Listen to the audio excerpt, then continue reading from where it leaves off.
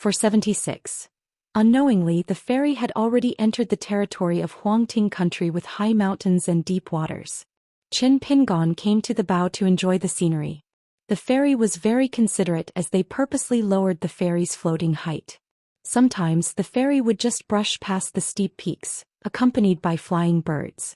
As a territory split from the land of Gushu, other than many immortal chroniclers on the big mountains, they would contact various forces to follow various local chronicles and market rumors, pay some money to the local immortals and the imperial court of Huangting country.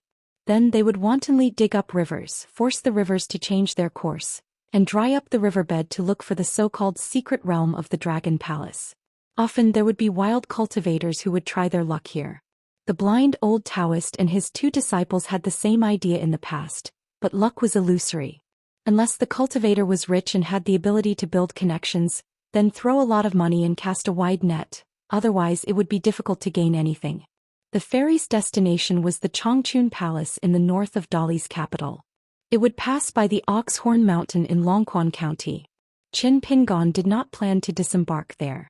According to the established route, he wanted to first visit the mansion that belonged to the ghost in wedding dress and visit Gukan's father. Then he would follow the familiar route of Xiaohua River, Red Candle Town, Chiduan Mountain and Tiefu River and return to Luopa Mountain in a sitting posture. Otherwise, riding a horse would be too slow and he would miss the ferry that crossed the continent to North Continent. As it was impossible for a ferry to land alone for a guest, Qin Pingon had already informed the ferry to leave the horse at the Oxhorn Mountain.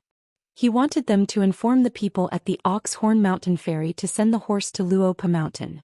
The steward of the ferry had a difficult expression on his face. After all, just the sight of the ferry flying across the sky above Great Li's territory was enough to make him tremble with fear. He was afraid that if any of the guests accidentally spat out a mouthful of phlegm outside the railing and landed on the mountaintop of Great Li's immortal clan, the cultivators of Great Li would unleash their magical treasures and smash them into pieces, leaving not even their bones behind. Moreover, the Oxhorn Mountain crossing was the penultimate stop on this route and was guarded by a group of Dali cavalrymen. How would they have the guts to deal with those martial artists other than loading and unloading goods? Qin Pingon explained a little more, saying that he had a good relationship with Oxhorn Mountain, and that his mountain was adjacent to the ferry. The matter of a horse would not cause any trouble. The old steward pulled a long face, neither refusing nor agreeing. Later, Qin Pingon secretly stuffed a few snowflakes into the old cultivator's mouth. Only then did the old cultivator reluctantly agree. The real reason was naturally not because he was greedy for the snow, but because this young man was a Dali and he did not dare to offend him too much. Since he owned Luopa Mountain, he was a local tyrant. This route was a new source of income opened up by the old ancestor of the main family after spending a lot of favors and financial resources. In the future they would see each other frequently. Taking the risk to help was just a way to get acquainted with him. Specifically, the longer a business was run, the more trivial it was. What if there was a need for favors in some occasion? Fortunately, the young man was tactful. After taking advantage of the situation, he returned the favor. He said that when the ferry stopped in the future, he could visit Luopa Mountain whenever he was free. His name was Qin Pingon and there was wine and tea on the mountain. Only then did the old steward show a sincere smile. Regardless of whether it was true or false, the young swordsman's words were better than nothing. Many times in business, knowing a name did not actually mean that the person was a friend. If it fell into the ears of others, they would naturally overthink. One day later, the ferry had already entered Dali territory. Qin Pingon overlooked the landscape and greeted the old steward. He directly let the sword immortal unsheath and jumped over the railing. Stepping on the golden silk thread, he hurriedly drew an arc and fell to the ground. The old manager slapped the railing and his face was filled with pleasant surprise. When he arrived at Oxhorn Mountain, he had to properly inquire about this Qin Pingon. Who exactly was this Qin Pingon?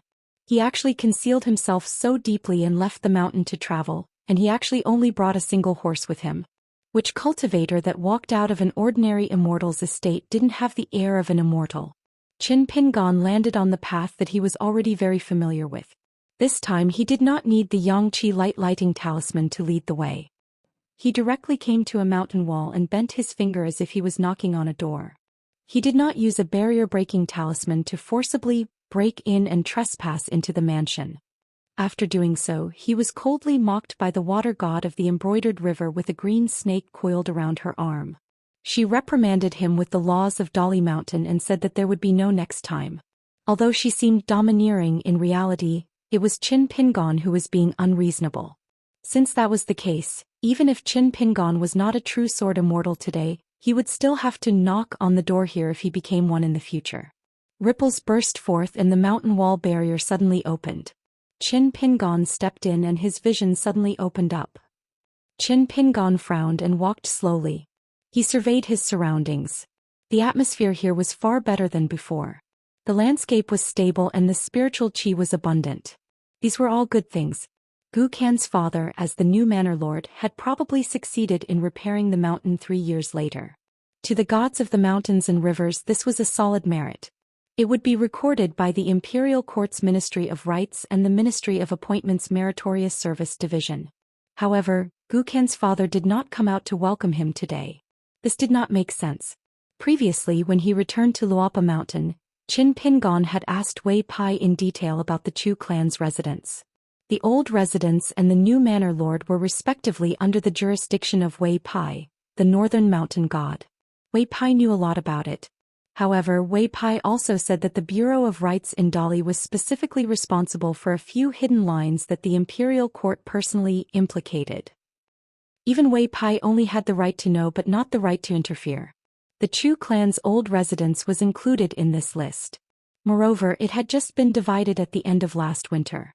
This was equivalent to taking the northern mountain peak alone. When Qin Pingon signed the contract with the Dali Imperial Court at Mt. Biyun, the assistant minister of the Ministry of Rights had mentioned this matter to Wei Pai and gave him a rough explanation. It was just some pleasantries so that Wei Pai would not think too much. Wei Pai naturally did not object. Wei Pai was not stupid. If he really regarded the northern mountain peak in name as his exclusive property, then even the capital of Dali was his territory. Could Wei Pai really go to Dali's capital and shout? As for the Gu clan's master, according to the official statement, Gu Tao had been living in seclusion for the past 3 years. He had diligently and earnestly repaired the mountains and rivers. Due to his hard work, the imperial court would soon reward and appoint him. It was said that Wei Pai and Zhou Xian had made a bet regarding Gu Tao's appointment. They each wrote their answer on a piece of paper and left it with the girl in pink. Whoever lost would have to treat them to a drink. Wei Pai had asked Qin Pingon to guess the positions that both parties had written. How could Qin Pingon guess? Moreover, he had been waiting for him on the second floor. It was a headache. Qin Pingon regretted it now. Otherwise, he would have been more mentally prepared. Wei Pai also mentioned that after Gu Kan's mother moved back to her ancestral home in the small town's mud bottle alley, the first thing she did was look for Gu Tao. However, although she had entered the mountains and rivers jurisdiction, the husband and wife who were separated by life and death did not meet. Today it was still the embroidered river god in golden armor. He was waiting for Qin Pingon at the entrance of the residence. However, compared to the previous time when both parties were at daggers drawn, this time the expression of this veteran and orthodox water god, who was slightly inferior to Tiefu Jiang and Yang Hua, was much gentler. Qin Pingon cupped his fists and greeted, "Greetings, Lord Water God." The water god of the embroidered river nodded his head in greeting. "Are you looking for Master Gu Tao to reminisce about old times, or are you looking for revenge against Madame Chu?" Qin Pingon smiled and said, "I'm looking for Uncle Gu." Since the matter of the Book Lake had already come to an end, there was no need to be too deliberate. No one was a fool. This loyal water god of the embroidered river had clearly received the secret instructions of the imperial tutor Tui Dong. Perhaps the act that he had put on with Uncle Gu back then had deceived everyone. He had not hesitated to change his route and go to the Book Lake in advance, so that there would not be a bigger deadlock in that deadlock. Otherwise, if he had gone a month later, Wan Xiao and the bunch of sticklers would have clashed with Gu Ken of the Verdant Gorge Island. The two sides would have been like water and fire, and there would have been a great Tao guiding them. Once either side was injured or killed, it would have been an unimaginable disaster for Qin Pingon. Therefore, this water god who had failed to supervise back then might have already been killed by Tui Dong. The water god gently touched the head of the green snake on his arm and said with a smile, "Qin Pingon, although I'm still a little angry, I was tricked by the two of you back then and sneaked to the Book Lake. You caused me to waste my time and stare at your old servant for a long time. However, this is your ability. Don't worry. As long as it's official business, I won't vent my anger because of personal grudges. Qin Pingon nodded and said, since you can appear here, the water god will definitely have such boldness. I believe that. In the future we can be considered neighbors. We can get along as we should. The burly water god of the embroidered river revealed a look of admiration. His words were not pleasant to the ears. The meaning behind his words was clear. Since he, the water god of the river adjacent to the Longquan County, would not neglect personal matters because of official business, then one day, would there be a personal grudge between the two of them? Naturally, the two of them would resolve their personal grudges through personal matters. And this young man's response was very appropriate. He did not say any harsh words, nor did he deliberately show weakness. This time, I'm not deliberately making things difficult for you and Gu Tao and not allowing you to reminisce. It's really that he can't get away for the time being. However, if you're willing, you can come into the residence and have a seat. I'll treat you to a drink on behalf of Gu Tao. In fact, as for the matter of Madame Chu, I have some personal words that I want to tell you. Many things of the past are destined not to be recorded in the archives of the Ministry of Rights. However, after getting drunk, saying some harmless drunken words is not considered a violation of the rules. How about it, Qin Pingon?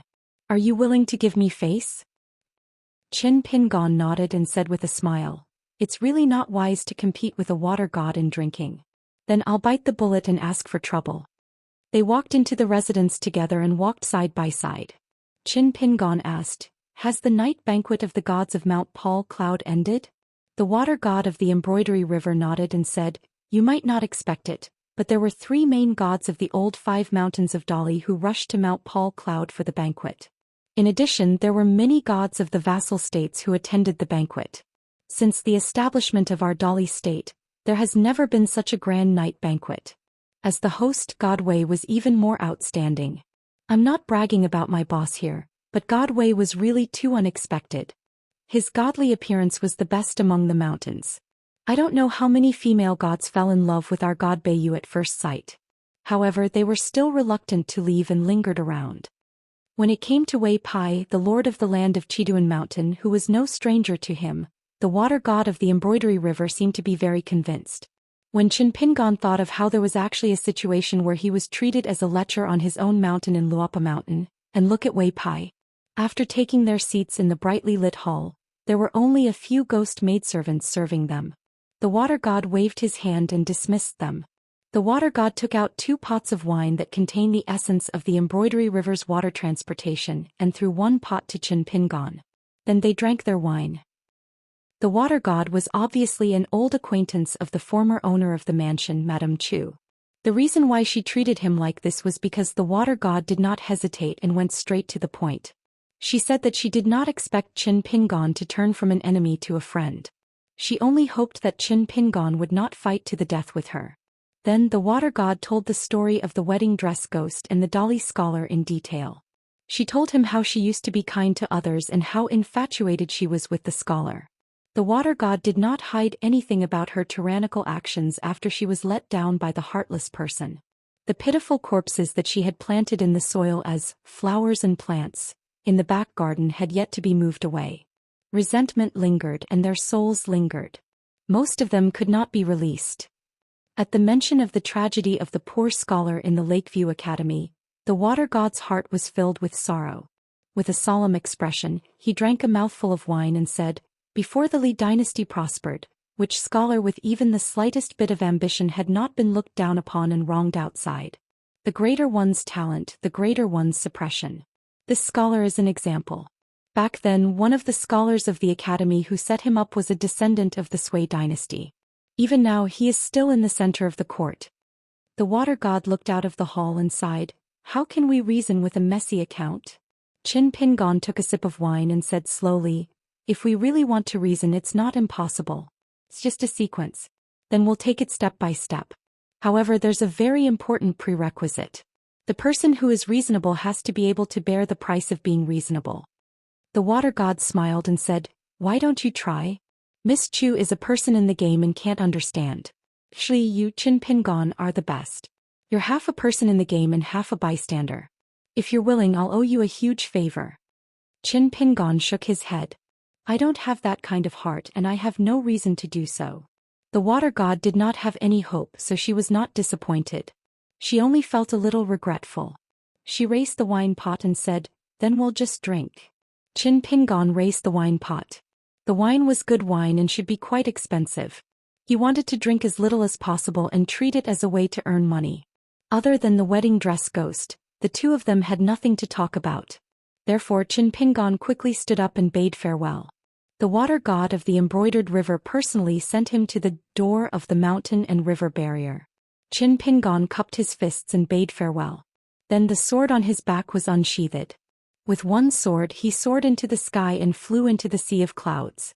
Although she had already experienced the elegance of this sword immortal through the water curtain divine power, when the water god of the embroidered river saw it up close, she could not help but be shocked. Qin Pingon landed outside Red Candle Town and walked in. When he passed by the post house he stopped and stared at it for a moment before continuing forward. He first looked at Shui Bay from afar.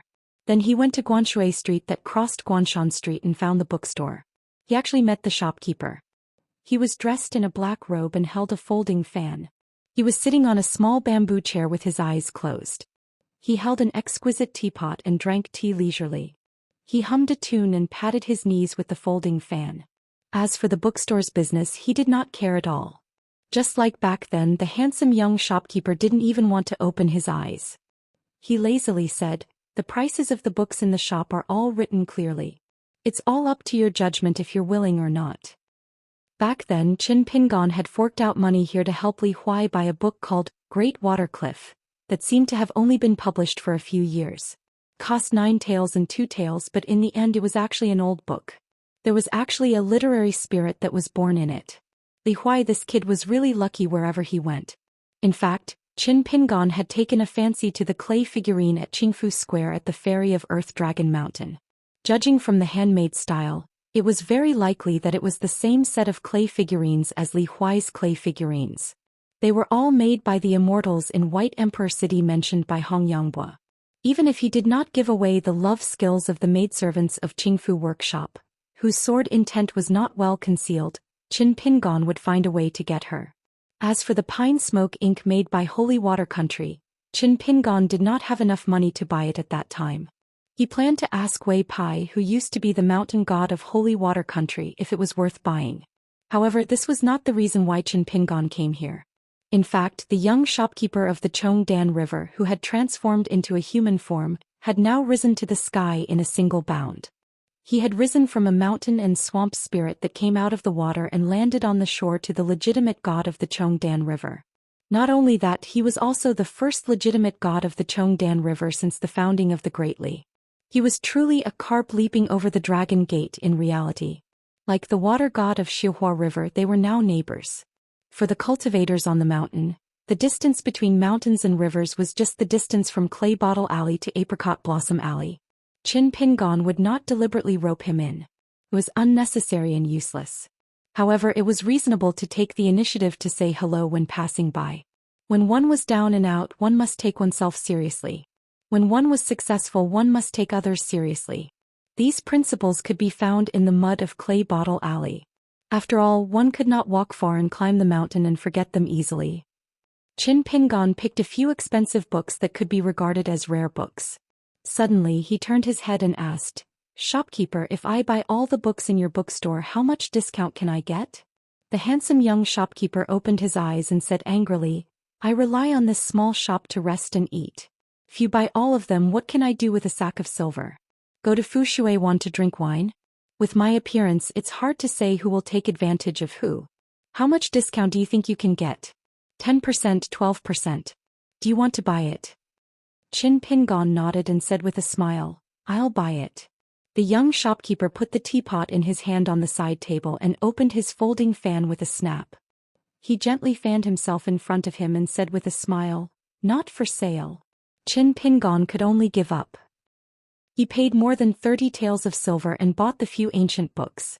With the money in hand, the shopkeeper smiled and sent Qin Pingon to the door of the shop. "Welcome again, customer."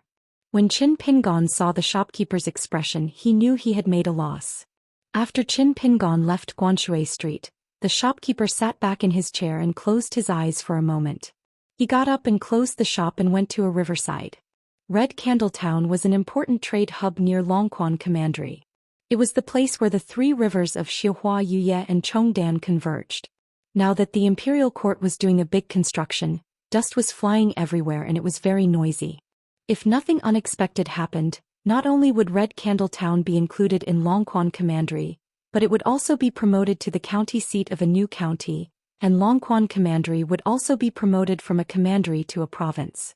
Now that the mountain was busy, the officialdom at the foot of the mountain was also busy, especially with the existence of Mount Puyin. God knew how many gods of mountains and rivers were racking their brains to get close to this place. It should be known that the gods of mountains and rivers did not just rely on an ancestral temple and a golden body to guard the mountain. They always had good relationships with immortals on the mountain, officials of the imperial court and people of Jianghu, as well as the branches that continuously extended from them.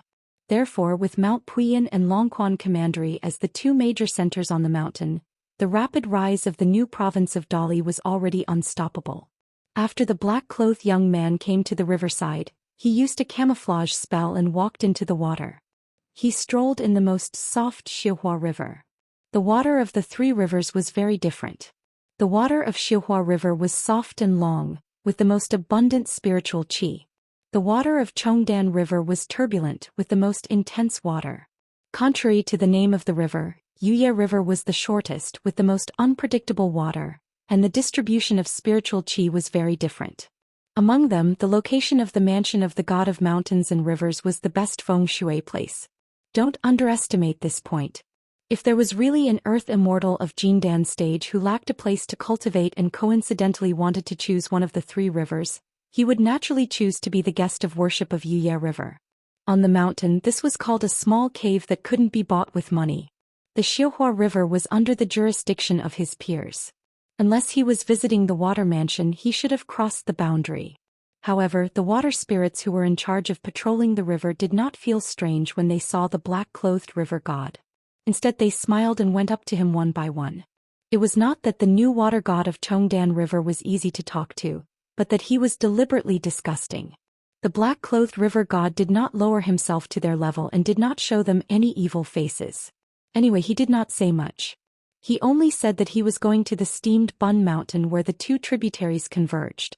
When he was not too far away, the group of spirits who were wearing armor and holding weapons immediately roared with laughter. They did not hold back their words. Most of them ridiculed the spirit of the past for not being worthy of his position. They said that he had relied on others to take the crooked path to become a god by luck. Compared to the water god of the Xihua River who had relied on his merits before and after death to stabilize his position, a carp who wagged its tail and begged for mercy was nothing. The black-clothed river god came to the temple of the Lord of the Land on the isolated island in the middle of the river.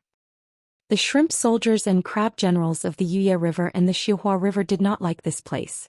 The Lord Xing Wang of the county on the shore was even more unwilling to pay attention to it. The steamed Bun Mountain, the most inferior place in the country's landscape register, was like a stone in the latrine pit, smelly and hard. The incense in the small ancestral temple still withered and was in a precarious situation. The local people did not like to burn incense here. They had to take a ferry to go ashore to pay their respects. It was too strenuous. In addition, there were many ancestral temples of gods in the area of the three rivers, who would not ask for help. Besides, which god's position was not higher than this little lord of the land. The black-clothed young man stepped over the threshold. A short, sloppy man was sitting on the altar. There was an incense boy dressed in red robes. He was wailing like a ghost in an old brass incense burner. He sat down on the burner and slapped his hands hard. His body was covered in incense ash. He complained loudly, mixed with a few complaints about his master's failure to live up to expectations and make progress. The black-clothed river god was used to this. It was strange that a local ancestral temple could give birth to an incense boy. The boy in red was extremely daring. He never cared about the hierarchy. When he had nothing to do, he liked to go out and wander around. When he was bullied by his peers at the Xingwang temple, he would go back and vent his anger on his master. His catchphrase was that he must find a good incense burner to reincarnate in his next life. It was strange. Even though he knew that a god of the river was coming, that man still didn't even bat an eyelid. The boy in red, who was the size of a palm, quickly jumped up and put his hands on the edge of the incense burner. He said loudly, "Master River God, why did you think of us poor worms today? Sit, don't be polite. Just treat it as your own home. The place is small and the incense is not good. There isn't even a plate of fruits and a cup of hot tea. We have neglected you, Master River God." The man slapped the boy in red directly into the incense ash, so that he wouldn't continue to be noisy and annoying. The black-clothed river god moved a broken chair from a corner far away. After he sat down, he glanced at the little guy who was sticking his head out of the incense burner. He smiled and asked, "You didn't tell this little guy who has been living with you for a long time?" The man said expressionlessly, "Nothing has been decided yet. Why should I tell him?" The black-clothed river god took out his folding fan and patted the handle of the chair gently. He smiled and said, "That's the difference between a big happy event and a small happy event. You can keep your composure." This man had been sitting on the cold bench for hundreds of years. He had never been promoted. Obviously, there was a reason for that. Otherwise, he would have been a county god. Many of his old acquaintances were doing well now. It was no wonder that the incense burner boy in red complained all day long. He would lie on the roof of the temple and stare blankly, waiting for a pie to fall from the sky. The man said indifferently, "For so many years I didn't even have a mouthful of hot shit. I didn't say anything. What's the difference between a few days? Who would feel good after hearing such words?"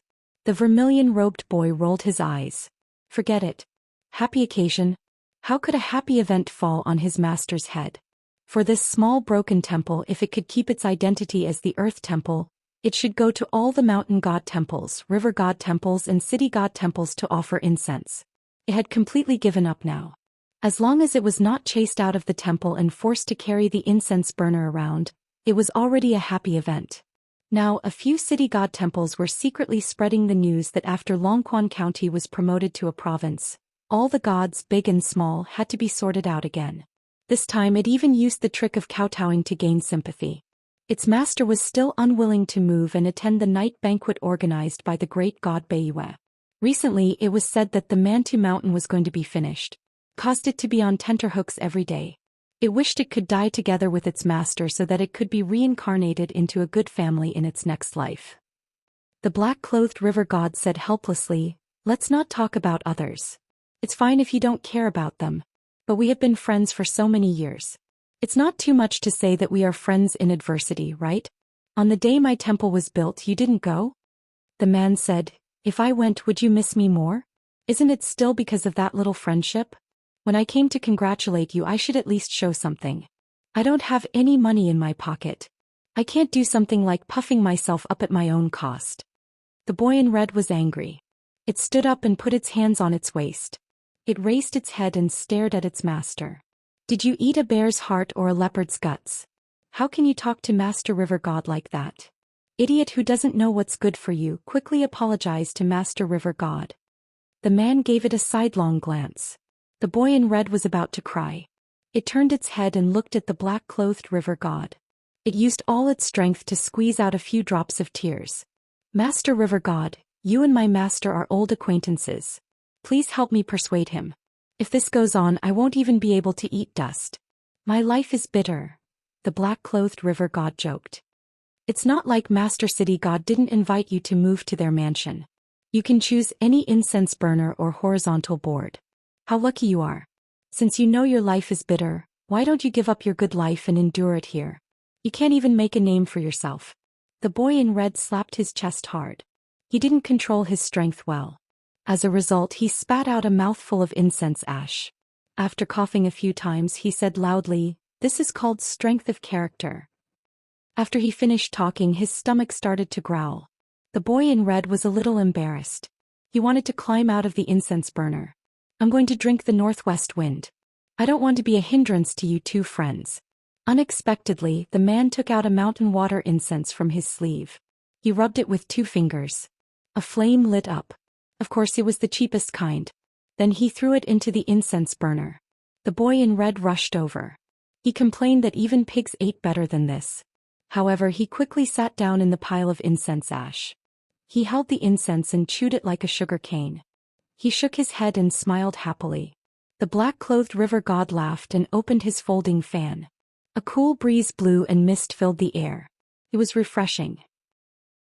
The man hesitated for a moment and said seriously, "I'll have to trouble you to pass a message to Wei Pai and the Minister of Rights that you're familiar with. If it's not a state city god but a county city god or a county city god, don't look for me. I'll stay here." The black-clothed river god frowned. "Do you really want to do that?"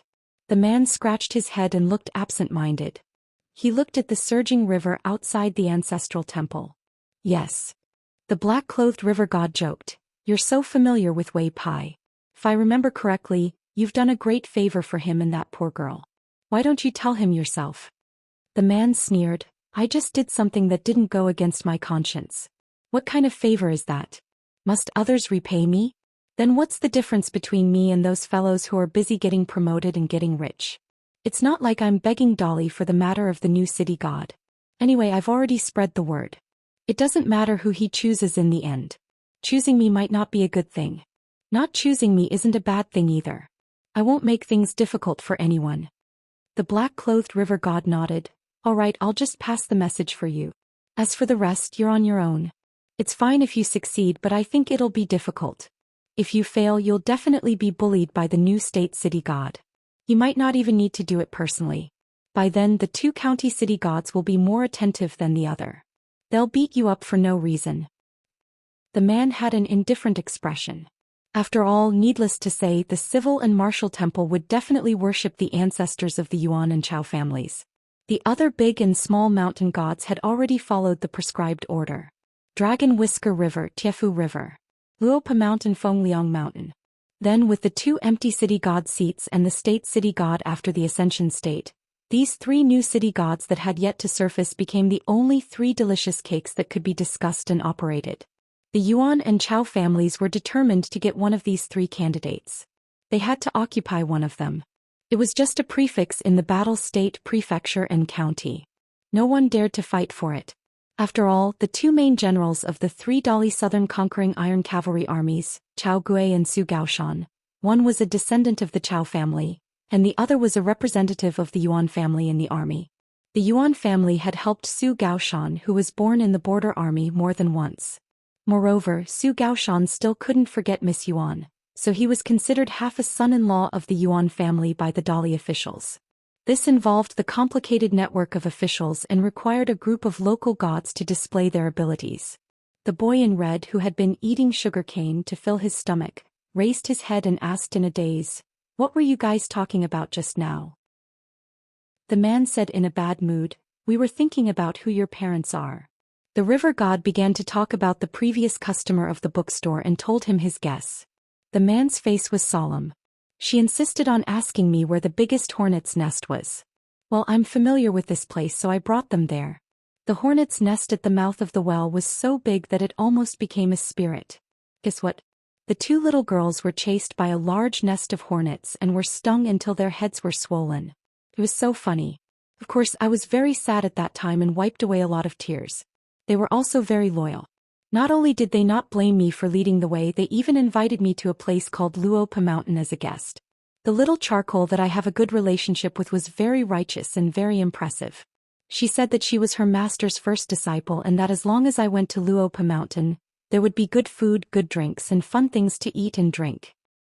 That's right, I was very sad at that time and wiped away a lot of tears. They were also very loyal. Not only did they not blame me for leading the way, they even invited me to a place called Luopa Mountain as a guest. The little charcoal that I have a good relationship with was very loyal and very impressive. She said that she was her master's first disciple and that as long as I went to Luopa Mountain, there would be good food, good drinks and fun things to do. The man immediately grasped the main point and asked with a frown, "With your little courage, you dare to meet a stranger?" The boy in red said resentfully, "I was hiding underground at that time, but I was beaten out by that little charcoal with a bamboo pole. She said that if I dared to be sneaky again, she would beat me to death with the magic of immortals. I only found out afterwards that I was tricked. She only saw me, but she didn't have the ability to drag me out. So that's good too. Well. You don't know, this little girl who looks like a charcoal girl is knowledgeable, noble, gifted, wealthy and heroic in Jianghu. The boy in red's face was full of reverence and admiration. Suddenly he remembered something. He squatted in the pile of incense ashes and threw out a common copper coin with all his strength. Do you see this? This is the reward she gave me for leading the way. Isn't she generous? Do you have such a friend? The man sneered and said, Is it summer money or Guyu money? Bring it closer, I'll take a better look. The boy in red hid the copper coin again and rolled his eyes. She said that as a mountain person who deals with immortal money all year round, it's too tacky to give those immortal money. I think that's the reason. The black-clothed river god waved his folding fan and smiled. It's very reasonable. The man couldn't be bothered to pay attention to this brainless little thing. In the night, by the Iron Talisman River, the green-clothed swordsman traveled alone. In the former Lizhu Grotto heaven, which was now Lizhu Blessed Land, the rules set by Saint Wan Ting had always been very effective. In the vast wilderness the sky was low and the trees were low. Jiangqingyue was close to people. Near the river god temple, a woman holding a long sword with golden tassels appeared on the road. Seeing the long sword on the back of the man, her eyes were burning and she asked, Qin Pingon, can I exchange pointers with you as a swordsman? Qin Pingon glanced at her. Back then she was the maid who held the sword with the identity of a concubine in the palace. Now she was one of the river gods with the highest rank in Dali. Then he said something. I'm afraid I'll kill you. First set a small goal such as 1 second. Remember, book guest house mobile version reading website. For 77. The water god of the Iron Talisman River Yanghua did not get angry. However, her golden eyes overflowed with a sense of inspection. She was somewhat unrestrained as she seriously sized up the young swordsman in front of her again. As the night fell, Yanghua, as a god, appeared in her golden body. Her simple and elegant dress was overflowing with a layer of golden light, making her, who was already beautiful, even more dazzling. The moon of the river was like the jewelry of this woman, the god of the river. On the other hand, the young man in front of her was far from being detached from the world, like her. In the past, Yanghua also looked at Qin Pingon with the same gaze. At that time he was a young man with straw sandals. She could only see a sense of poverty and a faint fist intent. At this moment, except for a few external objects, it seemed that she could not see anything else, such as the sword-cultivating gourd that Wei Pai chose at his waist, a green robe that could not be called a robe, and of course the most important thing was the sword behind Qin Pingon. Yanghua had always been very conceited about her swordsmanship. The golden sword in her arms was not an ordinary object. It was a divine weapon that was almost put in the replica of the Bekokekyung building. It was troublesome if she could not see it. Of course for Yanghua it was the reason to draw the sword. Between the two there was a wave of mountain feng shui mist without warning. Wei Pai, who was dressed in white and had golden rings on his ears, appeared. He smiled and said, Sage Ruan is not here but the rules are still there.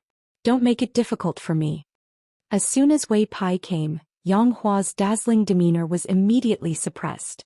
Yanghua looked straight ahead. She only had eyes for the young swordsman who had been traveling all year round. She said, as long as the life and death contract is signed, it is in accordance with the rules. Qin Pingon said slowly, It's a pity that your master doesn't seem like someone who likes to follow the rules. Yanghua finally revealed a sliver of anger. If the master was humiliated, the subject would die. The empress had saved her life and taught her the Tao. Otherwise she wouldn't have abandoned everything in the secular world with a single word from the empress. She would have risked her life and suffered the torment of being skinny to the bone just to become the water god of Tiefu River. Even if there were some words in the depths of her heart that she wanted to say to the empress in person one day, an outsider dared to criticize the empress' conduct. A bastard from Clay Bottle Alley suddenly became rich and his bones were light. Wei Pai seemed to be a little surprised, but he soon felt relieved. He acted even more shamelessly than the two sides. As long as I'm here you won't be able to fight. If you're willing to fight on your own in the end, then you can fight to your heart's content. Qin Pingon smiled at Wei Pai and said, I didn't want to talk to her. Since that's the case I'll leave first. Send me to Pei Qian. Wei Pai nodded. Yanghua said, Qin Pingon, why don't you just trouble Mountain God Wei to send you to the bamboo house of Luopa Mountain? Wouldn't it be safer to hide under the eyes of a martial arts grandmaster? I definitely wouldn't dare to chase after you. Qin Pingon replied, "What, you can't have taken a fancy to me, right? Why do you have to pester me?" Yang Hua's face was like frost. Dense water vapor lingered around her body. She was the water god of a river. The Tiefu River, which was originally calm and almost silent, suddenly boiled. There was a faint sound of thunder under the water. Wei Pai felt a headache coming on. Without another word, he quickly activated his natal divine ability and hurriedly sent Qin Pingon to the Riding Dragon Alley. Otherwise, he and the sage Ruan Wei might not be able to stop this one-track-minded couple. Yang Hua shifted her gaze slightly and stared at the mountain god whose temperament was becoming more and more otherworldly. Her eyes were cold without the slightest respect. Wei Pai smiled bitterly and said, "Both sides are not people. Why would I bother to come here?" Yang Hua asked directly, "Back then when you and Su Ruo were riding on demons and passing by this place, why did you look at me strangely?" Wei Pai smiled and said, "Don't forget that although I was still a native of Qidong Mountain after all, I was once the mountain god of a country. Naturally, I could see that your golden body rank was too high and unusual. I couldn't help but take a few more glances." Yang Hua shook her head and said, "You're lying." Wei Pai did not entangle with her on this topic. He smiled softly and said, "Walk with me." Wei Pai took the lead to move. After walking a few steps, he turned his head and said, "Living people mix in officialdom, we dead people mix in incense. Don't we all have to follow the rules? Ruan Wei is obviously not here. Why did Qin Pingon give up the more worry-saving sword ride and choose to walk back to the town on foot?" Yang Hua then began to move. With Wei Pai in front and behind, the two mountain god and the water god walked on the bank of the Iron Talisman River that was gradually stabilizing. Wei Pai put his hands behind his back and said slowly, "If I'm not wrong, you stopped Qin Pingon only because of your competitiveness. Fundamentally, you still can't bear to give up your identity as a sword cultivator in the world of the living. Now your golden body is not stable. You've consumed incense and are still young. It's not enough for you to widen the gap between you and the water god of Xihua River, Yiya River and Chongdan River. Therefore, your purpose in provoking Qin Pingon is actually very simple. It's really just to learn from each other. You don't want to use your realm to oppress others. Since it's clearly a very simple matter, why can't you speak properly? Do you really think that Qin Pingon doesn't dare to kill you? Believe it or not, even if Qin Pingon kills you, your death will be in vain. Maybe the first person to speak up for Qin Pingon will be the imperial concubine who wants to bury the hatchet." Yang Hua was silent. The mountain is higher than the water. This is the vast world's common sense. The rank of the 5 mountain god in a country is higher than any water god. However, Yang Hua obviously did not have much respect for Wei Pai. Wei Pai did not care about this. It was as if he was talking to himself. How close is the distance between two thoughts? If you recite together, there will be people who will feel it across thousands of mountains and rivers. Can connect to the blue sky and the yellow spring. Sometimes, how far is the distance between one thought and another? Yang Hua stopped and sneered, "I'm not in the mood to listen to your sharp words. As long as it's Tiefu River's duty, I will not slack off. If you want to show off the North Mountain God's arrogance, you've found the wrong person. If you want to ostracize me and Tiefu River like you did Luopa Mountain God Song, just come at me. I'll take it." Wei Pai turned his head and smiled. "It's better if you replace the word mood with martial arts. It'll be more tactful. In other words, it's not that you're stubborn and disrespectful to your superior, but that you want to create a golden body and absorb the essence of the incense. In my ears, it's just that you don't understand the ways of the world. It's pardonable." Yang Hua stopped. "Are you done teaching me a lesson?" Wei Pai nodded and smiled charmingly. "That's all for tonight. I'll find you for a heart-to-heart talk in the future." Yang Hua's face was gloomy. Wei Pai stretched out a finger and put it to his mouth. "Some hurtful words that are already on the tip of your tongue. Don't say them if you can. Remember. Yang Hua was indeed worthy of being Empress Dolly's personal maid. Instead of restraining herself, she said straightforwardly, "You really don't know what the local high gods of Dolly, such as the old mountain gods and those who live near the capital, say about you behind your back? I didn't think so before, but after seeing you tonight, Wei Pai, you're really an opportunist." Wei Pai smiled and waved his hand.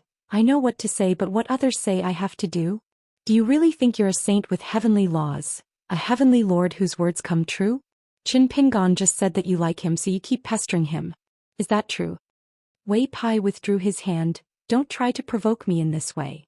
Then you and I will never talk to each other again so you can have some peace and quiet. I won't talk to you too much in the future and I'll talk to you in a targeted way. I won't delay your cultivation. Yang Hua was helpless but she was still angry. She couldn't help but sneer. You flatter Qin Pingon so much, aren't you ashamed? Don't you know that, not to mention those who know the truth, there are many gods of mountains and rivers who don't know the truth.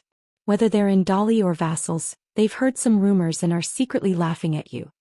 Wei Ba made a very childish move. He stretched out his thumb and index finger, and after spreading them open, he pressed his cheeks and gently pulled them up to make a smiling face. As long as you all smile obediently when you see me, that's enough. As for what they say behind my back and what they think in their heads, I'm not interested. Yang Hua's mouth twitched and she stood with her sword in hand. She obviously didn't believe Wei Pai's nonsense.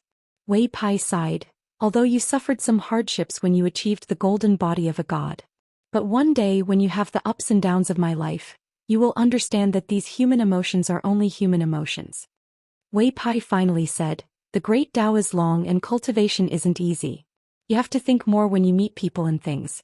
The success or failure of the world is ultimately based on dealing with people. Yang Hua was still tit for tat. If you like to talk about principles so much, why don't you just go to Linlu Academy or Qin Academy and be a teacher? Wei Pai suddenly tilted his head and asked with a smile, is it true that principles are never principles? Can't you listen? Yang Hua knew that something was wrong. Wei Pai raised his hands and gently shook his sleeves. His sleeves fluttered like two balls of snowflakes and it was wonderful. The incense essence at the Jiang Temple and the water essence at the Tiefu River condensed into two balls of golden and dark green respectively, and were collected by Wei Pai. Wei Bo swaggered off. Yang Hua stood in the same place, stunned. Even if it was the northern mountain god's clay, Bodhisattva also had anger, so he flew into a rage out of humiliation. Unexpectedly, the white-robed god didn't stop walking, but turned his head and explained with a smile, I'm not angry. The truth is, liars are dogs. Qin Pingon gently knocked on the shop in the Dragon Rider Alley. Since Wei Pai sent him here, it meant that Pei Qian should be staying here. It wasn't strange. Pei Qian didn't like to deal with Cui Cheng. There were only a few people on Luopa Mountain, so it wasn't as lively as this small town. His shop had pastries, and if he was hungry he would want to buy a stick of candied haws. Qin Pingon never said anything about it.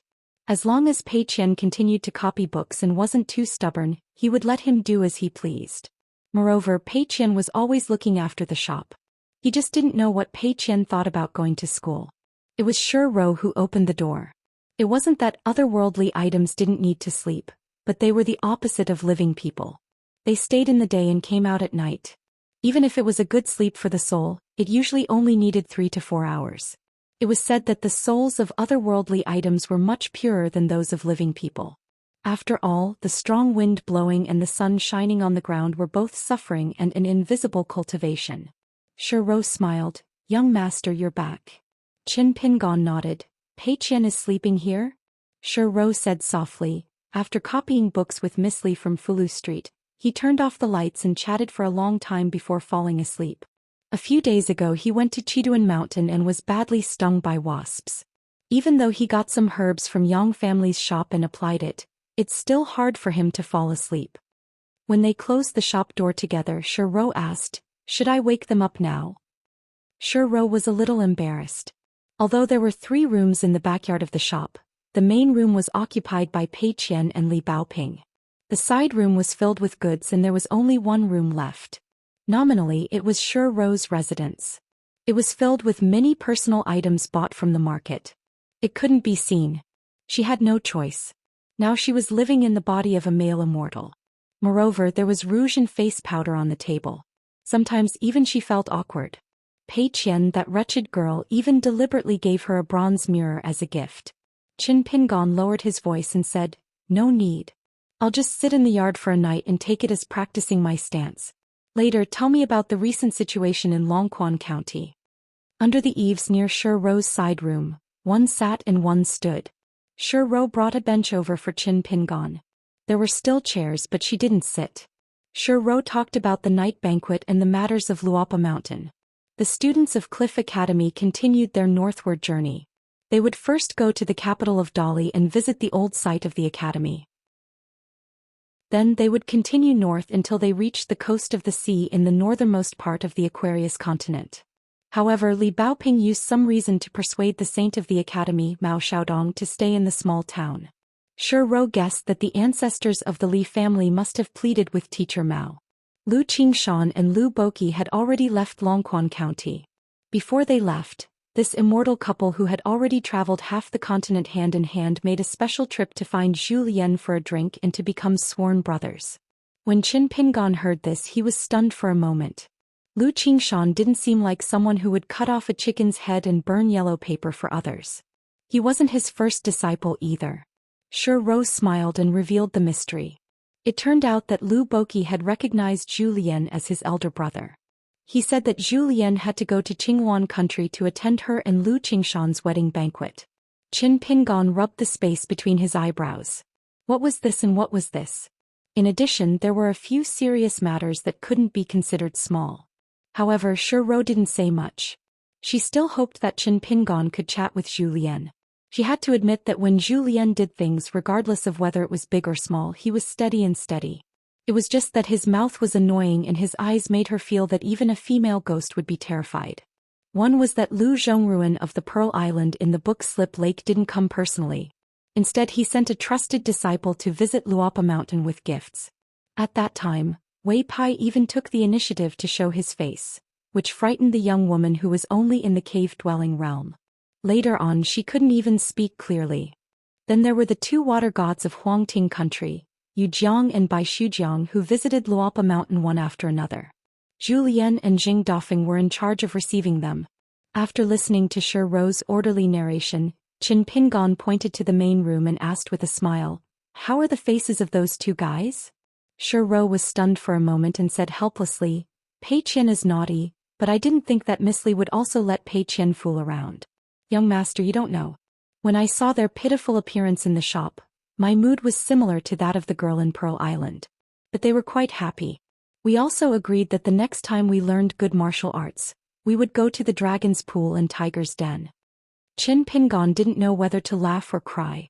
Shi Rou didn't know why, but it seemed that after settling down in the shop, she seemed to be more comfortable than on the other side of Luapa Mountain.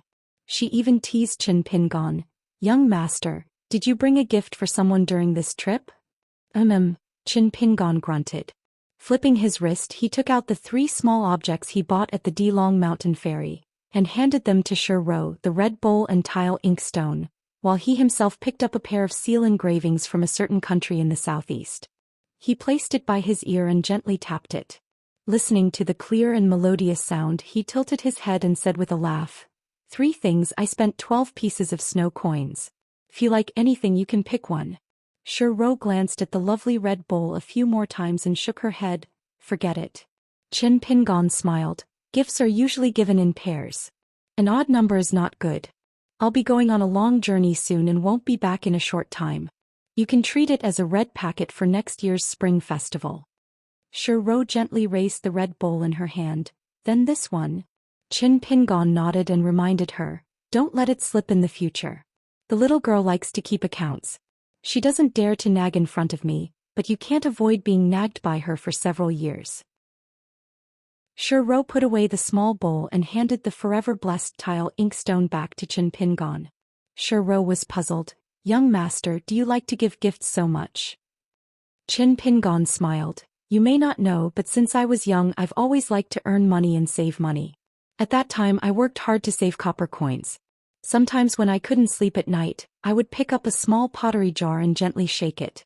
The sound of copper coins hitting the jar is something you haven't heard, right?"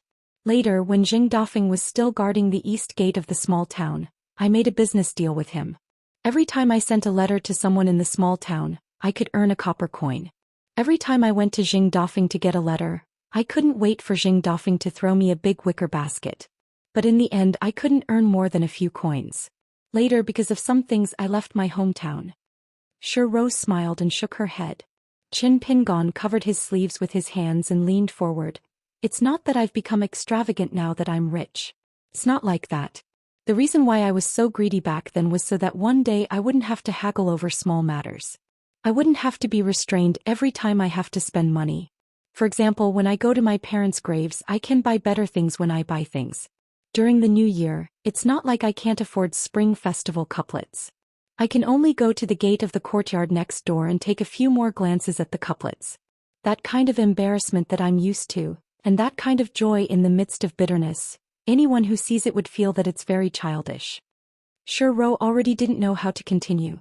Qin Pingon was silent for a moment. He thought for a moment, some words might be a bit of a wet blanket, but since I'm about to leave Longquan County, you can just take it as listening to a few words. In any case, after listening to them, you probably won't bother me for at least 3 years. Shi Rou smiled and said, "Young master, please speak." Qin Pingon pointed at Shi Rou. "I've never felt that you've taken advantage of this immortal's shed skin, but the fortune under the heavens, once it's passed through the door, it's like the feng shui going around in circles. Most of it can't be kept. Since you've accepted this opportunity, you must first not hold any grudges in your heart. How you hold on to it firmly is your ability. Of course, whether you believe it or not, and whether you feel that I'm deliberately saying some words to curry favor, I have to say that I don't expect you, Shi Rou, to rely on this shed skin to do anything for Luopa Mountain in the future. I only hope that you, Shi Rou, can blend in with others in Luopa Mountain and this small shop in Dragon Rider Alley. Don't always feel that you're out of place and that it's the other people's problem. You have to learn how to do as the Romans do. Of course, this isn't easy. Isn't that right?" Shi Rou thought for a while. "Young master, you're sincere and kind. I'll think about it more." Qin Pingon put away the calligraphy and tile and took off the blade's strengthening gourd to drink wine. "Have you noticed that in Luopa Mountain, or rather in the ancestral home in Mud Bottle Alley, there are so many people today? Their statuses and realms are different, but the closeness of relationships is not determined based on this. I'm telling you this, Shi Rou, not because I want you to become the kind of person in my heart, but because I don't want you to feel wronged in your heart. The grievances are real, but you misunderstand the truth." Shi Rou asked, "Qin Pingon, in the future when there are more people in Luopa Mountain, will you also open your heart to people like this?" Qin Pingon shook his head. "In the future, if I really have my own sect on the mountain, there will be dozens or hundreds of people. At that time, I definitely won't be able to take care of them. But it doesn't matter, I have you guys. Moreover, I've always felt that reason doesn't have to be said. Stand upright and have a good attitude. You Zhu Lian, Jing Dafeng, and the others all have their own merits. Naturally, there will be reason." Qin Pingon suddenly raised his arm and stretched out his hand, just like the spring breeze sneaking into the night, moistening things silently. "It's better than a guy like me who can't even be considered a scholar talking endlessly." Shi Rou stared at the side of the young man's face. She was stunned and speechless. After that, Qin Pingon began to practice the sword furnace stance. Shi Rou returned to her room. Wei Pai appeared under the eaves and smiled. "You go ahead, I can wait." An hour later, Qin Pingon opened his eyes and sighed. "You've waited for a long time." Wei Pai asked, "What's the matter?" Qin Pingon said helplessly, "In fact, when I went to the Gong Willow Island and saw Lu Laoqing, a cultivator of the upper 5 realms, and heard him personally talk about his experience of the inner demon, I realized that my state of mind was actually spoiled by excessive enthusiasm." Later, Senior Cui also said that the soul-questioning game at the Calligraphy Lake was a test that only a Jin Dan or even a nascent soul cultivator would go through. The biggest trouble was that after my natal porcelain broke, my state of mind was also fragmented. Although I was piecing together what I saw and learned along the way, there was still a long way to go before I could rebuild a longevity bridge that could withstand wind and rain. As a result, in the Verdant Gorge Island, I destroyed my courage and made things worse. Although I finally convinced myself at the Calligraphy Lake, in the process of convincing myself, there were many burdens on my body. The crux of the problem was that there was a fundamental conflict between facts and reason. This had nothing to do with the Calligraphy Lake, it was just my own business. Qin Pingon drank a mouthful of wine. This time he really drank to drown his sorrows. "I used to believe that as long as I knew more reasons, my punches and swords could be faster and faster." Qin Pingon murmured. "But as I learned more about the complexity of the world and the uncertainty of good and evil in people's hearts, I hoped that before I made a move, I must look at the opponent's line or several lines, and think about as many possibilities as possible. The best and the worst, and then use my swordsmanship to cut and circle. Only in this way can I reach the level where I think I'm not wrong." At that time I can make a move faster. Qin Pingon said to himself. But once things happen suddenly, I must immediately distinguish right and wrong, life and death. It's not up to me to study people's hearts and the truth in order. What should I do? Wei Pai nodded and said, the more right the world's reason is, the more important it is. As a pure martial artist, you're spinning a cocoon around yourself. Because you know very well that you're not happy. Thinking back to those years when you were at your poorest, Qin Pingon, your state of mind was the most relaxed. Because at that time, you were very sure that there were only a few reasons you had to adhere to. So you could bear with it, and if you couldn't, you had to fight with your life. Therefore, whether it was facing Kai Chinqian Fu Nanhua or your enemies later on, the mountain-moving ape of Xingyang Mountain and Ma Kushuan of Apricot Blossom Alley, you had to show how much your fist intent was worth. With a clear conscience, your fist intent was pure and life and death were not important. I would make the first move. Qin Pingon said in a low voice. That's right. Wei Pai leaned against the pillar. That's why you wanted to go to the North Continent. You wanted to be free and unrestrained, hoping that the sword cultivators and martial artists of Jianghu there were really unreasonable and only knew how to act domineeringly. This was the solution you came up with after leaving Book Slip Lake. However, when you left Luopa Mountain and revisited old places and met old friends, you saw the world in a different light. In the end, you realized that you were wavering. You thought that even if you went to the North Continent, you would still be sloppy. Because at the end of the day, people are still people. They have their own joys and sorrows. Qin Pingon remained silent and took a big gulp of wine.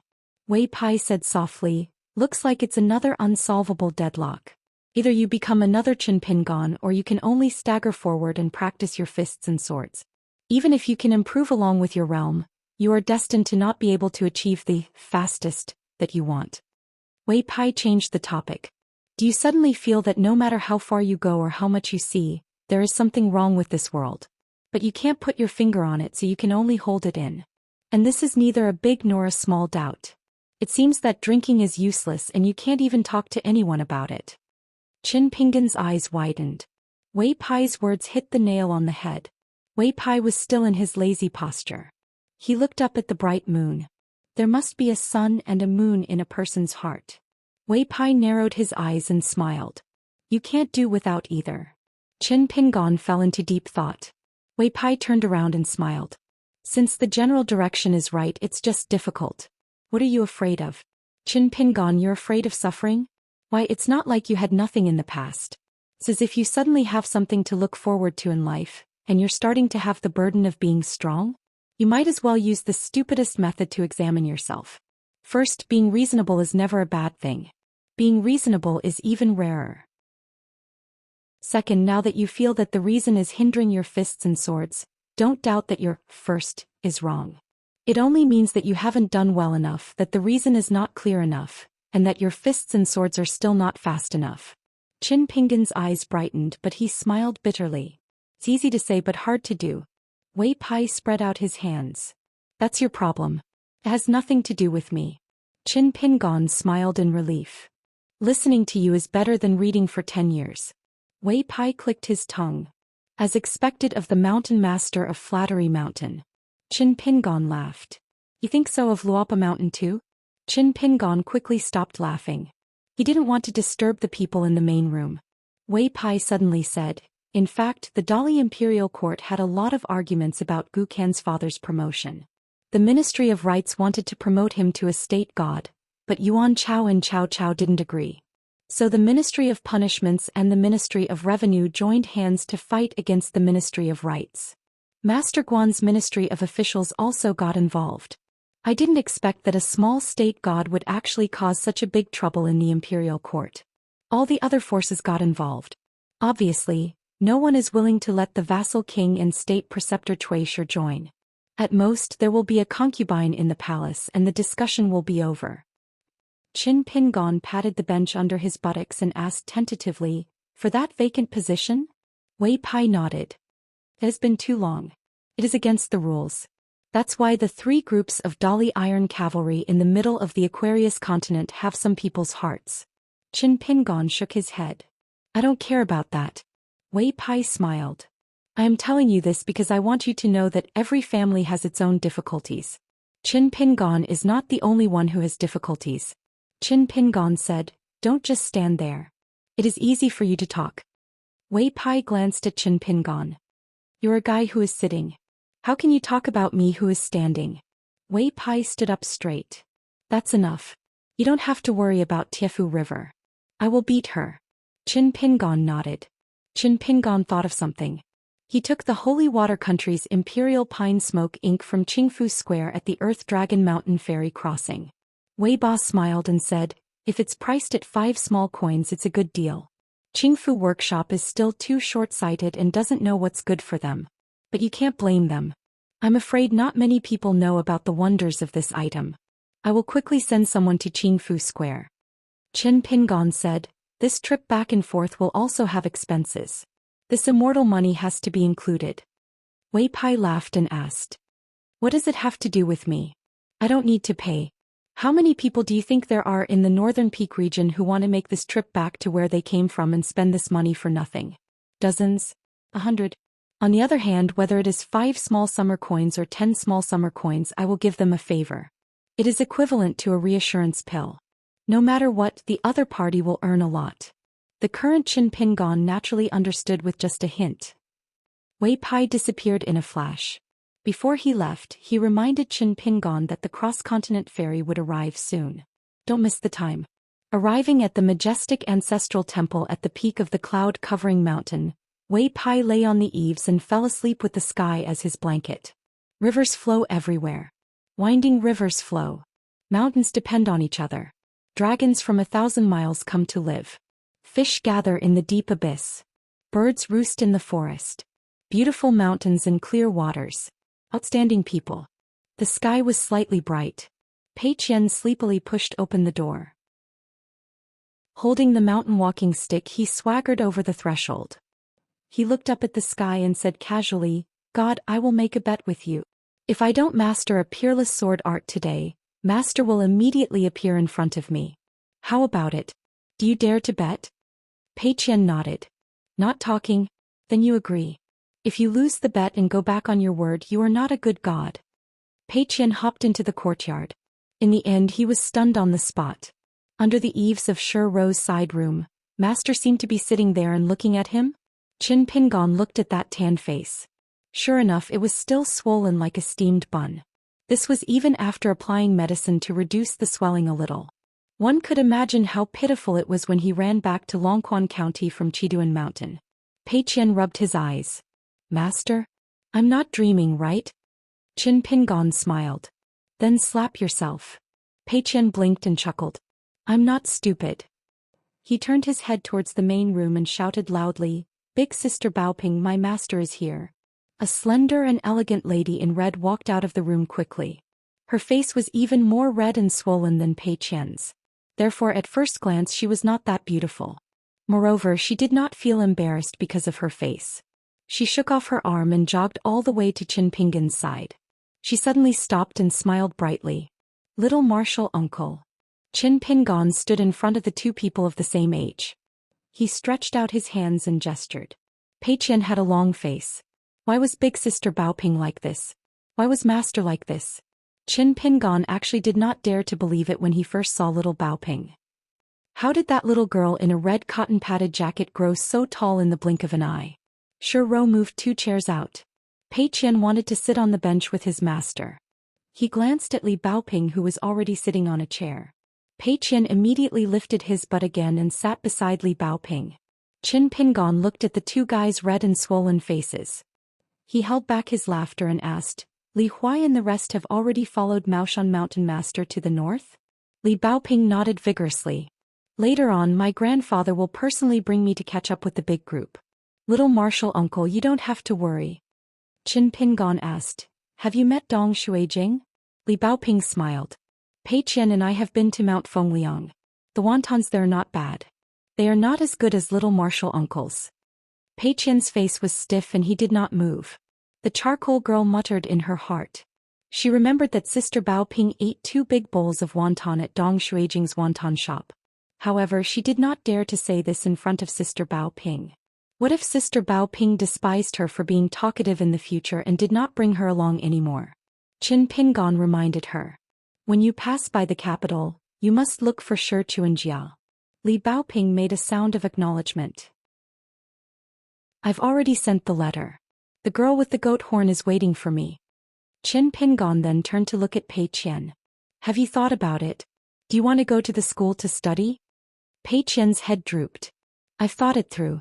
Sister Baoping wants me to go to the school to study. She even dragged me to the school for a few days. She said that she wanted to find out what was true and what was false.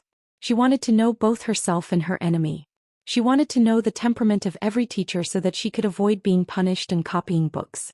Sister Baoping also did not allow me to show off my book box to others. She also did not allow me to put a talisman on my forehead when I went to school. There were many other rules that Sister Baoping wrote down on paper. She wanted me to copy them every day. Li Baoping patted Pei Qian's head. This is called difficult at first but easy later on. When you go to the school you don't have to be afraid of the teachers. If you have any questions you can ask them. If you are bullied by your classmates, don't just cry and complain to Sister Xiao. You must solve it at the school with your own abilities. When you go to the school, what is the most important thing? What is it? Pei Qian said weakly, it is to learn how to be a good person from the teachers. The specific content in the book is only a technique, not a Tao. It is best to have both. If you can't do it, you must choose the Tao over the technique. You must not lose the watermelon for the sesame. Li Baoping nodded in satisfaction. Pei Qian raised his head and frowned. He looked pitifully at Qin Pingon and said pitifully, Master. Li Baoping reached out and pressed Pei Qian's head. Pei Qian immediately squeezed out a smile. Sister Baoping, I know. My memory is very good. Qin Pingon took out the tiled inkstone and the couplet and gave them to Pei Qian. He then smiled. I bought these for you on the way here. As for Baoping, I didn't find anything suitable. Please allow me to owe you for now. Pei Qian was overjoyed. He hesitated for a moment and held the inkstone in one hand and the couplet in the other. He turned to Li Baoping and asked, Sister Baoping, do you want to pick one? I'll give it to you. Li Baoping shook her head. It's okay. I just like to read some travel notes. Pei Qian nodded and was a little disappointed. Qin Pingon suddenly took out a stack of ancient books and handed it to Li Baoping. I picked it from Guanshui Street in Red Candle Town. It's not expensive. Don't mind it.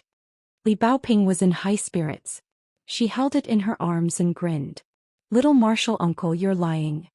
Her smile was very unladylike. It was similar to when she was young. Qin Pingon began to put on the airs of a master and little martial uncle. It's not that I don't want you to poke a hornet's nest in the future, but you must think of an escape route first. If it's really not possible, you should carry herbs with you. Li Baoping crossed her arms and nodded heavily. Pei Qian sighed and poked the ground with his walking stick. It's all my fault. My crazy demon swordsmanship is still too weak. Xiao was already at the shop. She opened the door and walked into the backyard. She saw that Qin Pingon had already nodded, indicating that he understood. Xiao was not surprised. My young master is good at seeing one's temperament and martial arts in detail. His state of mind is as vast as the mountains and rivers, but as far as his eyes can see, he sees mustard seeds. This was Zhou Lian's flattery. Xiao felt that it was not entirely flattery. Qin Pingon stood up and said, Baoping, your grandpa is here. Li Baoping stood up and jumped. Little martial uncle, the next time we meet, I should be this tall. Pei Qian opened her mouth. She could not interrupt this kind of conversation, so she did not want to embarrass herself. Qin Pingon took out the clay figurine and said with a smile, Give this to Li Huai. Li Baoping carefully put it away. Qin Pingon led them to the entrance of the shop and saw the nascent soul realm earth immortal Li ancestor. He cupped his fists and said, Greetings, Grandpa Li. The old man smiled and nodded. He said with relief, Very good, very good. You are promising. Otherwise, people will think that our Dragon Pearl Cave heaven has only produced a wolf cub like Ma Kushuan. Wouldn't it be a joke? Qin Pingon wanted to say something but stopped. The old man shook his head and said, Don't worry, take your time. There are big and small houses, but when it comes to family style, it's only about whether it's right or wrong. It has nothing to do with the size of a house's door. Our family styles are not bad. Since that's the case, let's drink to our heart's content. In the future, if there's anything we need from each other, whether it's you or me, just ask. Qin Pingon nodded and agreed. This was the best for both sides. Li Baoping and her grandpa left together, but she walked backward and waved goodbye. Qin Pingan smiled and waved gently. Pei Qian suddenly said with a sigh, "The moon waxes and wanes and people meet and part. It's so worrying that it makes one pull one's hair." Qin Pingan hit her with a chestnut. Pei Qian could not care less about her worries. He grimaced in pain. When Qin Pingan brought Pei Qian to Luapa Mountain, Pei Qian held her sword and ran around her master with her walking stick. She talked about her recent achievements. Of course, stirring up a hornet's nest did not count. That was because she was careless. At Luapa Mountain, Zhou Xian was drawing a picture of a beauty. The woman in the picture was a little god he accidentally saw at the night banquet. Jing Dafeng smiled strangely. The girl that Zhou Xian brought up the mountain felt that old immortal Zhu was proficient in everything. She admired him more. At the southern border of Huangting country, there was a slender man in snow-white clothes. He was elegant and had a narrow saber on his waist. Beside him was a pair of twins. They looked to be 12 or 13 years old. Both of them had beautiful eyes. However, they looked similar. The elder sister had a fierce look in her eyes, while the younger girl had a sharp look. She carried a self-made wooden spear on her back. The young man beside her looked more like a gentle scholar. He carried a book box and a water bottle. The brother and sister were disciples that the man took in during his travels. They were both good at martial arts. Tongya Tontinent. Jade Gray Sect. On a secluded mountain that had not yet opened. The mountain was high into the clouds. A beautiful woman carried a long sword on her back. She was looking at the sea of clouds. In an immortal mansion surrounded by celestial fog on a mountain near this peak, there was a handsome young man wearing a tall crown. He had a noble status in Jade Almanac sect. At that moment he was holding on to the railing and looking at the woman in the distance. He felt that his Taoist companion in this life would be her. It could only be her. In the middle of Aquarius continent, there was a mountain path that led to Lakeview Academy. A well-built man was walking behind a yellow ox. The man missed the eccentric charcoal lass a little. As for the yellow bull with a pair of buffalo horns, on one of its horns hung calligraphy scrolls and books. As for the other side, there was a white-clothed youth with his legs curled up and his hands clinging onto the bull's horn.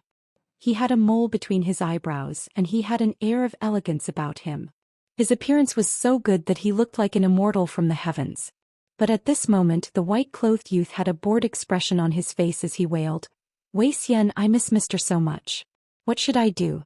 When I think about how Mr. doesn't have me by his side to serve him, I feel so anxious." Wei Xian did not speak. He had to get used to it. If he had to do this every few days, no matter how much Wei Xian admired this person, he would still feel annoyed.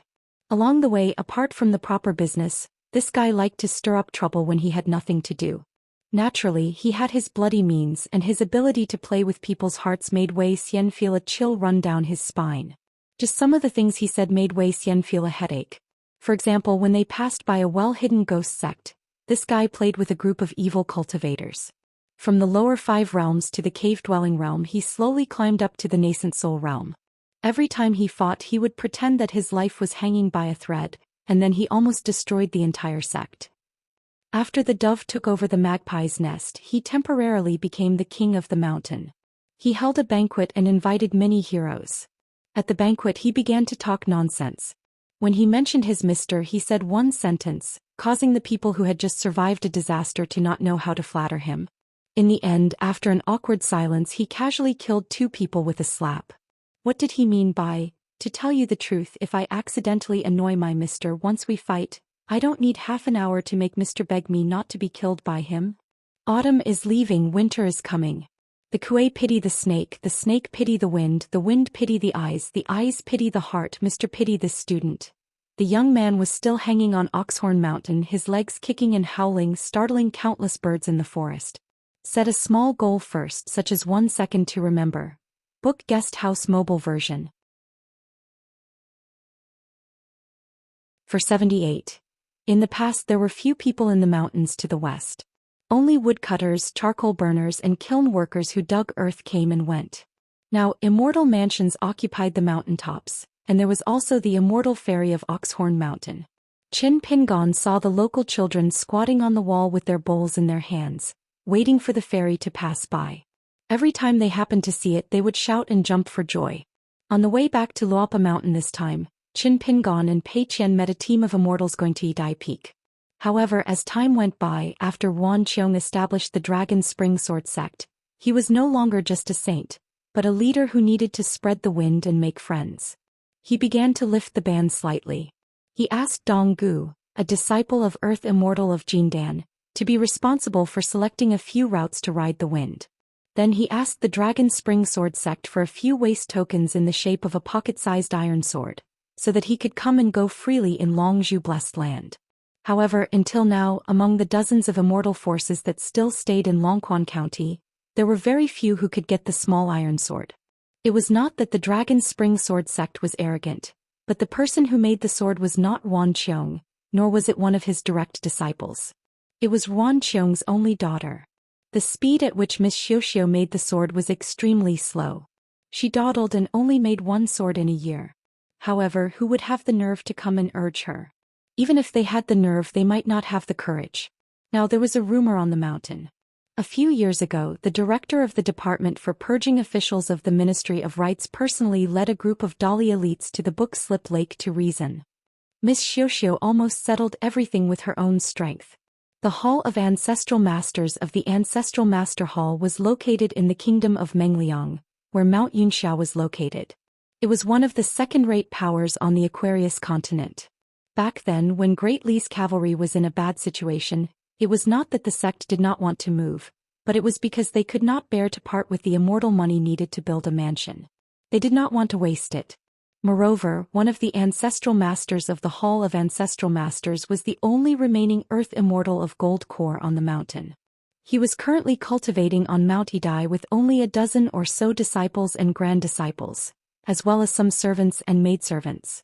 This old cultivator did not get along well with the mountain master. The sect's move was to send this stubborn ancestral master away, so that he would not put on airs in front of the Hall of Ancestral Masters every day and make the juniors feel uncomfortable.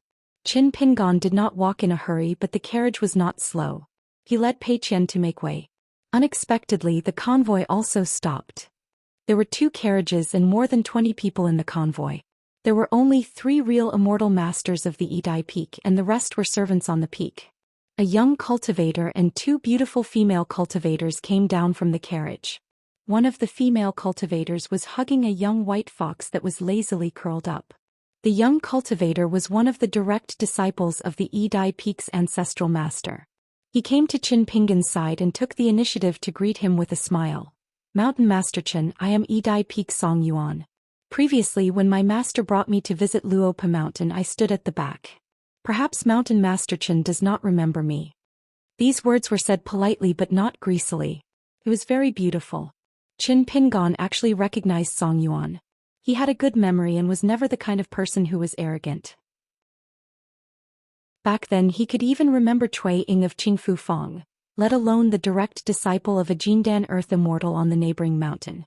In fact, when Yidai Peak's Earth Immortal visited Luopa Mountain that day, not only did Song Yuan not stand at the back, it was his senior martial brothers and sisters who stood at the back.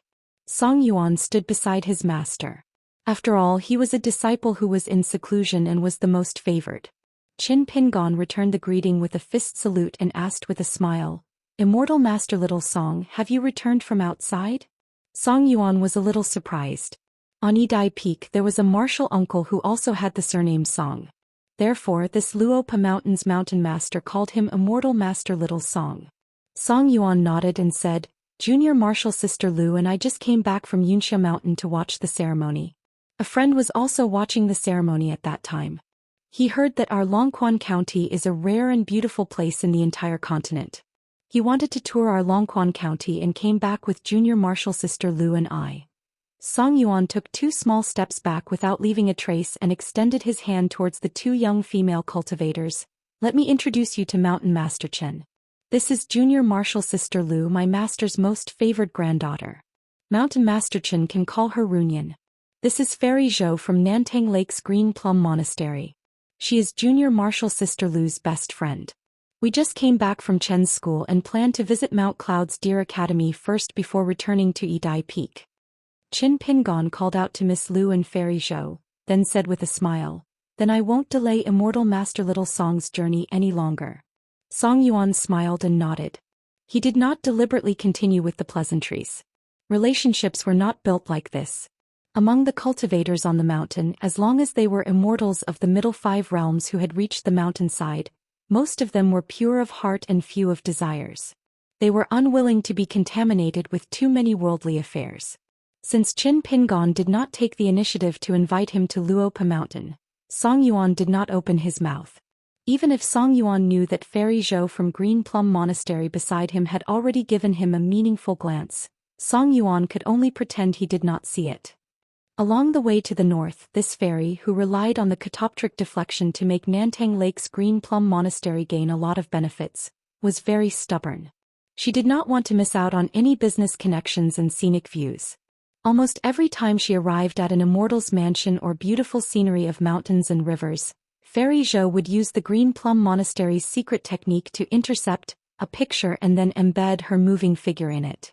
During the holidays she could send it to some rich and familiar spectators who spent a lot of money for her. Song Yuan accompanied her all the way. In fact, he was a little depressed. However, Fairy Zhou and Junior Martial Sister Lu had always had a good relationship. Junior Martial Sister Lu also looked forward to her own Idai Peak being able to open the restriction of the catoptric deflection in the future. Learning from this smooth and slick Sister Zhou, Song Yuan did not say much. Master doted on this granddaughter very much. However, he was unwilling to agree to this matter. He said that a woman dressed up like a flower branch, flaunting and showing her face in public all day long in front of a large group of lechers with evil intentions. What kind of words was that? Idai Peak did not lack this little bit of immortal money, so he firmly did not allow it. Fairy Zhou also did not want Qin Pingon to move. She stroked the hair on her temples and said, "Mountain Lord Qin, I've heard Senior Martial Brother Song mention you many times. Senior Martial Brother Song admires you very much. He even said that Mountain Lord Qin is one of the top landlords in Lizhu Blessed Land. I wonder if it's rude for me and Runyan to visit Luopa Mountain together?" Song Yuan felt a chill run down his spine and smiled bitterly. In fact, he had told this Green Plum Monastery's Fairy Zhou more than once that Lizhu Blessed Land was not as important as other immortal cultivation grounds. The situation was complicated, the roots were intertwined, and there were many immortals. He had to be careful with his words and actions. Presumably, Fairy Zhou did not listen to him at all. In fact, she might even be more motivated and eager to give it a try. But Fairy Zhou, oh Fairy Zhou, this Dali Longquan County is really not as simple as you think. Qin Pingon smiled at Song Yuan and signaled little immortal Master Song not to think too much. Then he said to the Green Plum Monastery's Fairy Zhou, "Unfortunately, I will be leaving the mountains soon. I might disappoint Fairy Zhou. The next time I return to Luopa Mountain, I will definitely invite Fairy Zhou and Miss Lu to visit." Just as Idai Peak's Lu Runyan was about to speak, Song Yuan quietly pulled her sleeve. Fairy Zhou bit her lips. "Is that so? Then I wonder when Mountain Lord Qin will return. Qianglin needs to prepare early." Qin Pingon shook his head and smiled. "It's hard to say for now." The graceful Green Plum Monastery's Fairy Zhou bent her body sideways and curtsied. After straightening her slender waist, she said delicately, "I am very happy to meet Mountain Lord Qin. You are welcome to visit the Green Plum Monastery at Nantang Lake. I will personally bring Mountain Lord Qin to appreciate the plum blossoms. Our Green Plum Monastery's Plum Blossom Lake is the thickest in spring, has a long-standing reputation. We will definitely not disappoint Mountain Lord Qin."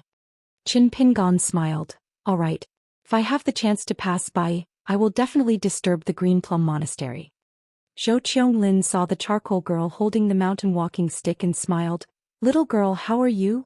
Pei Qian pointed at her red and swollen face, looking silly and stupid. "I'm not so good." Zhou Qianglin still wanted to try to beat around the bush with this unlikable girl, but Qin Pingon had already taken Pei Qian's hand and left. Lu Runyan seemed to want to fight for Sister Zhou, but not only did Song Yuan not let go, she directly grabbed her wrist. Lu Runyan felt a slight pain and was extremely surprised, so she endured it and didn't say anything. Lu Runyan grew up under the protection of her grandfather, so she lived a carefree life. She had a naive temperament and was rarely shrewd. However, Lu Runyan was still a proper Immortals genealogist. Even if she hadn't reached the Immortals cave realm yet, she wasn't really stupid. The carriages slowly passed by. After a long distance, the coachman, who had been instructed in advance, dared to speed up. Find that Sister Zhou and invite her to Luopa Mountain as a guest. But if Sister Zhou wants you to help pay a visit to the Dragon Spring Sword sect, don't agree. Just say that you're a child and can't make the decision. You can go to your own mountain as you wish. If there are some things that you really can't be sure of, you can ask Zhou Xian. Pei Qian replied with an "Oh, don't worry, master. Right now I'm treating people very well. The business of the shop has earned more than 10 taels of silver this month. 14 or 3 coins of silver. How many baskets of snow-white steamed buns could he buy in the Nanyuan kingdom? Isn't that right? Master, let me tell you something else. After earning so much money, I was afraid that Sister Ro would be tempted by the money, so I deliberately discussed it with her, saying that I would secretly hide the money with her. In any case, no one knows about it, so we'll just treat it as a girl's private stash. I didn't expect that Sister Ro would actually say that she would think about it carefully. In the end, she thought about it for many days, and I was almost anxious to death. It wasn't until 2 days before Master returned home that she said that it was better to forget about it. Sigh, this Ro, fortunately she didn't agree, otherwise she would have eaten my crazy demon sword technique. But seeing that she still has some conscience, I bought her a bronze mirror out of my own pocket. I hope that Sister Ro won't forget her roots and look at herself in the mirror every day. Master, think about it. When Sister Ro looks in the mirror, she sees an old man who isn't Ro. Pei Qian was like a little sparrow circling around Qin Pingon, chattering non-stop. Qin Pingon touched his forehead, not wanting to speak. He really didn't know who was teasing who between the two of them. It seemed like neither of them had taken advantage of each other. Master, why don't you invite Zhou Qianglin yourself? Forget it, with me, Master's first disciple, personally taking action, she should feel very honored. She should have a lot of faith. I only approve of her unknown good deeds, not that she is not careful in managing relationships. That's why Master can't appear. Otherwise, if she visits Luopa Mountain in Longquan County and mistakenly thinks that every mountain is like our Luopa Mountain with her style of doing things, she might be able to go smoothly at Green Plum Temple, but here she will sooner or later run into a wall and suffer. Once there is a conflict with an immortal cultivator who can buy a mountain here, they won't care about Nantang Lake or Green Plum Temple. In the end, wouldn't it be us who harmed her? Master, you're beating around the bush. I'm also diligent and eager to learn. I like to think about things seriously, but in the end my head hurts. Then don't think about it. Just listen. But it goes in one ear and out the other. It's not a good thing. Alas, old Chef Zhu always says that I'm not enlightened. He also likes to say that I'm neither tall nor smart. Master, don't believe him. Don't gossip behind people's backs. Oh, I know. Actually, it's not that you can't say anything as long as you don't have any ill intentions. That's what a child's words are really like. The reason why Master seems unreasonable is because I'm afraid that you're young and will get used to it. You won't be able to twist it in the future. But what if I don't know that it's malicious, but it's actually really malicious? In the end, I do something wrong and do something bad. What should I do? Master is here. When they arrived at Luopa Mountain, Zheng Dafeng was still busy supervising. He didn't care to pay attention to Qin Pingon, the mountain master. In Zhou Lian's house, the walls were already hung with scrolls of paintings, all of which were in the style of court ladies. They were all female gods from the northern peak. They were lifelike and very lifelike. There were more than 10 kinds of hair buns. Qin Pingon held back for a long time and asked, "Didn't Sun Yuanji say that you're disrespectful?" Zhou Lian laughed and said, "The little girl only said that I'm a master painter." At that time, Qin Pingon held the bamboo hat and was speechless. The three of them went to the bamboo house together. Zhou Lian asked, "Young master, you're leaving just like that?" Qin Pingon nodded and said, "The cross-continent ferry will arrive at Oxhorn Mountain in a few days." The stooped Zhou Lian rubbed his chin and smiled without saying a word. Qin Pingon was puzzled and asked, "What do you mean? Just say it." Zhou Lian scratched his head and said, "Nothing, I just thought of the partridges in our mountain for no reason. It's a bit sentimental before parting." Qin Pingon was confused. Zhou Lian said that he was going to take a look at Sun Yuanji's practice and left. Qin Pingon went to the bamboo house and did not rush to go up. He sat on the stone bench by the cliff. Pei Qian quickly ran over with the girl in a pink dress named Qin Chujian. Qin Pingon skillfully reached out and took a handful of melon seeds. Qin Chujian was the incarnation of the fire python of literary fortune. In fact, she read a lot, so Qin Pingon could not help but ask, ancient poems and literary writings. What's the story about partridges? Qin Chujian quickly stopped eating melon seeds and sat down. He talked a lot about partridges and poems. Pei Qian was sleepy and quickly ate more melon seeds to wake himself up. Qin Pingon felt that he did not really understand the meaning behind Zhu Lian's words. It was mostly similar to hearing partridges deep in the mountains and describing the pain of parting. However, Qin Pingon was too lazy to think too much about it. He still had to go up later and should worry more about himself. The little girl suddenly laughed and said, "There's another sentence. The stream is swift and the ridge is rugged. Can't walk, brother." Pei Qian had a flash of inspiration and said, "Oh, old chef is talking about Sister Xiaoxiu." Qin Pingon put down the melon seeds in his hand, got up quietly and went up to the second floor. It was good to be fed some punches. First he set a small goal. For example, 1 second to remember. Book guest house mobile version of reading website. For 79. On the second floor the old man Chuiqing was still barefooted, but he did not sit cross-legged today but closed his eyes and focused, pulling out a fist stance that Qin Pingon had never seen before, one palm and one fist, one high and one low. Qin Pingon did not disturb the old man's stance. He took off his bamboo hat, hesitated for a moment, then took off his sword immortal as well and sat quietly by the side. Chuiqing opened his eyes, his posture did not change and spoke slowly. The world's fist techniques are either hard or soft. My fist technique can be said to be hard. In the past when I roamed the world I have seen many soft fists, but I have never seen a fist technique that can be called soft. Qin Pingon thought for a while then said, other than the fist technique and the stance, one's temperament must be compatible compared to the old senior's fist technique. If one does not compete for the fist technique, the weight of the fist intent and only wants to train to the soft realm, it should be more difficult. The disciples of the Taoist sects who cultivate in the mountains are willing to switch to fist techniques. The possibility of that is higher, but for pure martial artists, it is very difficult. The stance starts from the bottom, the intent starts from the inside. If one does not have the intent, they can forget about reaching the top. Chuiqing kept his stance and nodded his head. That's not bad. Seems like your comprehension of fist techniques is better than that kid. Qin Pingon was already used to it. Wanting to get a word from the old man was extremely difficult. It was probably similar to when Jing Dafeng talked to old Yang for more than 10 words. Chuiqing sat down and looked at the young man. After returning from the Books Lake, after training in the building and traveling to the central region of the Aquarius continent, he was no longer haggard with sunken cheeks, but his eyes were the focus of his qi. The young man's eyes were deeper, like an ancient well. If the well was dry, it would be pitch black, but if the well was overflowing, it would be even harder to see the bottom of the well. Chuiqing asked, if you were given another chance, if time flowed backwards, your state of mind would not change, how would you deal with Gu Kan? Would you kill him or not? Qin Pingon replied, I would still not kill him. Chuiqing frowned, why not? If he killed them he would have a clear conscience. Even if he kept the displeasure of killing his loved ones in his heart, it was very likely that in the future his fists would be heavier and his sword would be faster. Only when one's heart is filled with great grief and indignation can one have great willpower, and not a blunt knife in one's heart that can wear away one's willpower. Killing Gu Kan was also a way to stop his mistakes, and it would save him a lot of trouble. You can still make up for it afterwards. You can continue doing what you did before. Do you think Gu Kan do better than you in the water and land dojo and the grand cyclic ritual? Qin Pingon.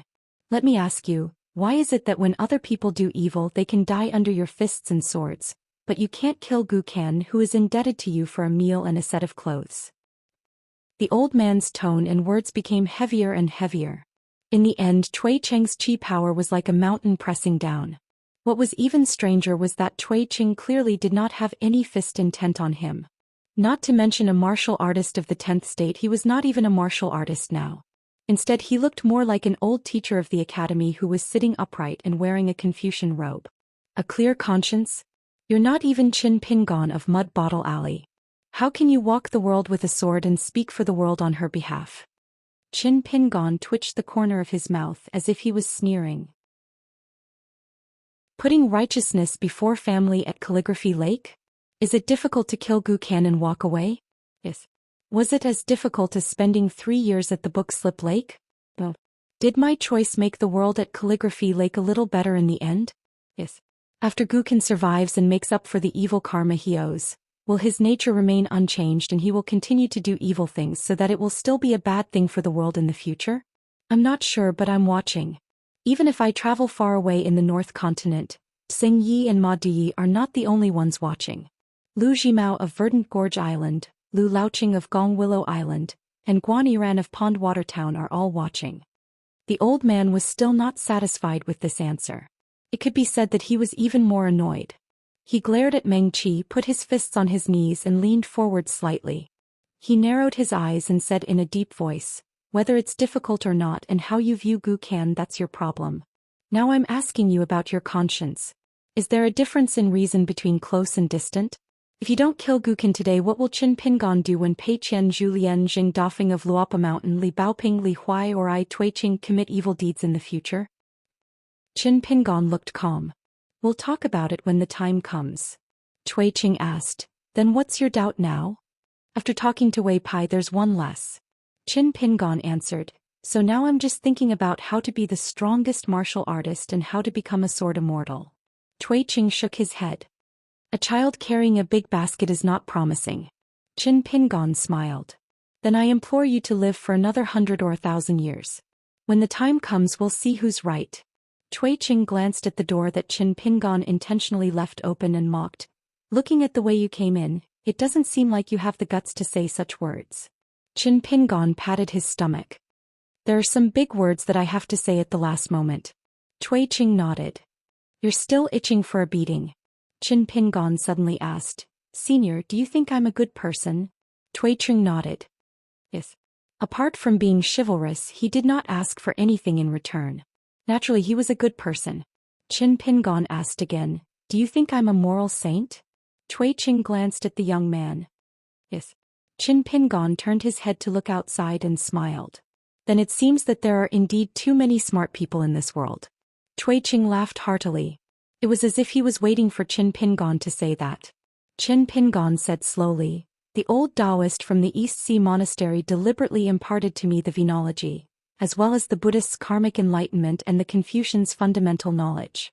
Of course, in order to break through the situation, I also thought about the imperial tutor Tui Dong's Kung Fu. It was very difficult for me to think about it.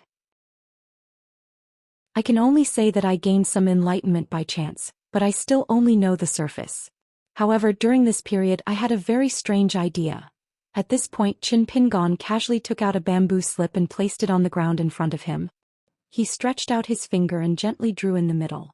"If the entire world is one, then can we say that whether the world is good or bad depends on the good and evil thoughts of all living beings, as well as good and evil deeds converge and then tug of war between both sides? If one side wins completely one day, the world will be turned upside down, and another kind of existence will be replaced.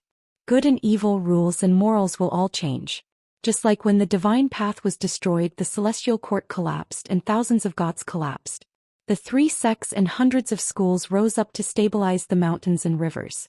But after cultivators achieve immortality and obtain the immortality of heaven and earth, they are completely cut off from the mortal world. They are no longer human and the world has changed. What does it have to do with the me, who has long transcended the mortal world?" Tuiqing pointed to the slender bamboo slip in front of Qin Pingon. "Perhaps the answer has already been found.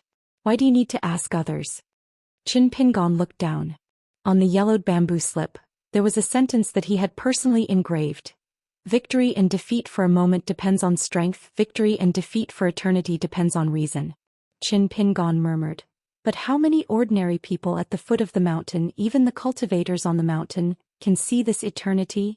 Why is it so difficult to be a good person? Why do you have to pay the price for being reasonable? Why do you have to pin your hopes on the next life if you can't live well in this life? Why do you have to rely on status, power, cavalry, cultivation, fists and swords to reason?" Tuiqing smiled. "You can't figure it out?" Qin Pingon was silent. Tuiqing stood up and pointed up. "If you can't figure it out, then go and ask someone who might have figured it out. For example, the old Xianxia." The old Xianxia claimed that he was full of untimely knowledge and was able to invite the Taoist and Buddhist ancestors to sit down. "You Qin Pingon have 2 fists and a sword. Why don't you give it a try? Qin Pingon raised his head. Cui Qing withdrew his hand and smiled. You believe such big words? Qin Pingon smiled.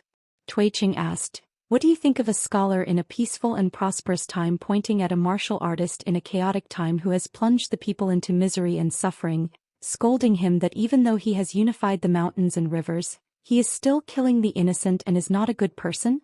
Qin Pingon replied, let's not talk about good and evil. He's just stupid and bad. The key is that even though he said the other party's merit, he didn't actually acknowledge it.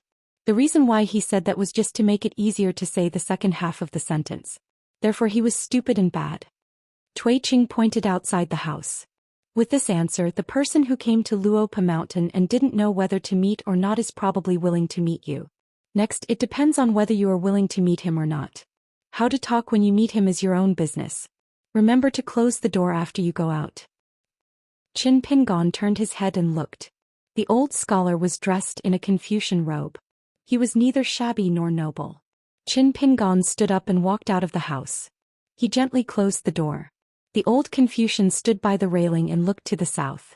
Qin Pingon and the former first disciple of the sage of literature, Dali Xiu, who stood side by side. Cui Dong took the lead and went downstairs. Qin Pingon followed behind. The two climbed up the mountain and went to the mountain god temple. Xianxia had already retreated with his golden body. After leaving the bamboo building, the two still walked slowly side by side and climbed up the stairs. Cui Dong's first sentence was unexpectedly a digression. Wei Pai didn't greet you because I pressured him with my power. You don't have to bear a grudge. Qin Pingon said, of course. Cui Dong asked, how did you feel about the trip to Calligraphy Lake? Qin Pingon said, to be polite, it was okay. Although it was a bit bad, it wasn't all for nothing. Sometimes I have to thank you. After all, bad things don't come too early. If you say something harsh, then I'll remember it. When I have the chance in the future, I'll ask the imperial tutor for repayment. Cui Shi made a sound of acknowledgement. He did not care at all. He continued, Fiao continent is starting to fall into chaos. Tongyi continent has profited from this disaster. The plans of the few great demons have been exposed early on, and they are starting to stabilize. As for the distance, it's hanging upside down. The South Hassa continent, which is closest to the mountain, has Qin Chunan, so it shouldn't be chaotic. Once the Great Wall of Sword Qi is breached, the inverted hanging mountain will be taken back by Taoist number 2, and the South Swirling continent and Fuyao continent will most likely fall into the hands of the demon race. Therefore, the demon race will be able to occupy the fate of the two continents. After that, there will be a short period of stability before they attack the central divine continent. When that happens, the people will be plunged into misery and suffering. Countless Confucian sages and gentlemen will perish, and the 100 schools of thought will also suffer great losses. Fortunately, a scholar who is not affiliated with any branch of the Confucian school has left an isolated island in the sea and cleaved open the pass of a secret realm with his sword. This secret realm can accommodate a large number of refugees, and the disciples of the Confucian Academy from the 3 continents are already preparing for the migration. Cui Dong paused for a moment. This is only a part of the truth. The complicated plan behind this, the bets of both sides, the vast world, the Confucian school and the 100 schools of thought, is a mess. This is much more difficult than picking up a thread in someone's mind at Bookslip Lake. People's hearts are different, so you can't blame the heavenly Tao for its impermanence. Qin Pingon was expressionless. He subconsciously reached for the blade's strengthening gourd to drink, but he quickly stopped. Cui Dong walked up step by step and said slowly, the silver lining is that we still have time. Cui Dong said, Cui Dongshan probably didn't tell you this in the letter. He probably wanted to wait for you to return from the North Continent before mentioning it. Firstly, it would prevent you from being distracted by your sword practice. Secondly, at that time his disciple, even with Cui Dongshan's identity, would be rich in our Aquarius continent. That's why he came to you to show off. I can even roughly guess that at that time he would say to you, Mister, don't worry with your disciple here, the Aquarius continent will also exist. Cui Dongshan would feel that it would make him feel at ease. Cui Dongshan being able to do things willingly is far better than me scheming against him and making him lower his head and leave the mountain. I also need to thank you. Qin Pingon did not say anything. Cui Dong glanced at the jade hairpin in Qin Pingan's hair. Qin Pingan, what should I say about you? When you are smart and cautious, you are not like a young man back then. Now you are not like a young man who has just turned 20. But when you are foolish you will also be in the dark. It is the same for people and things. Why did Zhou Xian remind you that the partridges are chirping in the mountains? If you are truly calm and act like a Buddha, why are you afraid to say goodbye to a friend? Whether it is resentment or love in the world, it is not what is said, it is what is done. Moreover, have you ever thought that in the Battle of Old Dragon City the person who attacked was the Ascendant Realm Du Mao, and it was his natal item, the sword-swallowing boat, so even the jade tablet she gave you was destroyed. If it was an ordinary hairpin, would it still exist? Cui Dong put his hands behind his back and raised his head. One small clue reveals the general situation. You have been looking at the bright sun, your heart is like flowers and trees, borne towards the sun. Then, the shadow behind you, do you want to look back? Qin Pingan reached out and touched the jade hairpin. After retracting his hand he asked, why did the imperial tutor say these sincere words to me? Cui Dong smiled and said, half of me is now your disciple. My grandfather is still living in your house. As the Dali imperial tutor, do you want to talk about separating public from private interests? Qin Pingan believed, but not completely. Cui Dong walked to the top of the steps and turned to look into the distance. Qin Pingan took off the blade's strengthening gourd, raised it, said that he wanted to drink some wine, and then sat on the steps. Cui Dong asked, who do you think will be the new emperor of Dali? Song Zhangqiang, the vassal king? Song Jisun, who is raised in Lizhu Cave? Or the prince Song He, who is favored by the empress? Qin Pingan shook his head. Cui Dong smiled and said, Song Zhangqiang chose Song Jisun and I chose my disciple Song Jisun. Then we made a compromise. A temporary capital will be built somewhere south of Lakeview Academy. Song Jisun will be a vassal king in Old Dragon City, and he will be in charge of the temporary capital. Among them, the empress, who has been eating vegetarian meals in Chongchun Palace for several years, couldn't say a word. She didn't dare to say anything for fear of death. Now she probably still thinks that she's dreaming and can't believe that such a good thing can happen. In fact, the former emperor hoped that his younger brother Song Zhangqiang could directly ascend the throne after supervising the country. However, Song Zhangqiang didn't agree and burned the edict in front of me. Qin Pingan drank wine and wiped his mouth. In that case, everyone is happy. Cui Dong asked, after you left Red Candle Town, you went all the way south to Book Lake. What do you think? Qin Pingan said, many people died. Cui Dong gently lifted his foot and stepped on it. The joys and sorrows of the world naturally have no distinction between high and low. Even the weight is not much different. However, there is a difference in position. Cui Dong asked, do you know why I chose Dali as my base? And why did Qi Jingchun want to build Cliff Academy in Dali? At that time, Qi Jingchun didn't have no choice. In fact, there were many choices that could have been better. Qin Pingan said, I only know that it wasn't like the rumors. Mr. Qi didn't want to restrain you, the senior apprentice brother who deceived his master and destroyed his ancestors. As for the truth, I don't know. Cui Shi smiled and said, Qi Jingchun's favorite thing to do in her life is to do strenuous and thankless things. He was afraid that I would cause too much trouble in Aquarius continent and implicate the old scholar who has already distanced himself from it. Therefore he had to personally see what I was doing before he could be at ease. He had to be responsible for the people of the continent.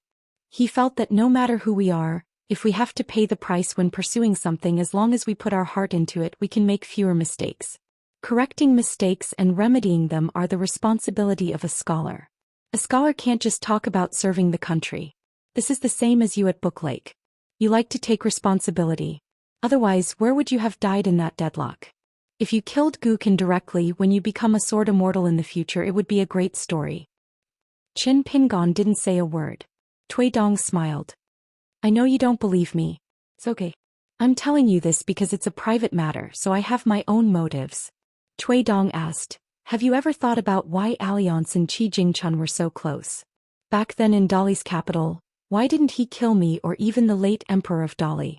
Why did he only destroy the fake Beko Keikyung building and let the late emperor live for 3 years? Qin Pingan shook his head. I don't know. Cui Dong smiled. Why don't you follow a certain smelly cow nose's logic and think about the facts that you have already seen? It's not hard to deduce a thing or two. Qin Pingon said slowly. Dali's steel cavalry went down south earlier than expected. That's because Emperor Dali had his own selfish motives. He wanted to be with Dali's steel cavalry when he was alive, and see the Aquarius continent's southern sea coast. Cui Dong pointed to a place. Let's take a look at the inverted suspended mountain and the Great Wall of Sorqi. Qin Pingon frowned. The great battle that decided the ownership of the Great Wall of Sorqi was because of alliance.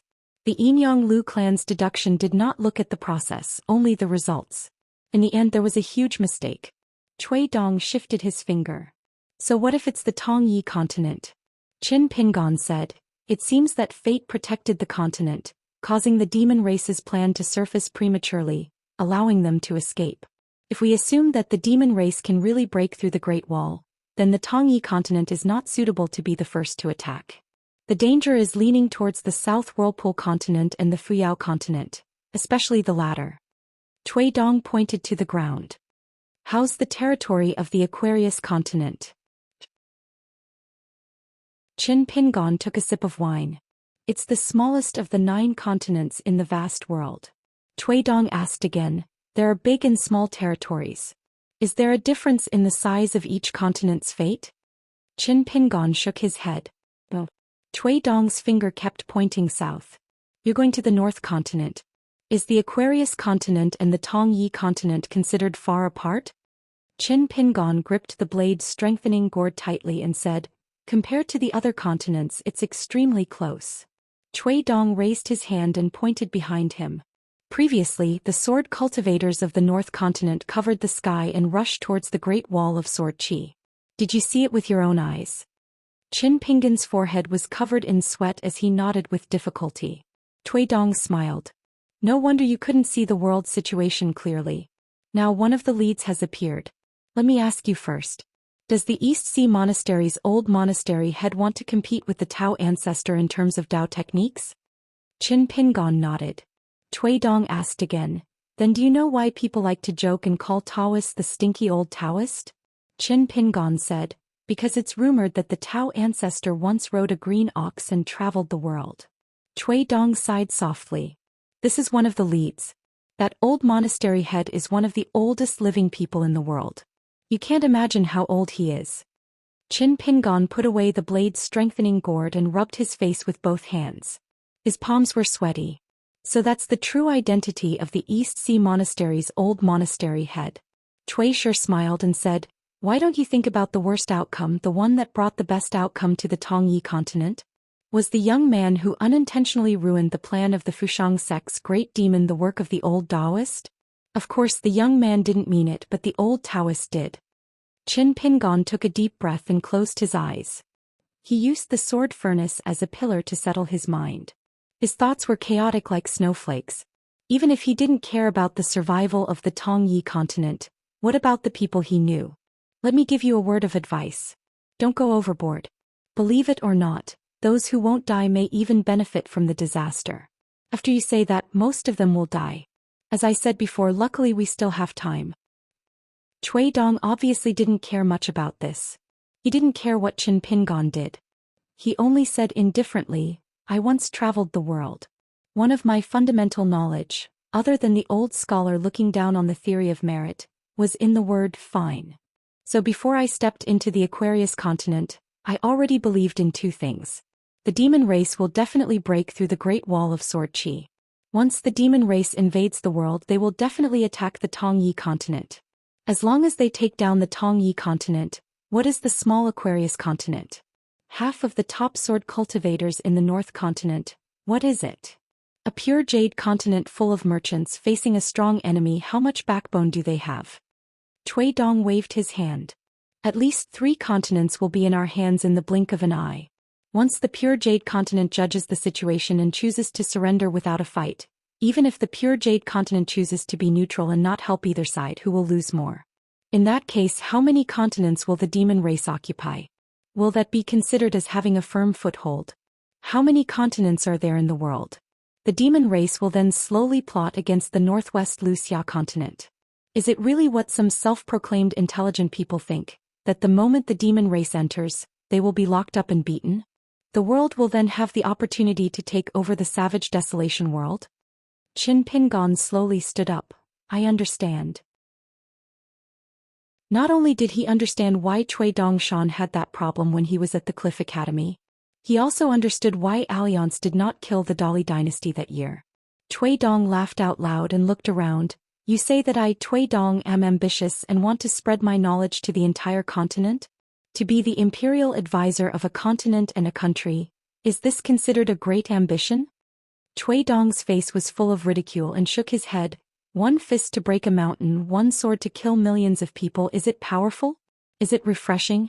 In the big picture, you Qin Pingon can wait and see. Count with your fingers the cultivators of the upper 5 realms of Tongyi continent. Whether you are good or evil, in the end, how many mountains can you leave behind? How many immortals can survive? Then look at the demon race that is pouring into Tongyi continent like a tide, whether they accept money, whether they are reasonable. Cui Dong's mouth curled up. Everything has to be repaid. Cui Dong stretched out a palm and like a knife quickly cut down. When Alliance was at Dali's capital, he did not say a word to me about this. But at that time I was even more certain that Alliance believed that the worst outcome would come, just like Qi Jingchun that year. This has nothing to do with whether they recognize me, Cui Dong, as a person or not.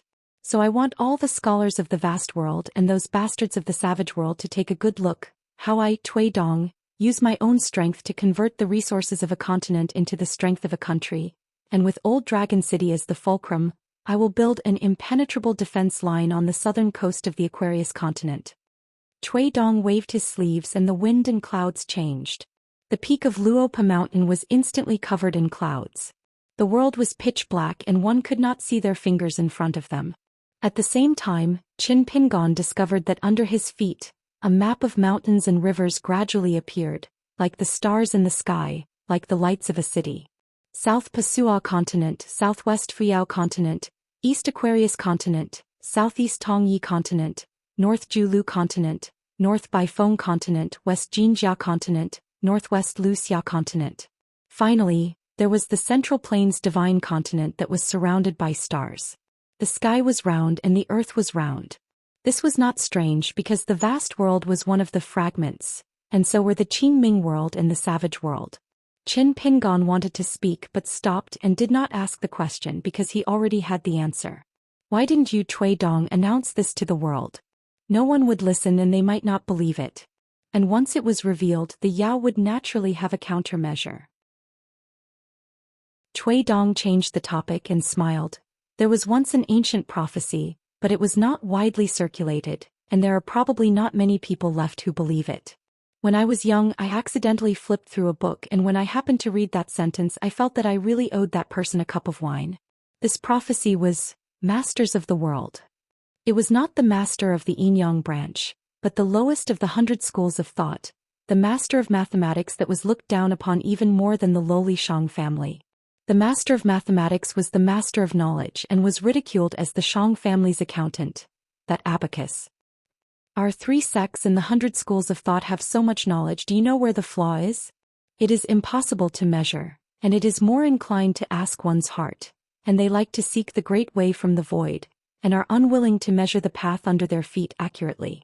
Therefore, when the later generations pursue knowledge and start walking, there will be problems.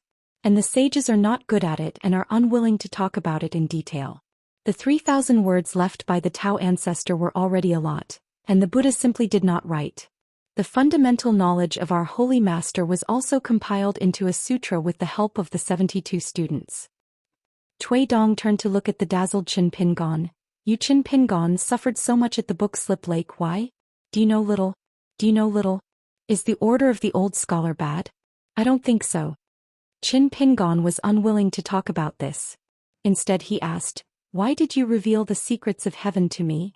Cui Dong smiled and said, before the chess game at the book slip lake began, I made a promise with myself.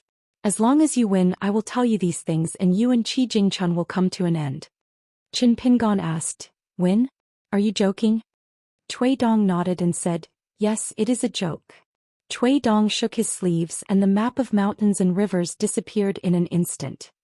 He sneered and said, you Qi Jingchun Alliance, the old scholar, and the future Qin Qingdu and Qin Chunan, Aren't the things you have done a joke in the eyes of so many self-satisfied smart people? Cui Dong turned his head and looked at the young man in green with the blade's strengthening gourd. A swordsman, a paladin, and a scholar? Cui Dong stretched out his finger and pointed to his head, saying, "The chess game at the book slip lake has ended, but life is not a chess game. There is no new game. The good and the bad are still with you. According to your current state of mind, if you go on like this, your achievements may not be low. But you are destined to disappoint some people and also to make some people happy. The two sides of disappointment and happiness have nothing to do with good or evil. But I am sure that you don't want to know the answer and don't want to know who the two sides are." Qin Pingon looked at the Dali imperial tutor. He was indeed very similar to the young Cui Dongshan, but they were indeed two different people. Cui sure seemed to have some thoughts and finally said a few words that did not affect the overall situation. "The mansion of the rich and powerful, 100 feet tall building, can hold up a round of moonlight. In the market carrying water home, can also bring back 2 bright moons. Since ancient times, the drinkers have been the most difficult to get drunk." Qin Pingon sat on the steps again and took off the blade's strengthening gourd. He raised his hand several times but did not drink. Cui Dong said, "In your heart, Qi Jingchun as a scholar and Alliance as a swordsman are like the sun and the moon in the sky, showing you the way and helping you to travel day and night. Now I have told you all this. You already know what happened to Qi Jingchun and you also know whether Alliance's sword was good or not. Then the question is, Qin Pingon, have you really thought about what to do in the future?" Qin Pingon was silent. Cui Dong left. Because Cui Dong was not interested in the answer. Qin Pingon lay back, put the blade's strengthening gourd beside him and closed his eyes. He suddenly thought of the words carved on the wall of the Huangliang Tavern on the inverted mountain. The words were crooked and crawling. It was written by Alliance to Mr. Qi. There was nothing good in Jianghu except for the wine. Qin Pingon suddenly opened his eyes, stood up and said in his heart. A long golden line swept out from the bamboo building on Luopa Mountain and came to the top of the mountain. Qin Pingon held it in his hand, pointed the sword downwards, and gently picked up the blade's strengthening gourd. Finally he stretched out his arm and held the sword forward. He smiled and said, "Wine is enough. It's enough." Qin Pingon went down the mountain with the sword and drank. After drinking to his heart's content, he was really drunk and staggered. When he passed by Zhu Lian's house, he happened to see Sun Yuanji, who was practicing boxing under the moonlight.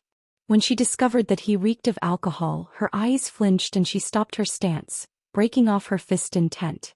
Qin Pingon smiled and walked away. After he staggered away, he did not stop. On the mountain path, he turned his head and said, "Sun Yuanji, your fist is really not good." Sun Yuanji closed one eye and extended a finger as if wanting to speak. There was a bang. Qin Pingon fell to the ground. Sun Yuanji sighed in her heart. Why was he pretending to be an expert and boasting? The young mountain lord hurriedly picked up the sword immortal and the blade's strengthening gourd, and his footsteps became much faster. But he was clearly pretending to be drunk. Sun Yuanji turned to look at old immortal Zhu's house and felt indignant. To have such an impudent mountain lord, he was really on a pirate ship. On the other side of the cliff, Qin Pingon lay on the stone table. His burning face was pressed against the cool surface of the table, and he just looked into the distance. He blinked and shook his head, wondering if his eyes were playing tricks on him. In Longquan County, was there anyone who dared to travel with the wind in such a hurry? Extremely far away, a white streak of light hung in the sky. Its momentum was astonishing. It must have already alarmed many of the cultivators on the mountain. Qin Pingon closed his eyes and ignored it. What was there to be afraid of in Luopa Mountain? He fell asleep just like that. That night, a white-clothed youth with a mole between his eyebrows was bewitched just to see the mister. He used all of his abilities and arcane treasures and hurriedly returned north. He was even more destined to hurriedly head south. He gently carried the green-clothed mister who was already sound asleep on his back. With light steps, he walked towards the bamboo house and called out softly, "Mister." He set a small target first, such as 1 second. Remember, book guest residence. 480. As one of the tallest mountains in Lizhu Grotto Heaven, Luopa Mountain was the best place to admire the moon. Cui Dongshan, dressed in white, gently closed the bamboo door on the first floor. When the handsome young man stood still, it was truly the return of the moon and the clouds. Cui Dongshan tiptoed to the second floor. Cui Qing was already in the corridor, the moonlight washing the railing. Cui Dongshan greeted him and the old man nodded with a smile. The old man stood with his hands behind his back, while Cui Dongshan leaned on the railing, his two sleeves hanging over the railing. Cui Qing didn't want to talk too much with Cui Shi. Instead, Cui Qing wanted to get closer to this Cui Dongshan, who was split into two halves. Perhaps it was because Cui Cheng's memories were more similar. Cui Qing asked, "Why did you come back?" Cui Dongshan said softly, "Wandering around outside, I always feel that there's nothing exciting about it. When I reached the boundary of Lakeview Academy, I wanted to meet the teachers but I couldn't talk to them. I was annoyed so I sneaked back." Cui Qing laughed, "Since you're doing great things with a clear conscience, you must have perseverance. You can't always think about what's interesting and boring." Cui Dongshan used his chin as a rag, wiping the railing back and forth. "I know." Cui Qing asked, "You're leaving tonight?" Cui Dongshan nodded. "I still have to do proper things. The old bastard likes to be serious and he's willing to admit defeat. Since I've chosen to lower my head to him, I naturally won't delay his great undertaking. I'll be diligent and honest. I'll treat it like I was doing homework with my teacher when I was young." Cui Qing didn't say much. The old man didn't think he had the right to tell them what to do. Back then he was pedantic, inflexible and liked to put on airs. That was why the little bastard left home and traveled far away. He left the Aquarius continent in one breath and went to the Central Divine continent to acknowledge a poor old scholar as his teacher. This was beyond the old man's expectations. Back then, every time Cui Dong sent a letter home asking for money, the old man was both angry and distressed. How much good knowledge could a dignified grandson of the Cui family learn in a shabby alley? That was fine. Since he admitted defeat to his family and asked for money, how could he have the nerve to ask for so little money every month? How many books could he buy? Even if he didn't eat or drink for a year, would he be able to gather a decent set of documents? Of course, the old man didn't know that the old scholar's knowledge was as high as the sun in the sky until much later. Cui Qing said, "Cui Dong went to see Chen Pingon just now. He should have told him everything." Cui Dongshan made a sound of acknowledgement. He was not surprised that Cui Dong could see through him. In fact, Cui Dongshan saw Cui Dong the same way. After all, they were once the same person. Cui Dongshan turned his head. "Why don't I leave later?" Cui Qing laughed and said, "If you leave early or later, can I stop you? Other than when I locked you up in the attic to study when you were young, when have you ever listened to your grandfather's words?" Cui Dongshan said, "I'll listen to Grandpa this time." Cui Qing said, "Fine. If he nags you later, you can just push the blame to me." Cui Dongshan was beaming with joy. He skillfully climbed up the railing and landed on the ground floor. He swaggered toward Zhou Lian's residence and went to Pei Qian's courtyard first. He made a series of strange noises, rolled his eyes, stuck out his tongue and bared his fangs and brandished his claws. Pei Qian, who had just woken up, was startled. He quickly took out a yellow paper talisman and stuck it on his forehead. Then, without even wearing shoes, he rushed to the windowsill with his mountain walking stick in hand. He closed his eyes and performed a set of crazy swordsmanship, shouting, "Go, go! I'll spare your life." Cui Dongshan shouted angrily, "You broke my master's window. You have to pay for it." Pei Qian was stunned. He stretched out two fingers and gently pressed the talisman on his forehead to prevent himself from falling. If it was a demon who deliberately changed into Cui Dongshan's appearance, he couldn't let his guard down. She asked tentatively, "Who am I?" Cui Dongshan smiled and said, "Eldest senior sister." Pei Qian was relieved. It seemed that it was the real Cui Dongshan. She ran to the windowsill and stood on tiptoe. She asked curiously, "Why are you here again?" Cui Dongshan asked back, "Why do you care?" Pei Qian took off the talisman and put it in her sleeve. She ran to open the door but Cui Dongshan was gone. She looked around but couldn't find him. When she looked up, she saw a guy in white hanging upside down under the eaves. Pei Qian was so scared that she sat on the ground. Tears were already in Pei Qian's eyes. Just as she was about to cry, Cui Dongshan was like an icicle hanging under the eaves on a snowy day. Cui Dongshan fell from the eaves in an upside-down position. His head hit the ground with a thud and then he fell straight to the ground. Seeing this, Pei Qian's tears turned into laughter. The grievance in her heart suddenly disappeared. Cui Dongshan got up, shook his snow-white sleeves and asked casually, "Where's that blind bee *th?" Pei Qian said carefully, "Sister Shi Ro is now busy with business at the shop. He helped me make money. Even if she didn't make any contributions, she still worked hard. You can't bully her anymore or I'll tell master." Cui Dongshan sneered and said, "Tell? Your master is me. Sir, it's obvious that you're closer to me. When I met Sir, you were still playing in the mud somewhere." Pei Qian didn't want to be inferior to him in this matter. After thinking for a while, she said, "Master went to the Zhishui country to travel the Jianghu and brought me a lot of gifts. Do you have any? Even if you do, can you have more than me?" Cui Dongshan smiled and said, "You want to compare your wealth with mine?" Pei Qian said seriously, "Our own doesn't count. We only compare what our masters and masters gave us." Cui Dongshan spread out his hands and said, "It's not shameful to lose to eldest senior sister." Pei Qian nodded and said, "A wise man submits to circumstances." Cui Dongshan stretched out a finger and poked Pei Qian's forehead. "You can talk nonsense and anger the ancient sages to death." Pei Qian slapped away Cui Dongshan's dog paw and said timidly, "Impudent." Cui Dongshan was amused. Little charcoal used such a good phrase without any pride. Cui Dongshan started to walk out of the courtyard.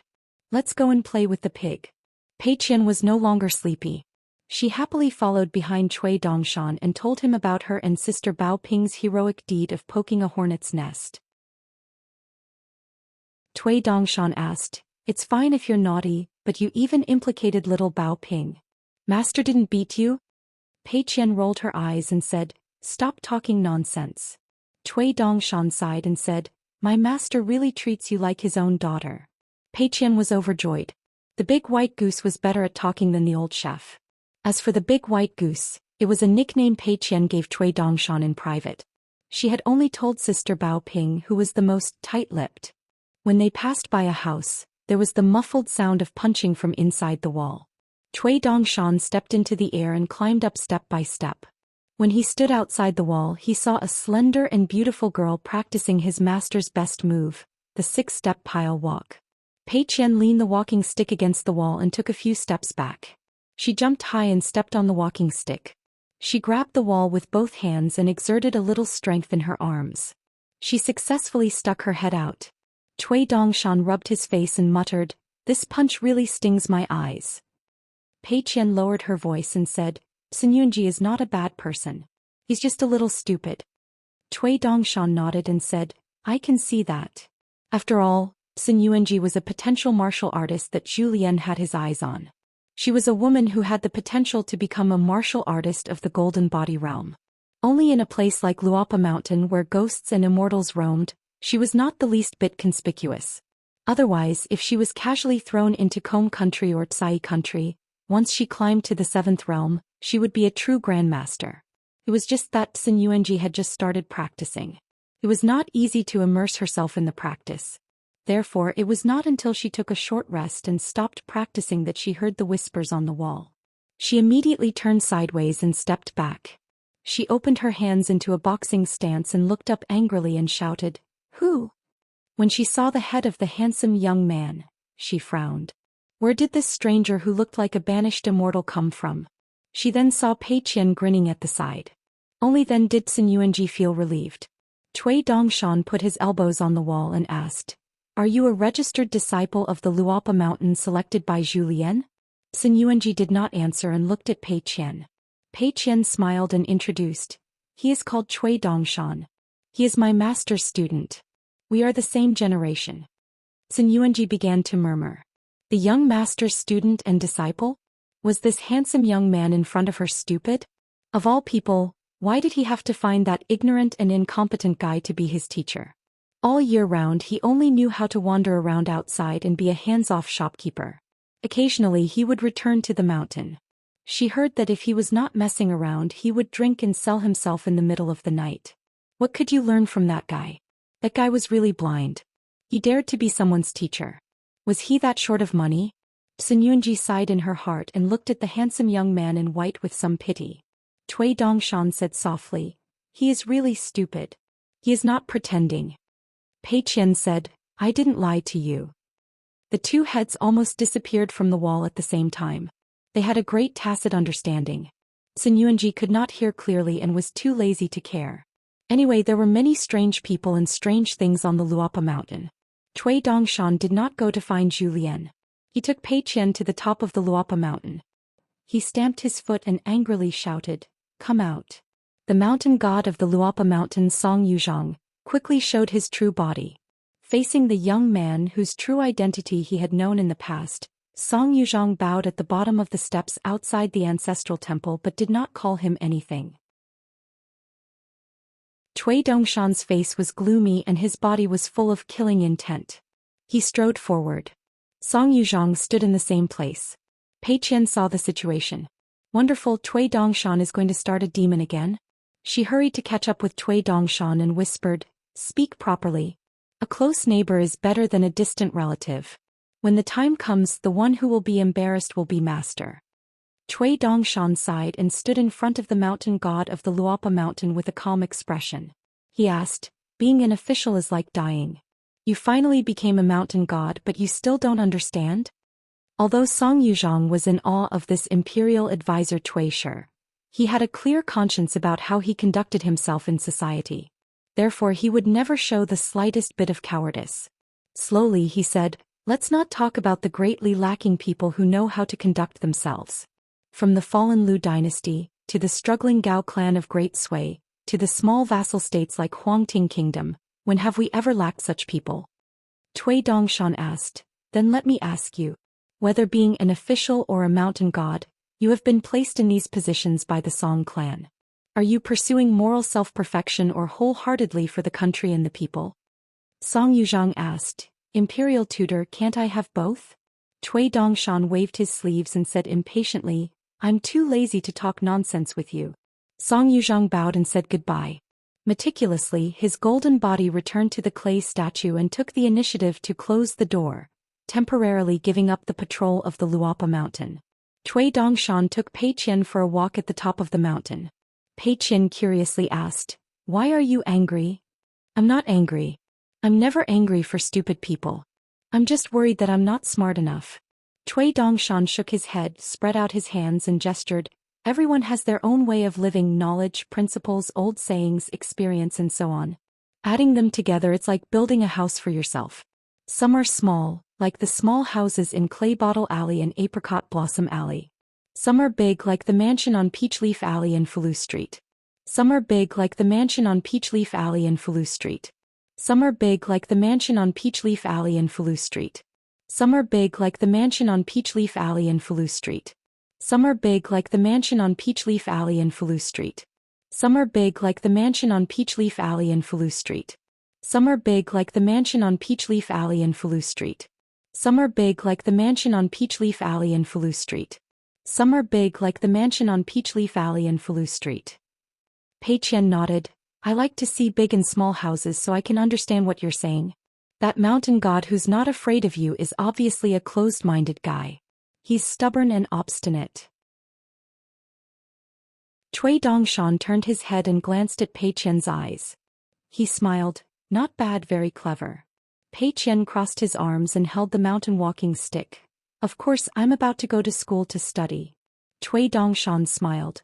Then I have to remind you that the space in a house is limited. You can't fit this in. Why do many scholars become stupid from studying? It's a kind of network of reading too many books. Every book you read will cover more windows and doors. So the more you read, the more you can't see the world clearly. In the blink of an eye, your hair will turn white and you'll still be scratching your head.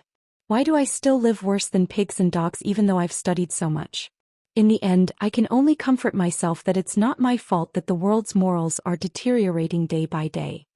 Pei Qian looked around and saw that there was no one around, so he whispered, I'm going to school so that master can be more at ease when he goes on a long journey.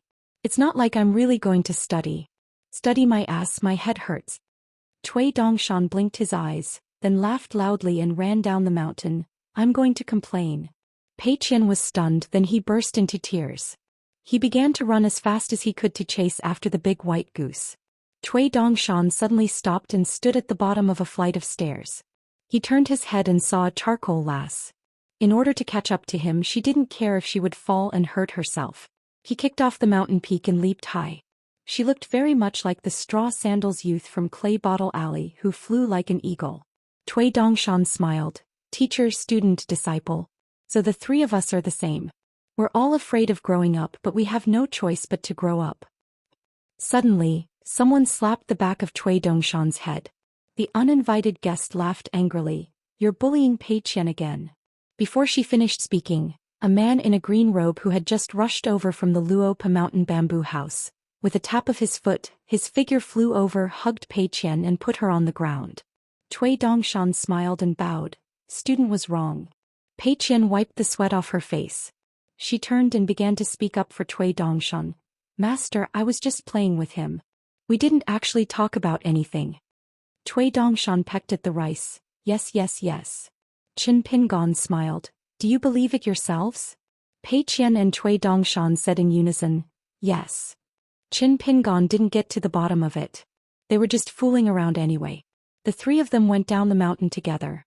Teacher's student, master's disciple. The green-robed and white-robed little charcoal. First set a small goal. For example, 1 second. Remember, book guest residence.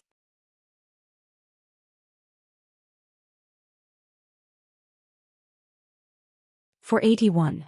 The three of them came to the edge of the cliff and sat down. Cui Dongshan and Pei Qian were not willing to sit on the seat opposite Qin Pingon, so they sat further away from their teacher or master.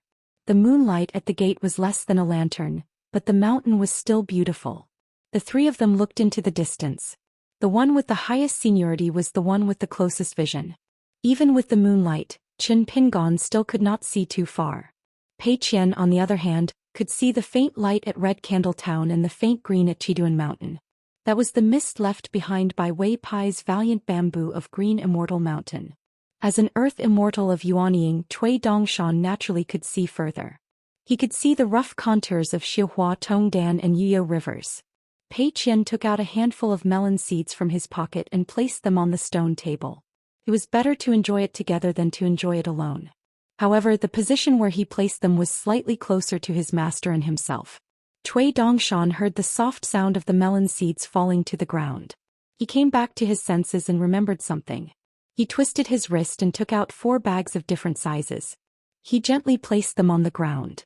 The fluorescent light flowed and covered the surface of the bags with a layer of colorful light that easily covered the moonlight. Cui Dongshan smiled and said, Teacher, this is the soil of the future 4 peaks of Aquarius continent. Although the bags are not big, they are very heavy. Even the smallest bag weighs more than 40 caddies. They were dug from the roots of the ancestral veins of the major mountains. Except for the northern peak in Mount Biyun, they are all here. Qin Pingon smiled and said, Thank you for your hard work. Cui Dongshan laughed and said, What hard work? If not for this little bit of hope, I would have been bored to death. Pei Qian raised his butt and stretched his neck. Can I open it and take a look? Cui Dongshan waved his hand. Take a look, take a look. You will be ashamed to death. Take a look at how my student shares his burden. Then take a look at yourself. As the first disciple of his master, you are always sloppy. Are you satisfied with earning more than 10 taels of silver a month in riding Dragon Alley? Without a net profit of 20 to 30 taels of silver a month, you have the nerve to ask for credit? To be able to earn 300 taels of silver a year and buy a decent small house in Longquan County City, that's more like it. Pei Qian crossed his arms and said, What's there to look at? I'm not looking anymore. Cui Dongshan grinned and said, Then I beg you to take a look. Will you take a look? Pei Qian gave him a thumbs up. Generous. Pei Qian did not give Cui Dongshan a chance to back out. He got up and went around Qin Pingon to open the bags of legendary 5 colors soil. He squatted there and stared with his eyes wide open. His master had once said that there was a type of guanine clay that could be eaten when hungry. He wondered if he could eat this colorful soil. Cui Dongshan kicked Pei Qian's butt. Little girl, you're so short-sighted. Be careful that you don't meet any scholar with a sweet mouth in the future. You'll be abducted by him. Pei Qian reached out and patted his butt. Without turning his head, he said, If I don't beat their brains out, I'll be a chivalrous person. Cui Dongshan started to get down to business. He looked at Qin Pingon and said slowly, Mister, on this trip to the North Continent, bring along Wei Pai's share as well. You can wait at the North Continent for the news to spread. It will take about 1.5 to 2 years. When the Song clan officially grants the title of the Four Peaks, that will be the best time for Mister to refine this item. This refinement cannot be too early, but it can be too late. Actually, let's not talk about taboos. In the future, refining the 5 colors soil in the Middle Mountains will be the most beneficial, and it will be easier to attract strange phenomena and gifts. However, we still have to leave some face for the Song clan. Otherwise, it will be too much of a slap to their face. The entire court will be watching.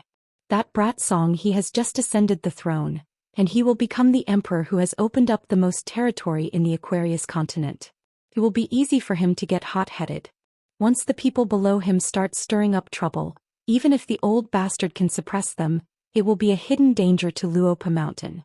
After all, the old bastard will be very busy. The world is like this. Those who do things will always make more mistakes. When the time comes to unify the Aquarius continent, the old bastard will have to face many restrictions from the central divine continent. It will not be a small problem. On the other hand, Song, he who does not do anything, is enjoying life. As long as people are idle, they will be angry. As for refining the 5 colors soil, I know what to do. Qin Pingon nodded his head, then said worriedly, when the Dali Steel Cavalry takes over the Aquarius continent in one go, they will be rewarded for their contributions. It will be hard for the people to relax, and in the short term, it will not be good to reveal the secrets of the heavens to them. At that time, it will be the time to test Yuan Cui Dong's ability to rule the country. Cui Dong Shan laughed. At that time there will be many things to worry about, but it will not be a big mess. A new house with a sturdy foundation and a good framework with no cracks in the pillars, we will not be afraid of the wind and rain. The paper on the windows will be broken and the roof tiles will fall. These are all small matters that need to be repaired. When the new house becomes an old house with the doors rotting, the pillars cracking, and the house filled with termites, snakes and rats, at that time, it will not be something that the old bastard and I will have to worry about. Qin Pingon nodded his head and did not say anything else. On the road to success, one had to pay attention to the details, and do not forget that the person in front of him was the ancestor of this knowledge. Cui Dong Shan turned his head and glanced at the bamboo building. After retracting his gaze, he asked, now that there are many mountains, Luopa Mountain does not need to be said, it is already very good. As for the rest of the Grey Mist Mountains, Xieyu's back, sword reverence stage, etc., have Mr. chosen the treasures that are buried there? Qin Pingon laughed bitterly. Even the cleverest housewife cannot cook without rice. I have some ideas, but I do not have any suitable items. The Guyu money that was originally used to build the Luopa Mountains mountain protecting formation was already used up, and it was not a long-term plan. So in this trip to the North Continent, other than training in the sword, he wanted to give it a try, to be a true wild cultivator, to visit the ruins of the immortal residence, to search for the Dragon Palace secret realm in the water, to see if he could earn some unexpected wealth to supplement his family. Cui Dong Shan was about to speak. Qin Pingon waved his hand and said, 2 different things, even brothers of the same family need to settle accounts clearly. Cui Dong Shan was a little resentful. As long as he was willing to learn from his teacher's ability to be the child of wealth, perhaps in the vast world, only the person surnamed Lu in the White Jade continent could compete with him. Qin Pingon asked casually, Wei Xian has followed you all the way, how is his state now? Cui Dong Shan shook his head and said, after Wei Xian left the Lotus Flower Blessed Land, his ambition was not to reach the peak of martial arts. The talents that I can use now are pitiful and can be counted on one hand. Since Wei Xian has that ambition, I will give him a push. When I return to the Lakeview Academy, I will quickly throw Wei Xian into Dali's army. As for whether to choose to rely on Su Gaoshan or Chao Gui, we will see. It is not particularly urgent. When Dali goes south, there will not be many battles to the death like the Zhuang dynasty, but there will be many tough battles. Wei Xian can catch up, especially in the south where many immortals are used to abusing their power. Those 1,000-year-old residences are even tougher, and Wei Xian's opportunity to stand out will come. Teacher, in the future, even if Luopa Mountain becomes an abode on the mountain, and even if it is full of immortal qi, there will still be a need for 1 or 2 bridges up and down the mountain. Wei Xian will be in the temple, Lu Baixiang will be in the Jianghu, and Zhu Lian will stay by your side to perform their duties. At present it seems that this is the best choice. Qin Pingan nodded. Pei Qian asked, "What about Sister Sui?" Cui Dongshan did not answer Pei Qian's question, but said seriously, "Teacher, don't be anxious." Qin Pingan nodded and said, "The sentence in your previous letter, shake the great and destroy the strong, plans slowly. In fact, it can be applied to many things. Tongya continent, inverted mountain and great wall of sword qi." 482. In fact, Pei Qian was not sleepy, but Qin Pingan urged him to sleep. When Qin Pingan passed by Xinyuanji's house, there was still the dull sound of fists shaking clothes in the courtyard. Zhou Xian stood at the entrance of the courtyard, looking at Qin Pingan with a smile. The two walked side by side with a great difference in height. The northern men of the Baoping continent were tall, and Dali was a young man with a tall and sturdy body and outstanding strength. He was famous in the continent. Dali's standard armor and saber followed the Chao family's style, and Yuan family's style respectively. They were famous for being heavy and only northern elite soldiers could wear them. Qin Pingan was now tall and slender, while Zhou Xian was habitually stooped. Just by looking at their backs, it was like the difference between heaven and earth. Qin Pingan intended to let Zhou Xian rush to the Book Lake to deliver the Guyu money to Gu Kan and Zheng Yi for the preparation of the water and land dojo and the grand ritual of Zhou Tian. Zhou Xian had no objections. During this time, Dong Shuijing would accompany them. Dong Shuijing would stop at Qishui City and privately meet with the Pillar State Guan family's direct great-grandson Guan Yiran. Whether it was Zhou Lian or Dong Shuijing, they were both people who made Qin Pingan feel at ease. When the two of them traveled together, Qin Pingan did not need to deliberately remind them of anything. Qin Pingan did not hide the general trend of the world from Zhou Lian. After Zhou Lian heard about it, he did not lament. He only said that in the Lotus Blossom Blessed Land, his actions were just a dojo in a snail's shell. Now that he was in the vast world, he did not think about these magnificent things. Zhou Lian could only sweep the snow in front of the door and add frost to the roof. When they reached the first floor of the bamboo building, Qin Pingan asked Zhou Lian to take a seat while he began to pack his belongings. The day after tomorrow, they would board the ferry at the ferry port of Oxhorn Mountain. They would board a cross-continent ferry between Old Dragon City and North Continent. The destination was a famous place called the Land of Spiritual Beauty. It was so famous that Qin Pingan had read about it in the Inverted Mountain Immortal book. Moreover, the book was not small. It was called the Bone Beach. It was an ancient battlefield site in the south of North Continent. The immortal sect that oversaw this place was called the Hemp sect. It was a subsect of a great sect of the Central Continent. The sect had 100,000 Yin soldiers and Yin generals. Although they dealt with Yin spirits and ghosts, the Hemp sect had a good reputation. The disciples of the sect would go down the mountain to gain experience and gather malicious spirits and evil spirits. When the sect's disciples went down the mountain to gain experience, they would gather malicious spirits and evil spirits. When the sect opened, they set down an iron law. The disciples of the sect were to go down the mountain to give orders to deities and ghosts, suppress demons and subdue demons. They were not allowed to ask for any reward from those who helped them. Regardless of whether they were high-ranking officials, dignitaries, or commoners, they were not allowed to take a single cent. Those who violated this rule would have their longevity broken and be expelled from the sect. That was why the cultivators of the Linen sect at the Skeleton Beach were also known as the Little Celestial Master in the North Continent. Within 1,000 miles of the Linen sect, there were many righteous ghost cultivators stationed there. That was why Qin Pingan wanted to explore for a few more days after arriving at the Skeleton Beach. After all, occupying an island in the Book Slip Lake and building a sect suitable for ghost cultivators had always been Qin Pingan's greatest regret. Zhou Lian saw Qin Pingan take out the neatly folded golden wine robe. He hesitated for a moment as if he wanted to keep it and not bring it to the North Continent. Zhou Lian glanced at the folding fan that Qin Pingan had placed on the table. It was a gift from Cui Dongshan. Even if Zhou Lian used his butt to think, he knew that it was undoubtedly a magic weapon. He smiled and said, "Young master, the golden wine paired with the folding fan is a perfect match for the beauty in her prime and the glazed mirror that reflects her delicate features." Qin Pingan sat behind the desk and meticulously counted the immortal money. He said unhappily, I'm going to the North Continent to practice my swordsmanship, not to sightsee. Moreover, it's said that in the North Continent, people fight and kill if they don't like you.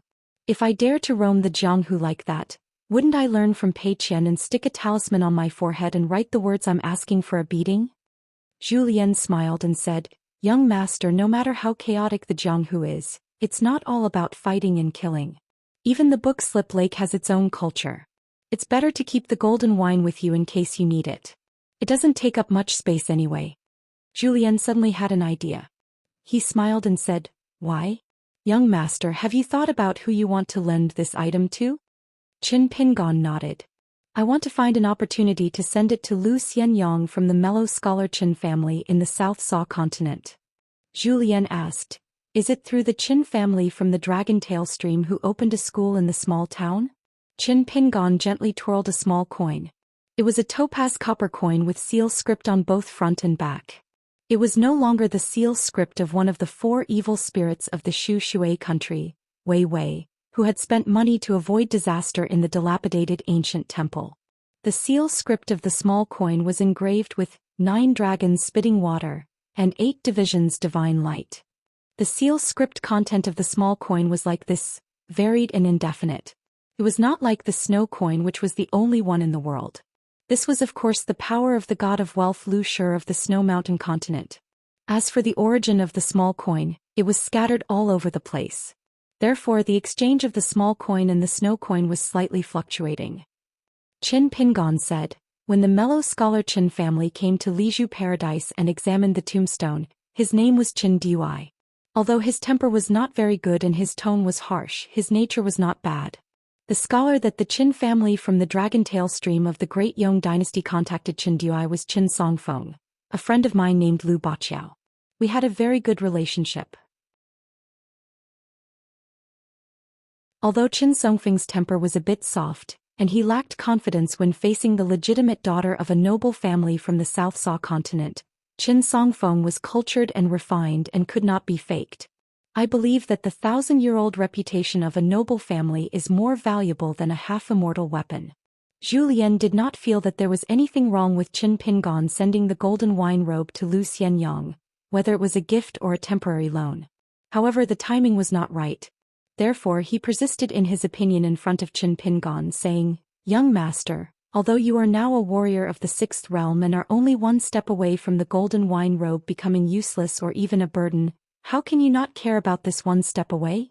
The journey to the North Continent is bound to be filled with both danger and opportunity. To put it bluntly, if you really encounter a powerful sword cultivator with great killing power, even if you wear the golden wine robe and use it as the military do armor, it will still be a good thing to block a few sword strikes. When young master returns to Luapa Mountain next time, whether it is 3 years, 5 years or even 10 years, it will not be too late to send it to Lu Xianyang. After all, as long as you are not a pure warrior, even if you are a cultivator of the pure Jade realm, not to mention the earth immortals of the Jindan and Yuaning realms, you would not dare to say that wearing the golden wine robe is degrading. Qin Pingon nodded and kept the golden wine robe into the flying sword 15 of the Fengtsuan item. Zhou Xian said, Since Cui Dongshan said that there is still half a century for us to operate steadily, and young master also agrees with this point of view, why did you change your mind at the last moment? This is somewhat unlike young master's temperament. Qin Pingon stared at the lamp on the table and suddenly laughed. Zhou Xian, let's drink some wine and talk. Zhou Xian bowed and rubbed his hands. That would be great. Qin Pingon took out 2 pots of precious osmanthus wine and moved the items on the table. He sat opposite Zhou Xian with a desk between them. Qin Pingon then told Zhou Xian about the matter of rebuilding the longevity bridge, the obstacles of the state of mind, the gains and losses, the blessings and misfortunes during the period. He told Zhou Xian everything, no matter how big or small, about the shattering of the natal porcelain when he was young, the tug-of-war with the hierarch Lu Qin, the 300 years he spent with the old Taoist in the lotus flower-blessed land, the hole in his state of mind caused by the Wei Jin dynasty in the Wind Snow Temple and the Flood Dragon Valley. He also talked about his own reasoning, how he was badly battered at the Calligraphy Lake, why he had to shatter the golden body literary courage that had already shown signs of being virtuous, the gentle stinginess outside his heart, the farewells, and the more ghostly cries and wails outside his heart, This was the foundation of a person's Tao and was extremely taboo. It should be known to the heavens, the earth, and himself, and then it should not be known to anyone else. Many immortal Taoist companions on the mountain may not be willing to disclose this matter to each other. However, Qin Pingan spoke so casually that Zhou Xian did not feel restrained. He only listened attentively and occasionally took a sip of wine. Qin Pingan bent down and took out a small clay jar from the drawer. He gently poured out a small pile of broken porcelain pieces. He did not pour it directly on the table but placed it in his palm. Then he gently placed it on the table. These are the natal porcelain pieces that my father personally shattered. After that, my mother died of illness soon after. When I got them back then I was in a daze. I did not think much about how they ended up in my hands. I was just sad. Qin Pingan picked up one of them with 2 fingers. His eyes were dark and gloomy. He said softly, "Before leaving the Lizhu cave, I relied on this to kill Kai Xianxia of Mount Yunxia in the alley. If I had failed, I would not have everything I have today. Everything that happened before and after was actually a gamble. Before I became an apprentice in the dragon kiln, I learned how to survive. After I learned how to make porcelain from old man Yao, at least I did not have to worry about starvation or freezing to death. I began to think about how to survive. I did not expect that I would have to leave the town in the end, so I began to think about how to survive. After I left the blessed land of lotus flowers in the Taoist temple, I turned back and thought about how to live well and what was right." Qin Pingan lowered his head and stared at the texture of the desk under the light. "In my life there were many forks in the road. I took a long detour. But there was a good thing about being ignorant." Qin Pingan raised his head. "That is, when I meet someone I respect from the bottom of my heart, I will know where they stand. I will be very curious as to why they can walk to that place. Then it will be simple. I will identify the general direction and just focus on my work. I will be honest with myself and think more about my parents, Mr. Qi and Liang. If they encounter the same situation, what would they think and what would they do?" After that, I actually kept learning. I wanted to take everything that I thought was good in others and make it my own. I was like a thief. Because I was afraid of being poor. I was too afraid. I wanted to keep all the things that I cherished. It's not that I didn't care about money at all. It's not that I, Qin Pingan, was born to be a child of wealth. It's just that to me I had nothing left. Suffering was too normal. I wasn't afraid at all. Even if I lost Luapa Mountain today and was beaten back to its original state, leaving only the ancestral house in Mud Bottle Alley, I wouldn't be afraid. I stole a lot from all of you and I also learned a lot. Other than you, Zhou Xian, there were also Senior Song from Swordwater Villa, Fan Air from Old Dragon City, Lu Yuzhou from Yuanxian Residence, Chao Ci from Great Wall of Sword Energy, Lu Tai, and even Imperial Tutor Zhong Qiu from Lotus Blossom Blessed Land, Zhou Fei from Chunchao Palace, Gentleman Zhong Kuei from Taiping Mountain, and our mortal enemies Lu Laoqing, Lu Jimao, Zhang Yi from Bookslip Lake, and so on. I've been watching all of you silently. I'm very envious of the most outstanding aspects of all of you." Qin Pingan sighed. "That's why Senior Cui saw the crux of the problem. There's no such thing as taking advantage of others. Regardless of whether one's actions or methods are good or bad, there will be consequences." Qin Pingan covered his sleeves with his hands. Being a person is different from practicing boxing. If you study hard and practice hard, the true meaning of boxing can be acquired. As a person, you take a little here and a little there. It's very easy to form. My state of mind, once my natal porcelain was shattered, it was already scattered. As a result, I've been reduced to a situation where I've been isolated. If I hadn't forcefully separated the primary and the secondary, the problem would have been even bigger. If I hadn't been dreaming and wanted to become a great sword immortal, it would have been fine. I'm a pure martial artist who climbs to the top step by step and doesn't care about these things. However, once I learned from the Qi cultivator, entering the middle 5 states is one hurdle, forming the Aurus core is another hurdle, and becoming the nascent soul is another hurdle. This is not the New Year's Eve of the common people. Every year they will be able to endure it. If you don't mind it, you won't be able to overcome it. Qin Pingan emphasized, "I've never thought that I've been overthinking. I still firmly believe that the victory of a moment is based on strength. This is the road to the top.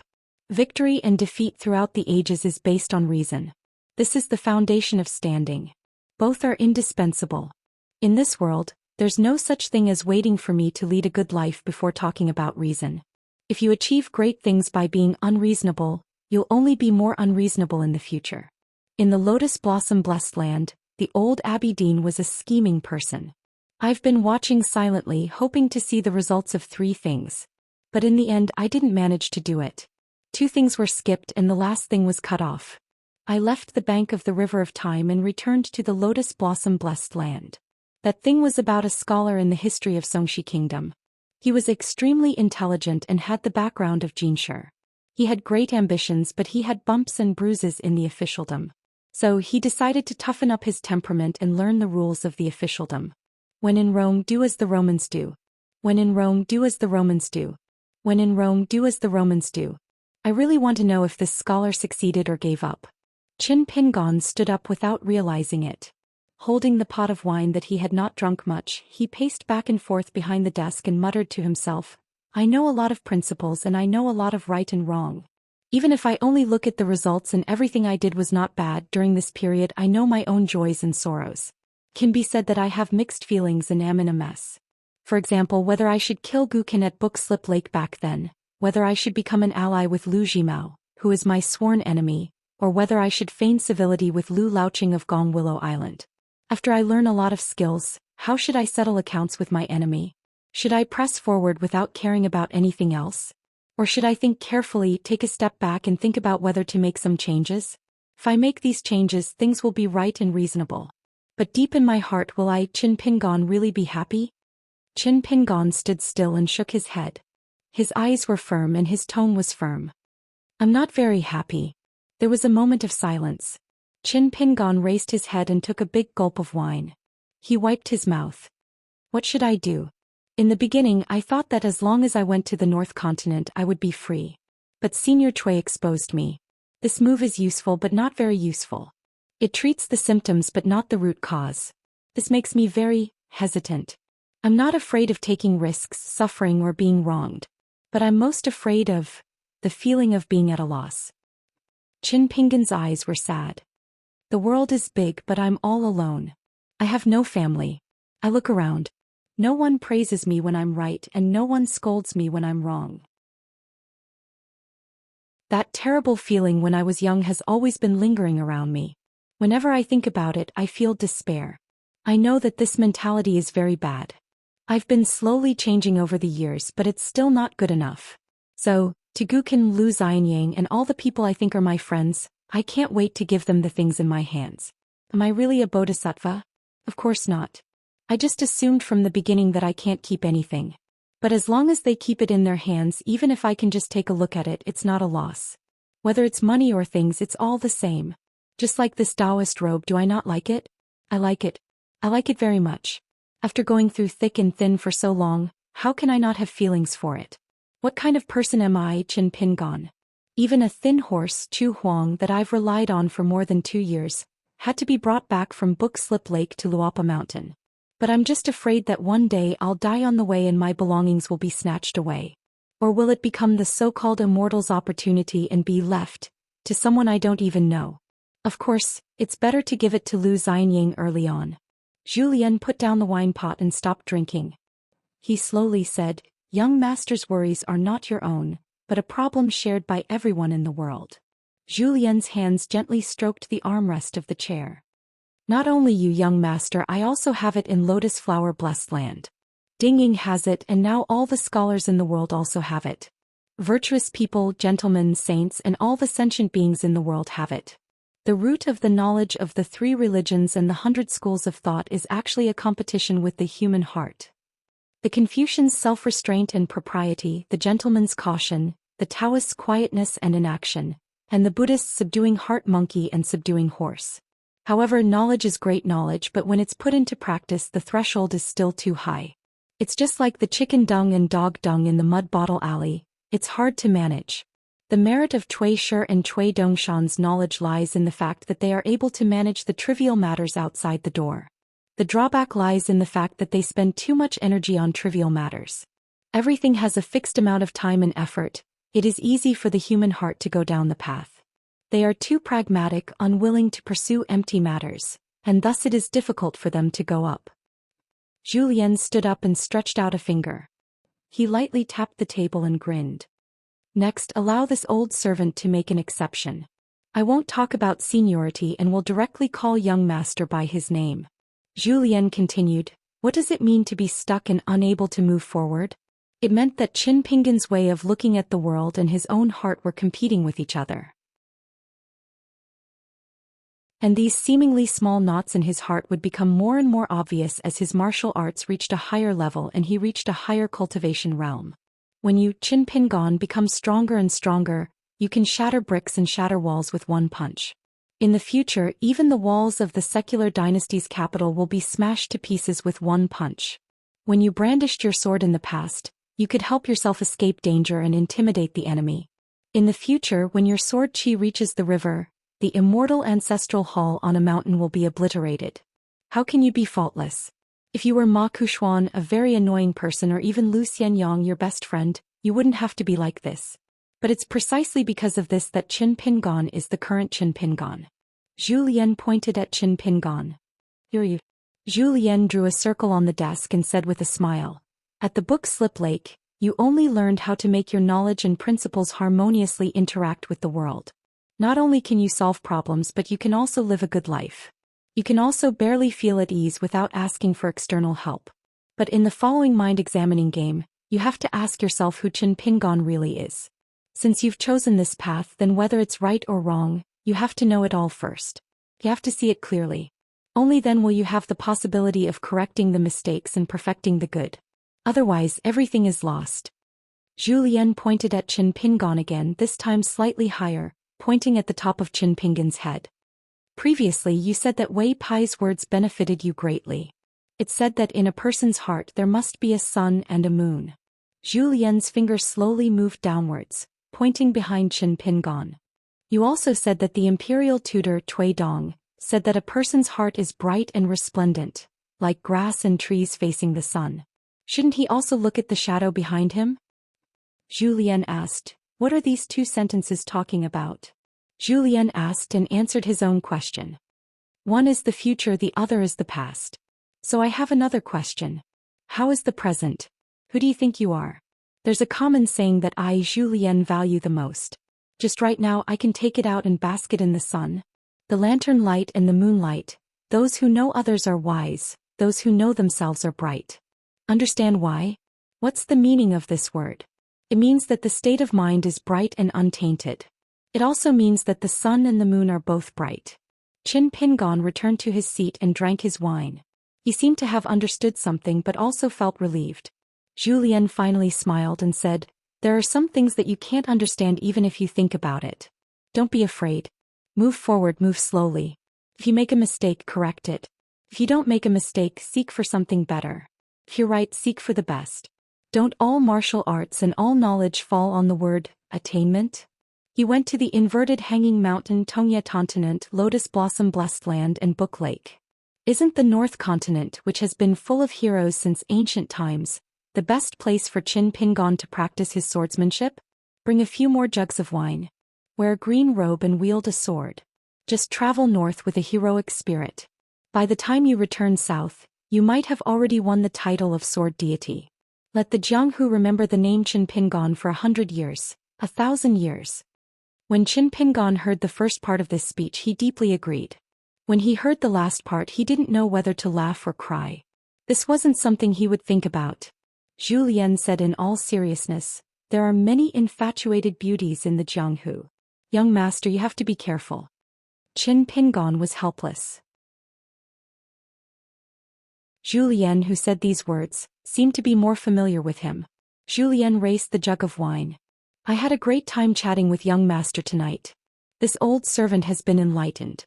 May I be so bold as to finish the wine in the jug before leaving? Zhou Lian was even more familiar with this side of him. Qin Pingan smiled as he raised the jug of wine and finished the osmanthus wine in their respective jugs with Zhou Lian. After Zhou Lian carried the empty jug of wine and closed the door and left, Qin Pingan began to pack his luggage again. The matter of the immortal money was stored in the jade pendant that Zheng Dafeng had given him in Old Dragon City. He had asked for 30 grains of grain rain money from Wei Pai, who helped to manage the money. Under normal circumstances he would definitely not use it. Only when he had the opportunity to refine the three natal items outside of water and earth would he use the money to buy a magical treasure that he liked and was suitable for him. In addition, he would bring 50 grains of small heat money and 1,000 grains of snow money. As a sword immortal, he naturally carried the blade's strengthening gourd with him. He wore the green robe called spring grass. According to Zhou Lian's instructions, he carried the golden wine gourd in case of an emergency. The core condor bracelet given to him by Wu Yi of the Purple Sun Mansion was equivalent to an attack from an earth immortal. It was an offensive magical treasure that was extremely suitable for him. The true body talisman of the day and night wandering god had already damaged its foundation. He heard that Big Brother Li Baoping was currently studying in the North Continent to see if it could be repaired. After that, whether the Li family would take back the talisman or keep it for Qin Pingon would be up to Li Shixing. Although Cui Dongshan had vaguely reminded him to draw a clear line with the Li family of Fortune Street outside of the little treasure bottle, Qin Pingon was still willing to be close to Li Shixing. There were also 3 faces carefully made by Zhou Lian. They were the faces of a young man, and an old man. Although they could not fool Earth Immortal cultivators, they were more than enough to traverse the Jianghu. There was also Li Huai's elder sister, Li Lu, who was liked by both Lin Shui and Dong Xuejing. She should be cultivating in the Lion Peak of the North Continent now. It was time for him to visit this family of 3. Then he would personally explore the route into the sea. This was an exchange with the Taoist sect's master Lu Qin.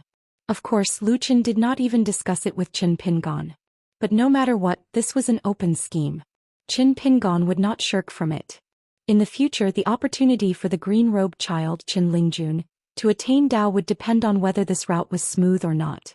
Flood dragons, pythons, fish demons and the like. Traversing the river was never a simple matter. The Eel River demon in the Tongyi continent had its path blocked by the buried river goddess. It was unable to ascend to the Golden Core realm. Of course, there were people and things that he wanted to meet. There were also people that he did not want to meet. For example, He Xiaoyong, the fairy of the Shineo sect. When he thought of this Taoist sect's female champion who was once the most blessed in the Aquarius continent, he felt that compared to Tongyi continent's Yao Jinji, Baihu River's water goddess Xiao Luan, and Zhuchai Island's Lu Zhongruan added together, she gave Qin Pingon a headache. He only hoped that he would not touch her. Qin Pingon roughly finished packing his luggage for this trip to the north. He let out a long sigh. He could not help but think of the serious Zhou Lian. His elegance was unparalleled. It was unimaginable that the young Zhou Lian was a banished deity in the lotus flower-blessed land. Zhou Lian wandered over to the house and found that his silly daughter, Sun Yuanji, was still practicing her fists. It was just that her fists were unstable. She was forcing herself to hold on. She was clumsy and was not likable. With a tap of his toes, he leaped over the wall and landed in the courtyard. He said, "Going too far is as bad as not going far enough. When you practice boxing, you only know how to release and not retract. This is very troublesome. Practicing boxing is like cultivating the mind. It's good to be willing to endure hardships, but if you don't know how to control the intensity and propriety, the more you practice, the more you'll die. You'll train until you're stupid. How can you let your fists grow?" His words were not very polite. It was similar to how Qin Pingon told Sun Yuanji that her fists were not good. It was one thing for Sun Yuanji to be with the young master of Luopa Mountain, but it was another thing for old immortal Zhu. She was convinced and immediately began to admit her mistakes. Zhou Lian nodded. "Anyway, it is good that you can endure hardships by yourself. But since you are a registered disciple of Luopa Mountain, you must think highly of yourself. You might as well go to the top of Luopa Mountain to practice your fists from time to time. Look at the magnificent scenery around you. Keep telling yourself who said that a woman's heart can't hold the beautiful mountains and rivers. Who said that a woman can't reach the top of martial arts and overlook the heroes of Jianghu." Sun Yuanji's mind swayed and tears filled her eyes. After all, she was a girl from the Nian family. On Luopa Mountain, it was no wonder that she respected old immortal Zhu the most. He not only saved her from the fire and water, but also gave her such a martial arts future. After that, he treated her like a kind elder. How could Sun Yuanji not be moved? She wiped her tears and said in a trembling voice, "I will remember every word Senior said." Zhou Lian reminded her and was about to leave. Sun Yuanji hesitated for a moment and couldn't help but ask, "Senior, Why do you have to endure humiliation in Luapa Mountain? Zhou Xian smiled and said, how can I endure humiliation? Xianxia was shy and embarrassed to say those words. It was not that she was too afraid of the young mountain master, but she was afraid that her words would hurt old immortal Zhu's face. Zhou Xian pointed at Xianxia. Fortune favors fools. Just like this it's good. You don't need to change it. Well, it's best not to change it. Keep it, the longer the better. Our Luapa Mountain should have someone like you. Xianxia smiled slightly. Old immortal Zhu didn't say a few words to her. Even if he beat and scolded her, it would be with good intentions. Xianxia asked, Senior, are you used to living here? Zhou Xian nodded and said, savages are used to living in the mountains. I am a lazy person. I am used to it. I can't be more comfortable. Xianxia praised sincerely, Senior is really a free cloud and a wild crane. Zhou Xian rubbed his chin. The feng shui of Luapa Mountain is a bit strange. Zhou Xian didn't jump over the wall this time. He opened the door and left. Xianxia locked the door and gently clenched her fist, murmuring, Xianxia, I must live up to old immortal Zhu's expectations. Practicing martial arts is tough. I have to be diligent and flexible. Zhou Xian didn't return to the house directly. Instead he went to the peak of Luapa Mountain and sat on the steps. He shook the empty wine pot and remembered that there was no more wine. No matter, he just had to wait for the sunrise. Zhou Xian suddenly looked over and saw an unexpected person. It was the barefoot old man who rarely left the bamboo house, Tuiqing. Zhou Xian stood up and greeted him with a smile. Tuiqing slowly climbed up and gestured for Zhou Xian to sit down. Zhou Xian plopped down. Tuiqing and Zhou Xian sat side by side. He had brought 2 pots of wine with him and threw one to Zhou Xian. Zhou Xian opened the mud seal and drank a mouthful. He smiled and said, if young master knew that you secretly dug out 2 pots of wine, he wouldn't dare to blame you. Instead he would scold me for stealing. Tuiqing said expressionlessly, if Qin Pingon didn't like someone, he wouldn't even say a word. Zhou Xian nodded. That's true. Tuiqing looked into the distance and asked casually, Zhou Xian, since you don't have the lotus flower blessed land's heavenly Tao bottleneck, why do you still deliberately walk so slowly? Zhou Xian put down the 2 pots of wine, one on the left and one on the right. He leaned back and rested his elbows on the ground. Languid, he said, living like this is the most comfortable. Tuiqing asked again, Qin Pingon isn't bad, but is he worthy of your treatment? Zhou Xian was still frivolous in the face of a peak 10th level martial artist's question. I'm willing. I'm happy. Tuiqing wasn't angry. He would just give him a few more punches when he returned to the bamboo house. Tuiqing smiled. You've always been showing your face to others? Even hiding it from your young master? Zhou Xian chuckled. In my hometown I relied on my face to make a living. I've eaten too much. Let's forget about it now. I'm old and have to admit that I'm old. It's not good to let the young ladies worry about me. Tuiqing shook his head and left. There was really nothing to talk about with this kind of guy. If it wasn't for Zhou Lian's words on the first floor of the bamboo house, Tuiqing wouldn't have made this trip to deliver this pot of wine. After Tuiqing left, Zhou Lian simply leaned back and rested his head on his hands. He closed his eyes to rest. When the sun was about to rise, Zhou Lian slowly sat up.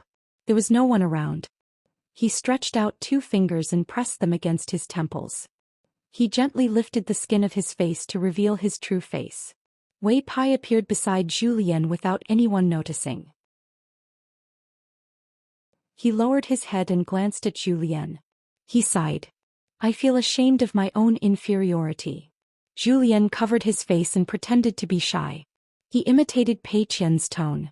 I'm so embarrassed. Wei Pai also left after holding it in for a long time. He only said, disgusting. Zhou Lian laughed heartily and stood up. He straightened his back and put his hands behind his back. The sun rose from the eastern sea, illuminating Zhou Lian with radiance. He looked like an immortal among immortals. Zhou Lian quickly covered his face again. After carefully combing it, he carried 2 pots of wine and walked down the mountain. Xianxia was practicing her boxing while climbing the mountain. When she saw the stooped old senior, she almost broke her fist in tent and stopped to greet him. But when she thought of their heart-to-heart talk last night, Xianxia forced herself to take a deep breath. She maintained her fist intent and continued to punch. Zhou Lian nodded and brushed past her. Sun Yuanji didn't stop until she reached the top. She turned around and saw a thin figure as small as a grain of rice. The girl thought that when a man like old immortal Zhu was young, even if he wasn't handsome enough, he must have been liked by many girls. When Zhu Lian arrived at Pei Qian and Chen Rush's house, the girl in pink was already busy. Pei Qian must still be sleeping in. In her words, the best friend in the world is the bedding at night. The most difficult opponent in the world is the bedding in the morning. Fortunately, she was clear about gratitude and hatred. After Zhu Lian greeted Chen Rushu with a smile, he knocked on the door. Pei Qian woke up in a daze and asked, "Who is it?" Zhu Lian smiled and said, "Young master has already left Luopa Mountain." Pei Qian's heart tightened and he suddenly said angrily, "Old Chef Zhu, master will leave by tomorrow's cross-continent ferry. Who are you trying to fool?" Zhu Lian said, "Then you can continue to sleep." Pei Qian sat on the bed in a daze and then scolded, "Old Chef Zhu, don't run. If you have the ability, you can fight me with both hands and legs. You can't even blink. Eat my crazy sword technique." "I don't have the ability." Zhu Lian left. Pei Qian didn't know whether to sleep or not. He could only roll around on the bed and hit the bedding with all his strength. On this day, Qin Pingon left Luopa Mountain at noon. He took Pei Qian with him and chatted with Zheng Dafeng at the mountain gate for a while. In the end, Zheng Dafeng disliked this pair of master and disciple and drove them away. Now that the construction of the mountain gate was about to be finished, Zheng Dafeng was very busy, which made Pei Qian very angry. After that, Qin Pingon took Pei Qian to the small town. First they went to his parents' graves. Then that night they stayed at the ancestral house in Mud Bottle Alley as if they were keeping vigil. After dawn he didn't let Pei Qian follow him and went directly to the Immortal Ferry in Oxhorn Mountain. Wei Pai followed him and boarded the cross-continent ferry at Skeleton Beach. He told Pei Qian in his heart, "There may be someone who wants to see you on the way. In Dali you are considered to have a very honorable status." Qin Pingon understood in his heart, but he was still a little suspicious. He looked at Wei Pai and the latter nodded gently. Qin Pingon smiled and said, "Don't worry, I can handle it." Wei Pai said, "Of course I'm not worried. After all, it's the territory of Beiyue." After Wei Pai's figure disappeared, Qin Pingon ignored the complicated eyes around him and went to the cabin on the top floor. Qin Pingon went to the room and came to the railing of the observation deck. The ferry rose slowly. Qin Pingon was wearing a green robe, carrying a sword fairy on his back and a blade cultivating gourd on his waist. He looked down at the land, mountains and rivers of the former territory of the Black Pearl Cave. Everything was in his eyes. He was going to be thousands of miles away from home again. On a cliff surrounded by clouds from top to bottom, there were 4 big words, Tian Kai Shen Xiu. A woman in green with a ponytail and a little charcoal sat on the first horizontal line of the word, Tian, side by side. Pei Qian shook his legs that were hanging outside the cliff and said with a smile, "Sister Xiu, these 2 bags of fried dough twists are delicious, right? They are crisp and crispy. Master bought them in a very, very far place." Wan Xiu also smiled and nodded, "Delicious. First set a small goal such as 1 second. Remember, book guest house."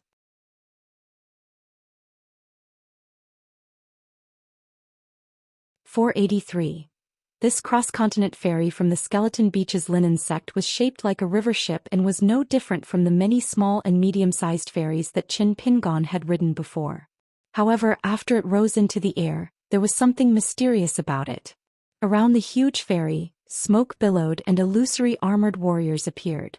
They were like movers pulling the boat, rushing through the sea of clouds in the void. The speed of the ferry was as fast as lightning, far surpassing the Dage Mountain Ferry of the North Continent Celestial Sect. Qin Pingon had already taken the sword deity and blade strengthening gourd and placed them on the table. When he was practicing in the house, he would take out a few bamboo slips and go to the viewing platform to enjoy the scenery. He would often rub them. The yellowing bamboo slip in his hand was engraved with the words, "Clear when nothing happens, cut when something happens." Qin Pingon was very familiar with the words, "Clear when nothing happens, cut when something happens." Although Cui Dongshan gave him a jade bamboo folding fan before he left, Qin Pingon always felt that the folding fan was wronged when he thought of the famous scholar lying on the rattan chair and waving the fan. He could not imagine how awkward it would be if he waved the fan. After the ferry flew out of the territory of Lizhu Blessed Land, it would temporarily dock at the ferry of Changchun Palace in the north of Dali's capital. Changchun Palace was the first-class immortals' cave in Dali. The cultivators there were all women. After the lady in the palace lost her power, she cultivated there. At that time, the imperial court in Dali thought that the lady who was far away from the central government would not be able to climb back up. Unexpectedly, she was the biggest winner in the end. She gave birth to 2 sons. One was supported by the imperial tutor Tui Dong, and became the new emperor of Dali. The other one was closer to the vassal king Song Jianqiang, and was about to be conferred the title of king in Laolong City. After the death of the former emperor, she was clearly imprisoned. It was as if she did not do anything and things had already turned out the best. It was no wonder that the people liked to say that good people would be rewarded, but they often did not believe it in their hearts. Qin Pingan was different from Gu Qian and Pei Qian. He did not record everything on paper. If there was too much, he would not remember it well. When Qin Pingan first went out for a long trip, the Lady of Dali had a strong desire to kill. She directly sent a group of Dali's top assassins to tail him. If it was not for Alliance, 100 Qin Pingan would have been dead. Of course, that woman had her reasons. Her son Song Jisun had suffered greatly at the hands of Qin Pingan. He was almost strangled to death by a kiln worker's apprentice in the rain in Clay Bottle Alley. After passing through the Lotus Flower Blessed Land and the Book Slip Lake, Qin Pingan could already roughly sort out the lady's thoughts. Obviously, when the Lady of Dali was at the peak of her power, she began to plot to raise her son, Song He, who was by her side in the capital, and to rope in the civil and military officials. As for Song Jisun, who thrived for the good fortune of the Song clan, he fought for opportunities in Lizhu Cave and earned as much as he could for the clan. If Song Jisun died, she would probably cry bitterly. However, he died young, not long after he was born. Song Mu, whose name had long been erased from the genealogy of the Song clan, died. It was just another death. However, at least half of Song Jisun's credit was due to her, his mother. Her credit was naturally the credit of her other son, Song He. These inside stories were not known to the pillars of the country and the important officials of Dali. But it did not matter. The late emperor acknowledged it, Tui Dong acknowledged it, and Song Jianqiang acknowledged it. That was enough. It was even better that Song Jisun left Lizhu Cave alive. Of course, the premise was that this Song Mu, whose name had been restored to the genealogy, was not greedy.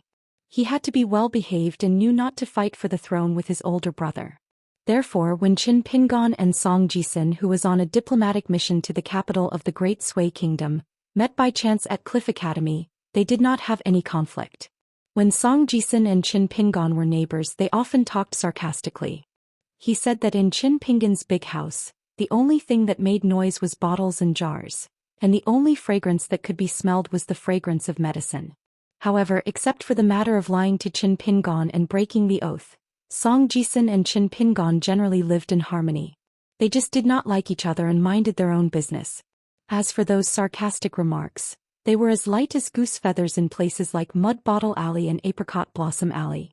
Whoever cared about them would suffer losses. In fact, Song Jisun had suffered a lot because of the trivial remarks of these women in the marketplace.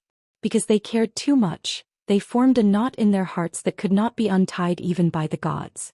When the ferry approached the capital of Dali, Qin Pingan sat on the railing of the observation deck. He looked up at the sky and drank silently. When he was young, Qin Pingan was most afraid of illness. After he familiarized himself with the mountain to collect herbs, he later became an apprentice of a kiln worker and learned how to make porcelain from old Yao, who looked down on him. Qin Pingan was the most vigilant about his health. Whenever there were signs of illness, he would go up the mountain to collect herbs and boil them. Lu Xianyang used to joke that Qin Pingan was the most delicate person in the world. He really thought that he was the daughter of a rich family in Fulu Street. It wasn't just the young Qin Pingan. He had watched his mother fall sick in bed. Her treatment was ineffective and she was as thin as a match. In the end, she passed away on a snowy day. Qin Pingan was very afraid that once he died, there would be no one in the world who would miss his parents. Back then, his mother always said that illness would not hurt, but she was often sleepy, so little Pingan was not afraid and did not have to worry. At first, the young child really believed it, but later he knew that it was not like that at all. His mother gritted her teeth and endured it because she wanted him to think less and do less. Most of the old bedding had been torn to shreds in the corners. In a rich family they did not have to worry about food and clothing. It was said that children who remembered things early would have great prospects. In a poor family, children who matured early could not do anything but suffer early. In the mud bottle alley back then, no one would care about a young child who stepped on a stool to cook. He was choked by smoke until his face was full of tears, but he still had a smile on his face. What was he thinking? Would a child who ran alone in the immortal's tomb to pray for blessings be afraid of the dark? Would he be afraid of the ghostly rumors in the streets? When he knelt on the ground and kowtowed to the immortals and bodhisattvas, he said that he owed them incense and that he would make up for it when he grew up. Was that considered sincere? No one would remember the door of a house back then. Inside the house, a woman endured the pain and clenched her teeth. There were still faint sounds that seeped out of the gaps between her teeth and out of the bedding. Outside the door, the child with a pale face did not know what to do. He squatted on the ground and covered his ears with both hands. He did not dare to cry out, afraid that his mother would know that he knew. Not all relatives in the world could share sorrow and joy. It was not necessarily a good thing to come too early. Before he left, Pei Qian was in a daze when he was keeping watch at the ancestral house. He was dozing off when his head fell down. He woke up abruptly and found that his master was secretly crying. Pei Qian did not speak and looked at his master silently. He vaguely saw a young figure squatting in the corner facing the medicine jar. His master, who was still a child, was afraid of growing up, afraid of tomorrow. He even seemed to want to turn back time and return to the good times when his family was reunited. In the end, Qin Pingon gently came back to his senses. He rubbed Pei Qian's head and said softly, "Master is fine. It's just a pity that his mother did not live to see this day. You don't know, but Master's mother is very beautiful when she smiles." Back then, all the neighbors in Clay Bottle Alley and Apricot Blossom Alley, no matter how sharp and mean you usually were, all of them said that my father was lucky to be able to marry such a good woman like my mother. In the latter half of that night, Pei Qian put his head on his master's lap and slowly fell asleep. After dawn, Qin Pingon left his hometown again. He traveled thousands of miles. Behind him was his hometown, not his hometown. He must go back. After Qin Pingon left, Luopa Mountain was more or less lively.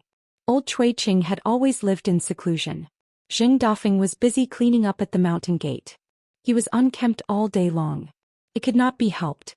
This guy liked to help the craftsmen. The craftsmen did not find it strange. Even Luopa Mountain's mountain lord Qin, who was said to have a very strong background, could be said to have a very good future. Some of the rumors were so vivid that people were too lazy to be jealous. There was only envy and admiration. For a dragon kiln apprentice from Clay Bottle Alley to be able to survive until today, no matter how lucky he was, his ability was definitely not small. But this hunchbacked man surnamed Zheng, who was a gatekeeper, was not much better than these lowly coolies. So when they got along, they were not restrained. They jested and joked with each other. Their words were unrestrained. It was very harmonious. Xing Dafeng's words were especially vulgar. It was more roundabout than the vulgar words of ordinary men, but it was not scholarly and sour. So both sides drank wine and ate big bowls of meat at the table. Once someone realized what was going on, they would really want to slap the table in praise and give the Dafeng brothers a thumbs up. Qin Rushu was still busy cleaning the various houses. In fact, he cleaned every day.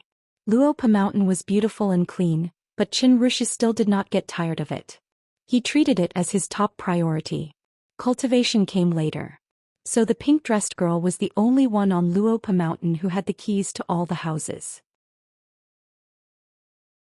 Qin Pingon did not, and neither did Zhu Lian. Qin Lingjun was still unruly and wandered around. Last time at the night banquet he was in the limelight, so he gained a few more Jianghu friends.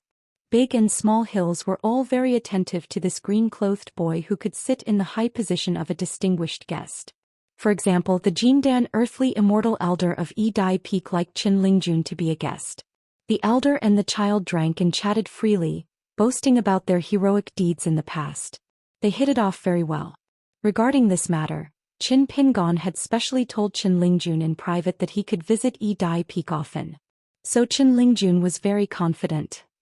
After Pei Qian gave Sister Xiaoxiao 2 bags of fried dough twists, He remembered his master's instructions and accompanied Qin Lingjun to Yi Peak, bringing the Green Plum Temple fairy Zhou Xian down the mountain.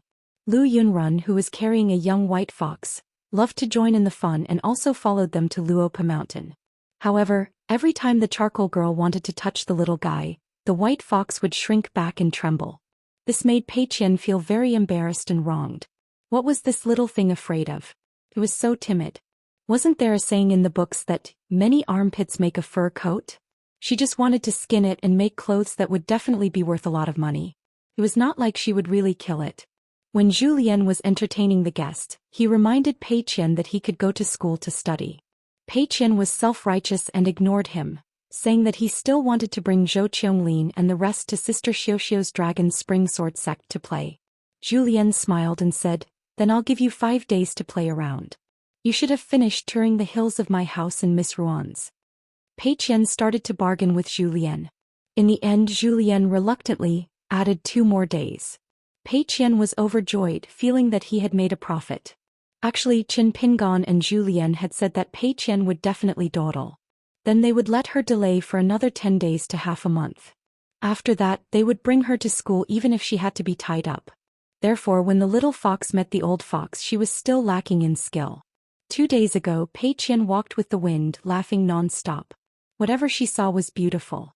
She held a walking stick and led the way for Zhou Xian and Lu Yunrun. She was familiar with the mountains in the west. Earlier, when she chased the dog, all the sweat was not for nothing. On the side of the Dragon Spring Sword sect, not to mention the Green Plum Temple fairy who was born with an exquisite mind, even the fearless Lu Yunrun was very reserved. Especially when they saw the girl in green, the only daughter of the legendary Saint Wan Jiao. One was more honest than the other. Pei Qian almost held her stomach and laughed. She could only keep a straight face. Wan Xiao only glanced at the 2 unfamiliar girls and smiled at Pei Qian. Pei Qian jogged all the way over. Wan Xiao naturally bent down. Pei Qian stood on tiptoe and whispered in Sister Xiaoxiao's ear, "Master doesn't like them very much and doesn't want them to go to Luopa Mountain as guests. However, Master has a good impression of a young cultivator called Song Yuan, so he let me, the first disciple of the sect, lead them to Sister Xiaoxiao's place for a stroll." Wan Xiao smiled. Zhou Qian and Lu Yunrun were flattered that he actually stopped forging and personally led the way. Zhou Qian and Lu Yunrun were especially flattered, especially Zhou Qian. She felt that just this blessing that seemed to have fallen from the sky was enough for her to win countless benefits, both real and fake, when she returned to the Green Plum Temple at Nantang Lake. However, when he thought about how this kind woman who always had a smile on her face was the only daughter of the Great Li dynasty's chief consecrated saint, he felt that he had to be more reserved when he returned to the Green Plum Temple and not turn a blessing into a disaster. Lu Yunrun was even more naive. She had an Earth Immortal Patriarch as her grandfather and knew more about the inside story of Dragon Pearl Paradise. Therefore, she sincerely admired this fairy Ruan who had a high status, many stories and a particularly good temper. Even Dong Gu, who was now an Earth Immortal known by everyone in the Dali dynasty, could do nothing about it. The only one who dared to talk about senior sister Ruan was their master, but it was useless. During this period of time, Pei Qian played crazily for 3 days, living the life of an immortal. On the 4th day, little Charcoal began to worry. On the 5th day, he was already sickly. On the 6th day, he felt as if the world was falling apart. On the last day, on the way back from Yi Peak, he began to droop his head and drag his walking stick. It was rare for Zheng Dafeng to take the initiative to greet her. Pei Qian only responded with a grunt and climbed the mountain silently. The next day, Pei Qian took the initiative to look for old Chef Zhu early in the morning. She said that she could go down the mountain by herself and wouldn't get lost. Julian agreed. In order to show her sincerity, Pei Qian dashed down the mountain. However, when she was slightly away from the boundary of Luopa Mountain, she began to swagger and leisurely. She went to the stream to see if there were any fish, climbed up a tree to admire the scenery. When she reached the small town, she wasn't in a hurry to go to Riding Dragon Alley. Instead, she went to the bank of Dragon Whisker River to pick up stones and play with water. When she was tired, she sat on the big green rock cliff and ate melon seeds. Only when the curtain of night fell did she happily go to Riding Dragon Alley. In the end, when she saw Zhu Lian sitting on a small stool at the entrance, She felt as if she had been struck by lightning. Pei Qian immediately pretended to be limping. She leaned on the walking stick and said with a bitter face, "Old Chef Zhu, when I was going down the mountain, I ran too fast halfway and fell flat on my face. I only just arrived." Zhou Xian said, it's okay. Recuperating is more important. I'll write a letter to your master later and say that you hurt your leg and foot. Don't go to school for the time being." Pei Qian frowned and sat on the doorstep. Inside the shop, Shi Rou was sitting behind the counter. He was very annoying. Pei Qian said gloomily, "I'll go to school tomorrow. Not to mention the wind and rain, even if it's a knife falling from the sky, it won't be able to stop me." Zhou Xian asked with a smile, "Then do you want me to send you to school or do you want your sister Shi Rou to send you?" Pei Qian thought for a moment and squeezed out a smile. "Let Sister Shi Rou do it." "Old Chef Zhu, you have a lot of things to do on the mountain." Unexpectedly, Shi Rou had already said softly, "I won't go. Let him send you to school." Pei Qian rolled her eyes. "This unloyal guy, don't even think about eating my melon seeds in the future." Shi Rou sighed softly. It wasn't that she was too lazy to take this route, but that she was a little afraid. Shi Rou was indeed not very willing to go to the school of the Qin family in the Dragontail Commandery. Even when she walked into the Cliff Academy of the Great Sui Kingdom with fear and trepidation, Shi Rou was actually very repulsed by this kind of place where sages and scholars gave lectures. It was not only the reverence of a ghost, but also a kind of inferiority. But in fact, in this matter, Qin Pingon had the best impression of Shi Rou. Shi Rou couldn't help but feel proud of wearing an immortal's shed skin. So when she was in the academy, she felt that the children like Li Baoping and Li Huai, as well as the young boys and girls like Yu Luxi, didn't know what was important. Looking at those children, Shi Rou's gaze was condescending. Of course, after that, Shi Rou suffered a lot at Cui Dongshan's place. But putting aside the matter of vision, Shi Rou's state of mind and her reverence for the place of books were very precious. Sun Yuanji was the same. She also had her own merits that she didn't realize. After ascending the mountain, she knew that the old immortal Zhu in her heart was just an old servant of the young hill master Qin Pingon. At most, he was a steward in a noble mansion. But from beginning to end, Sun Yuanji's gratitude towards Zhu Lian did not decrease at all. Instead, she would always stand up for the old man. Qin Pingon hoped that Pei Qian would discover the value of kindness that was easy to overlook. He wanted Pei Qian to discover the good in others. Qin Pingon didn't force Pei Qian to do this, but he had to know. Qin Pingon almost never left half a grain of rice when eating. But whether it was Pei Qian, Jing Dafeng or Zhu Lian, they were not particular about this. If there was too much rice, there would be too many dishes on the table and they couldn't eat anymore, then there would be leftovers. Qin Pingon wouldn't deliberately say anything. In fact, deep in his heart he didn't think that they had to change. This was a small matter. This wasn't a small matter. This was also something that Qin Pingon himself didn't think was valuable. Back then, Gu Kan and Lu Xianyang might have felt comfortable interacting with Qin Pingon, even if they knew that Qin Pingon was an extremely rigid and stubborn person. But in the eyes of Zhu Lian and Jing Dafeng, these seniors, they saw it clearly. They just didn't say it. It was just like how Qin Pingon made important decisions. Even if in the eyes of others, it was clear that he was the one giving and showing kindness, he still had to ask Sui Yiyu, Shi Rou and Pei Qian first. This kind of calmness wasn't something that was taught in books. It wasn't even something that Qin Pingon had deliberately learned. It was something that came out of his family's traditions as well as the bitter days when he was like a medicine jar. It was something that had been slowly worked out. In the end, it was still Zhu Lian who accompanied Pei Qian to school. Early in the morning, Pei Qian crossed his arms over his chest and stared blankly at the table full of his most beloved belongings. Other than the small bamboo box that he was carrying on his back, he couldn't bring the mountain walking stick, the yellow paper talisman, the bamboo knife, and the bamboo sword on the table. He really went to a hammered school, studied a hammered book, and met a hammered teacher. Pei Qian sighed heavily. She stood up and opened the door. She raised her head. It wasn't until this moment that she felt somewhat enlightened. She finally understood the essence of the sage's saying, "Even if there are millions of people, I will go forward." But she secretly hid a bag of melon seeds. Of course, she didn't dare to do so when the teachers were teaching. Once the school ran to Luopa Mountain to complain, Pei Qian knew that she was in the wrong. In the end, her teacher wouldn't help her. But when she was free, she couldn't be treated unfairly, right? She couldn't find a place where no one was around to eat melon seeds. Pei Qian didn't say anything along the way. As she walked through the streets, she saw a big white goose. Pei Qian didn't do anything, but the white goose began to run away. Pei Qian's mood finally improved. She was about to leave Jianghu, but there were still some difficult existences who knew her strength. Zhou Xian sent Pei Qian to the school gate and said, "Quarrel more, fight less." Pei Qian rolled her eyes and said, "Why are you quarreling? I'll just be a little mute." Zhou Xian waved his hand. Pei Qian was a little uncomfortable. Her legs didn't listen to her. How about she continued to study tomorrow? It was just one day later. It didn't matter.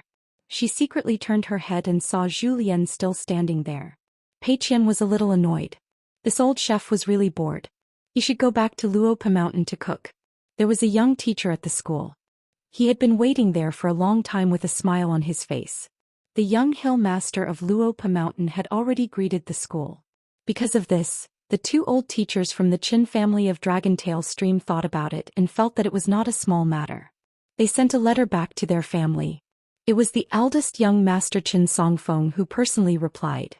He asked the school to treat them with courtesy. They didn't have to treat them as if they were facing a great enemy, and they didn't have to deliberately curry favor with them. There were rules, but some things could be handled with discretion. Pei Qian was actually not afraid of strangers. Otherwise, how could she, a little kid in the early years, deceive several experienced arresters in Hure Town on the border of the Great Spring Dynasty? They didn't dare to say a word and respectfully sent her back to the inn.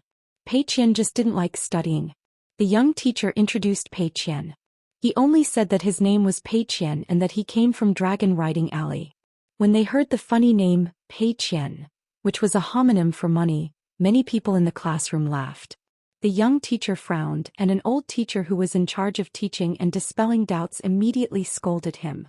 The whole classroom was silent. Pei Qian didn't care. She quickly glanced at them from the corner of her eyes and remembered their faces clearly. She thought, "Don't fall into my hands." Pei Qian walked to an empty seat, took the bamboo box and put it next to the desk. She began to pretend to listen to the class. Pei Qian endured 2 classes and was sleepy. It was really difficult for her to endure. After class, she took an opportunity to tiptoe to the side door instead of the main entrance of the school. She saw Zhou Xian sitting on the side of the road and eating melon seeds. Pei Qian squeezed out a smile and deliberately looked left and right. She asked, "Old Chef Zhu, what are you doing?" Zhou Xian was eating melon seeds and smiled. "Waiting for rabbits." Pei Qian laughed and said, "It's not a deep mountain or an old forest. There's no little brother here." Pei Qian turned and left. This old Chef Zhu was haunting her. She couldn't help it. It seemed that she shouldn't skip class today. In the next few days, whenever Pei Qian wanted to escape, she would see Zhou Xian. In the end, she could only resign herself to fate. At the school, although Pei Qian wasn't young anymore, he looked like a child in his teens. Therefore, her current classmates were also much younger than her in terms of actual age. Pei Qian began to get used to the life of studying in the school. When the teacher taught, she listened attentively. After class, she crossed her arms over her chest and closed her eyes to rest. She didn't pay attention to anyone. Everyone was silly. She didn't feel any sense of accomplishment in deceiving them. Today, Pei Qian began to daydream in class again. She suddenly turned her head and looked. A moment later, a young man wearing a scholar's robe came. He was accompanied by several old teachers who were in charge of things. They didn't stop, but Pei Qian found that this guy glanced at her. That evening, Pei Qian refused the invitation of 2 little girls. Alone, she carried the small bamboo box and ran back to Dragon Riding Alley. She found that Zhou Xian had run from Luopa Mountain to the backyard of the shop. Not only that, the young man she saw at the school was also there. He was sitting there talking and laughing with old Chef Zhu. Pei Qian carried the small bamboo box and bowed. "Hello, teacher." She couldn't help it. Her master was very polite in Jianghu. As the first disciple, she couldn't let others mistakenly think that her master didn't know how to teach disciples. The young scholar smiled and said, "You must be Pei Qian. Are you used to studying at the school?" Pei Qian pecked at the rice. Her eyes were sincere. She said loudly, "Very good. You're very knowledgeable. You should go to the school to be a gentleman. Classmates study hard. In the future you will all be scholars." Ro held back her laughter at the counter. Zhou Xian didn't expose this fence-sitter's special skill. The young scholar seemed to be a little uncomfortable. This flattery was a bit too much. It made it difficult for the grandson of Dragontail Stream Qin to respond. But the child should be sincere, right? He couldn't ignore the little girl's good intentions. Qin Songfeng, who came from afar, could only smile and nod at her. Pei Qian bowed again and then ran into her room. She gently closed the door and began to copy books. Pei Qian was the most serious about this matter outside of the school. After copying the books, Pei Qian found that the guest had left. Zhou Xian was still sitting in the yard holding a lot of things in his arms. Pei Qian held the mountain staff and practiced the crazy demon swordsmanship. After standing still, she asked, "What's the matter?" Zhou Xian said, "Something good." Pei Qian blinked. "What? You're here to give me money?" Zhou Xian smiled and said, "Oh, your mouth must have been blessed. You really hit the nail on the head." Pei Qian asked, "Can I get a share?" "It's not for you." Zhou Xian held the 3 boxes in his arms. He raised one of his sleeves and shook it. He shook his head and said, "It's your master's friend Lu Xianyang who is studying in the Hassa continent. He asked someone to send a letter and 3 things to our Luopa mountain. The letter said that one of the things he sent was a book for young master. There was a touch of flipping book style hidden in the book. Then he sent a magic treasure bamboo fan made of divine cloud bamboo to Guken from the Mud Bottle Alley. He said that Guken was timid since she was a child, so the fan could defeat all the ghosts and monsters in the world. As for the last thing, when Lu Xianyang heard that you have your own mountain, he gave you a very high-quality cuttlefish to keep and raise." Pei Qian was all smiles as he gave Lu Xianyang a thumbs up. "This Lu Xianyang is really smart. He deserves to be my master's best friend. He is generous and generous."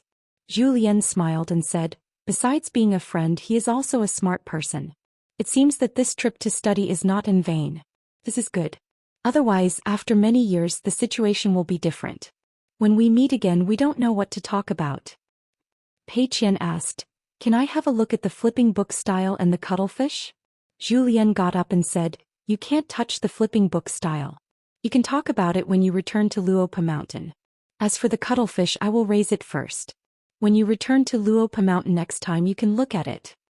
Pei Qian suddenly asked, "Did our family pay for it or did Lu Xianyang pay for it?" Zhou Xian smiled and said, "The letter directly said that you should pay for it. He said that now that you are the lord of the land, don't worry about this little money. If you really want to, just bear with it." Pei Qian said angrily, "It's easy for you to say. Hurry up and return the cuttlefish. Sister Ro and I are guarding 2 shops in Dragon Riding Alley. We only earn 12 taels of silver a month." Zhou Xian squinted and said, "If you have the ability, why don't you talk to your master yourself?"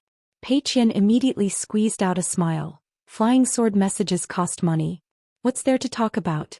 This Lu Xianyang, my master may not be able to talk to him. I will talk to him later."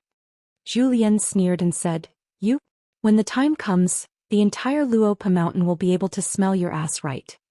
Pei Qian sat on the steps and did not make a sound. Zhou Xian did not care about her. Children were all like this. Happy for a day, sad for a day.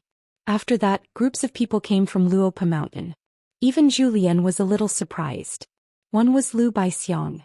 Not only did he come, this guy also brought 2 burdens behind him. At that time, Zhou Xian was accompanying Jing Dafeng to bask in the sun at the mountain gate. Lu Baixiang was right. Jing Dafeng was not unfamiliar with it. He moved a stool and sat at the side. This made the pair of brother and sister who revered their master a little confused. An old man and a hunchbacked man did not show the slightest respect or fear when they saw their master. The young man was fine, but the young girl with a wooden spear on her back had a cold look in her eyes. She, who was already showing off her ability, had an even more unapproachable feeling. Lu Baixiang did not care about this. As for the 2 beside him, he naturally did not care about them. After chatting for a while, it turned out that Lu Baixiang had stopped at the south-central area of the Aquarius continent. He first gathered a group of bandits who had nowhere else to go. They were the elite cavalry of a vassal state in the south of the Zhuang dynasty. After that, Lu Baixiang brought them to occupy a mountain. It was the hidden nest of a Jianghu demon sect. It was isolated from the rest of the world. During this period of time, Lu Baixiang accepted the pair of siblings as his disciples. The young girl with a wooden spear on her back was called Yuan Bao. The younger brother was called Yuan Lai. He had a warm temperament and was a scholar. His talent in martial arts was good, but compared to his sister, his temperament was lacking. Lu Baixiang treated it as a free opportunity. He brought them to Luopa Mountain to gain experience. Whether they would return to the Jianghu or stay on the mountain, it was up to the two disciples. When Lu Baixiang heard that Qin Pingon had just left Luopa Mountain and was heading towards the North Continent, he felt a little regretful. Don't drink too much wine that will make you happy. Lu Baixiang planned to stay on Luopa Mountain for a month. There was no lack of houses on the mountain. Using Zhou Lian's words, it was because he had a large family and business. Zhou Lian told Lu Baixiang to go up the mountain to find a house. He still had to accompany Brother De Feng to chat. Lu Baixiang laughed and bid farewell. Zheng De Feng told Lu Baixiang to come over to drink whenever he was free. Lu Baixiang agreed. The young girl Yuan Bao snorted. The young boy Yuan Lai was slightly shy. When they were climbing the mountain, Lu Baixiang was extremely emotional. This time he had come to Lizhu blessed land. Everything he had seen and heard, naturally was not something that the two children could compare to. The young girl's face was black, her body emitting a sharp qi. The young boy had always been afraid of this decisive sister. He did not dare to walk side by side. His master walked in front, his sister followed, and he was at the bottom. Lu Baixiang did not turn his head. He smiled and said, "That stooped old man is called Zhou Lian. He is now a far-travel realm martial artist." The young girl felt that she must have misheard. Lu Baixiang continued, "As for that hunchbacked man who looked at you lecherously, he is called Zheng De Feng. When I first met him in a medicine shop in Old Dragon City, he was a peak realm martial artist. He was only one step away or even half a step from becoming a 10th realm martial artist." Yuan Bao pursed her lips tightly. Lu Baixiang had a narrow saber at his waist. Dressed in white, he continued to climb the mountain. He said slowly, "I am not telling you this because I want you to be afraid of them. Master will not feel guilty when interacting with them. Master still has some confidence in reaching the peak of martial arts. So I just want you to understand one thing. There is always a mountain beyond a mountain, a sky beyond a sky. If you want to be strong in the future, you have to have enough ability. Otherwise you will be a joke. It is fine if you lose face, but if you lose face for master once or twice is fine. After the third time I will teach you how to be a disciple." Yuan Bao raised her eyebrows. "Master, don't worry. There will be a day when master will think that taking Yuan Bao as a disciple was the right decision." Yuan Lai secretly laughed. This sister who liked to compete the most since childhood, alas. Lu Baixiang suddenly stopped and turned his head, looking down at the young girl. "Everything else is easy, but there is one thing you must remember. In the future, when you see a person called Qin Pingon, remember to be polite." A fine layer of sweat seeped out of Yuan Bao's forehead. She nodded. "I will remember." After Lu Baixiang and his disciples settled down because the master of Luopa Mountain was not present, the matter of Yuan Bao and Yuan Lai being recorded in the ancestral hall could only be temporarily put aside. In this matter, Lu Baixiang and Zhou Lian were the same.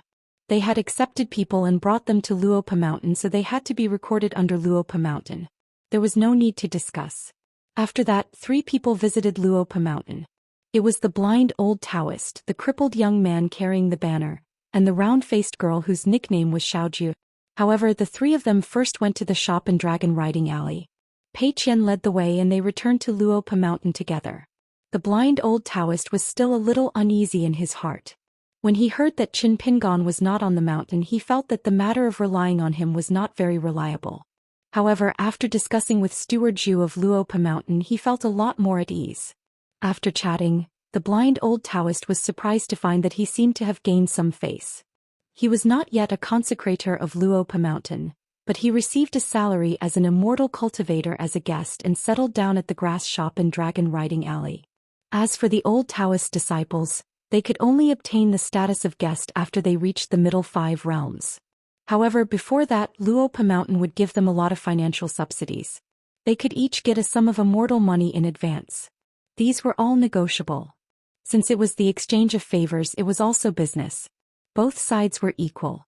The key was that even an old blind man like him could see a bright future under his feet. This made the blind old Taoist feel as if he had drunk a large bowl of ice wine in the middle of summer. His whole body felt comfortable. When they went down Luopa Mountain they felt like they were floating. After all, Steward Zhu of Luopa Mountain did not listen to any persuasion.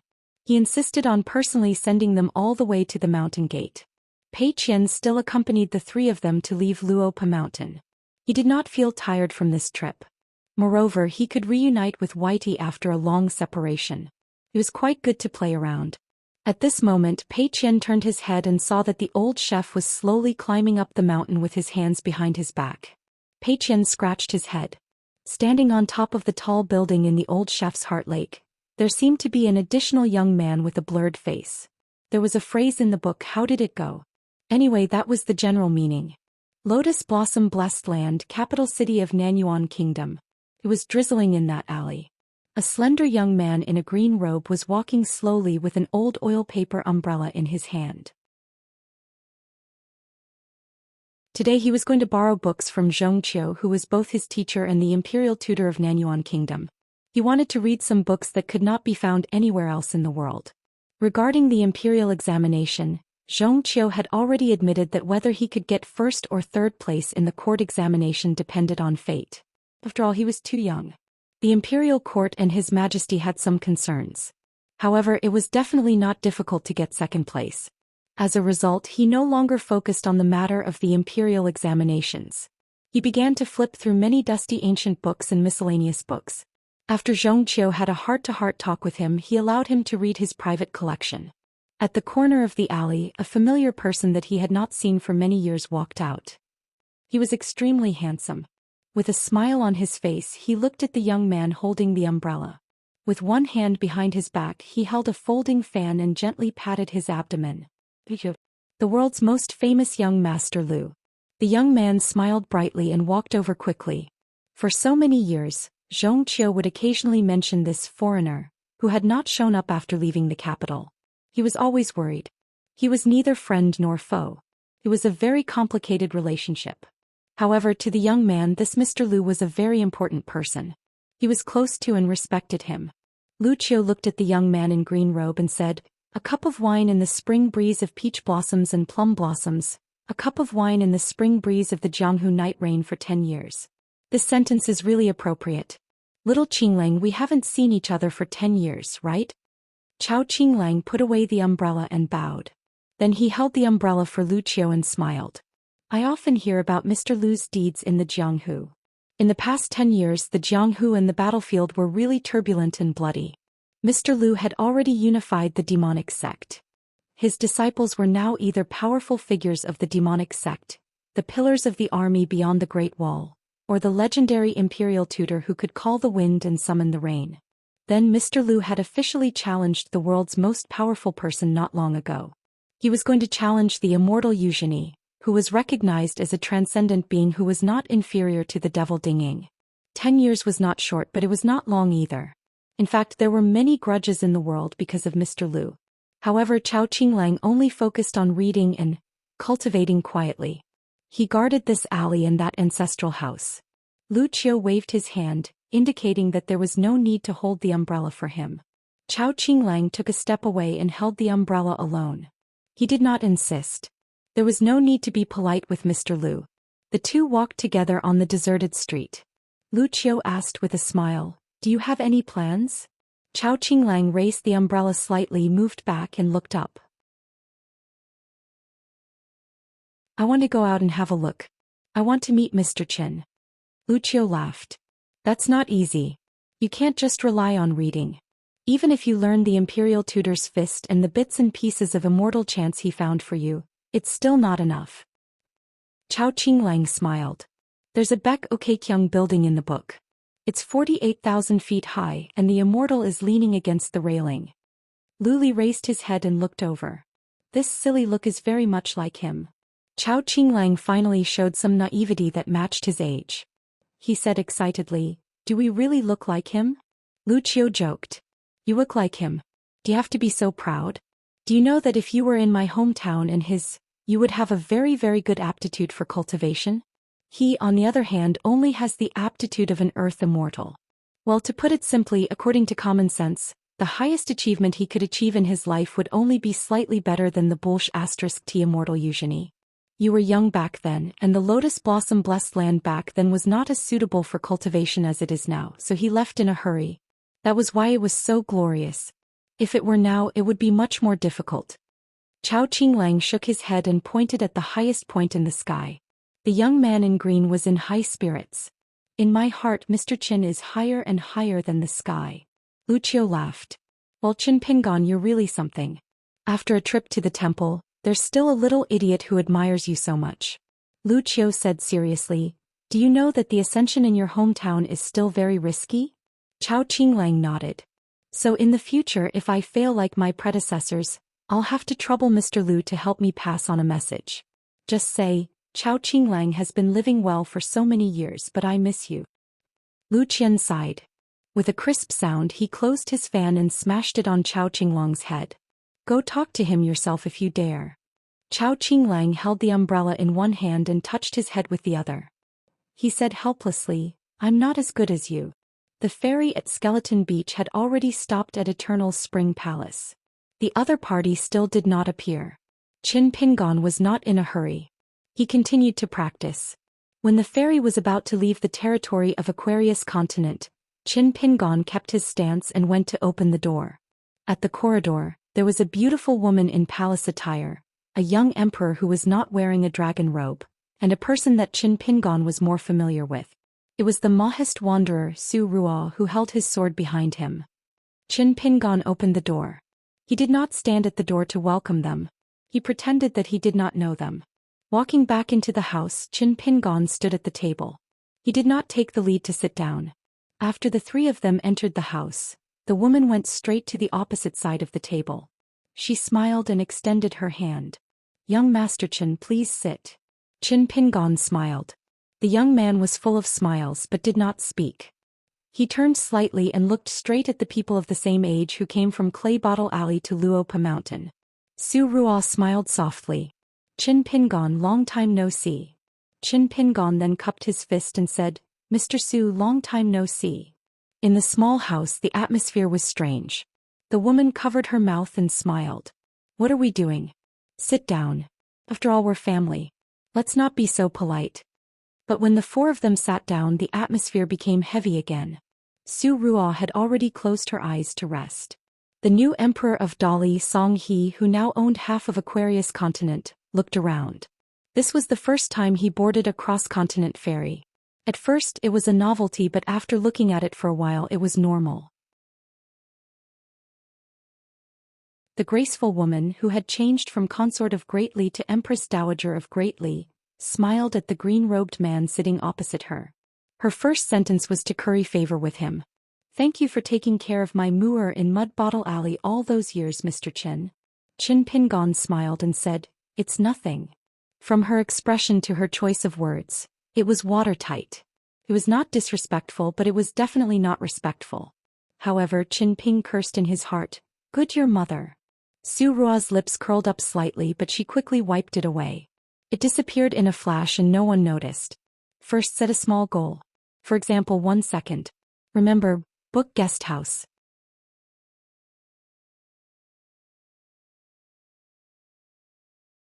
For 84. The woman who was the Empress Dowager of Dali seemed to have finally remembered her son Song He, the new emperor of Dali. She smiled and said, Mr. Qin, this is my son Song He. This should be the first time you've met. I hope you can interact more in the future. Mr. Qin, you're the pride of Dali, and Dali was founded on martial arts. Both my uncle and Song He will and should treat Mr. Qin with respect. The young emperor leaned forward and smiled. Nice to meet you, Mr. Qin. He didn't put on any airs of the emperor. This trip was a private visit to make friends with the so-called masters in the mountains. He could put aside the etiquette of the world. Song He was able to win a good reputation among the civil and military officials of Dali in his early years. Other than Empress Dali's good teaching, he also did a good job. Qin Pingon nodded. If I have the chance, I'll definitely go to the capital to take a look. The woman smiled. The imperial court plans to promote Longquan from a county to a province.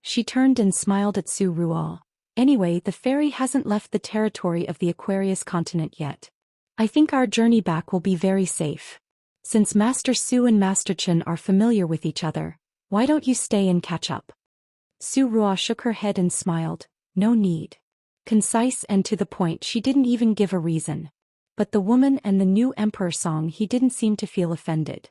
It was as if it was natural for Master Su to express his attitude. In the end, Qin Pingon sent the three of them to the railing. Near the linen sex ferry at the Skeleton Beach, there was a huge ferry that was as tall as 6 stories. In comparison, the linen sex ferry that was already huge seemed a little slender. Between the two ferries, there was a painted corridor bridge that was covered in green mist. It was more than 20 feet wide and filled with fairy aura. One could faintly see fairies dancing gracefully on the pillars, just like the corridors of the ancient heaven. The three of them walked on it as if they were walking on flat ground. Every time their soles touched the bluestone road, there would be circles of colorful halos spreading out and rippling. Qin Pingon didn't move. He looked up and saw that the ferry corridor bridge was kept by an old laurel cultivator on the opposite ferry. He flipped his wrist and held it vertically in his palm. It was as small as a seal, and then he slowly hid it in his sleeve. The two of them disappeared from the ferry's staircase. Su Ruo turned and stood on the railing. Qin Pingon clasped his fist and bid farewell. The other party smiled and nodded in return. Qin Pingon returned to the house. He stopped practicing and began to close his eyes. It was as if he had returned to the house at the mountain gate of the verdant gorge island and became an accountant. He began to silently calculate the accounts. Some things seemed very small but were not easy to investigate. Once investigated, the enemy would be alerted and a slight move would affect the whole situation. But some big things, even if it involved the top inside story of the Song clan, Qin Pingon could ask Cui Dongshan without any scruples. But after careful calculation, it was nothing more than the word wait. Qin Pingon opened his eyes and gently tapped the blade's strengthening gourd with his finger. This mother and son pair actually didn't need to make this trip. They even took the initiative to show their goodwill. Perhaps they were pursuing the greatest interest. After the situation changed, the grudge of the past was not worth mentioning in the eyes of this woman. For example, killing Qin Pingon would cost 10 taels of silver. If she roped him in, she could earn 5 taels of silver. This was actually a transaction of 15 taels of silver. Of course, it could also be a smokescreen. This woman was a person who was used to using all her strength. Otherwise, Qin Pingon, who killed a second realm martial artist, would not have mobilized that group of assassins. It was also possible that she was testing him. She first determined Qin Pingon's strength and, of course, his attitude toward the assassination on the spot. Then the Dali Imperial Court would make a decision. Qin Pingon's thoughts gradually drifted away. He thought a lot. He couldn't help but think of a scene that he was very envious of when he was young. From afar he watched his peers gather around the immortal tomb and play. They liked to play the roles of good people and bad people. Of course, there were also those who played house and played the roles of husband and wife. Most of them were rich boys who played the role of the husband, beautiful little girls who played the role of the wife, and the rest of the people who played the role of the housekeeper, servant, or maid. When he grew up and looked back, he was full of innocence. But when he looked again, it was not so beautiful. It seemed that in childhood, the children had already learned the knowledge that they would use for the rest of their lives. Qin Pingon took off the blade's strengthening gourd, drank wine, and walked to the observation deck. The night was dark. The ferry had just passed the top of the old north peak of Dali. He could vaguely see that the mountain was extremely steep, just like the style of Dali. The bright moon was in the sky. Qin Pingon opened his eyes wide and looked at the mountain and the moon. When the mountain was close to the moon, he felt that the moon was small from afar. He thought that the mountain was bigger than the moon.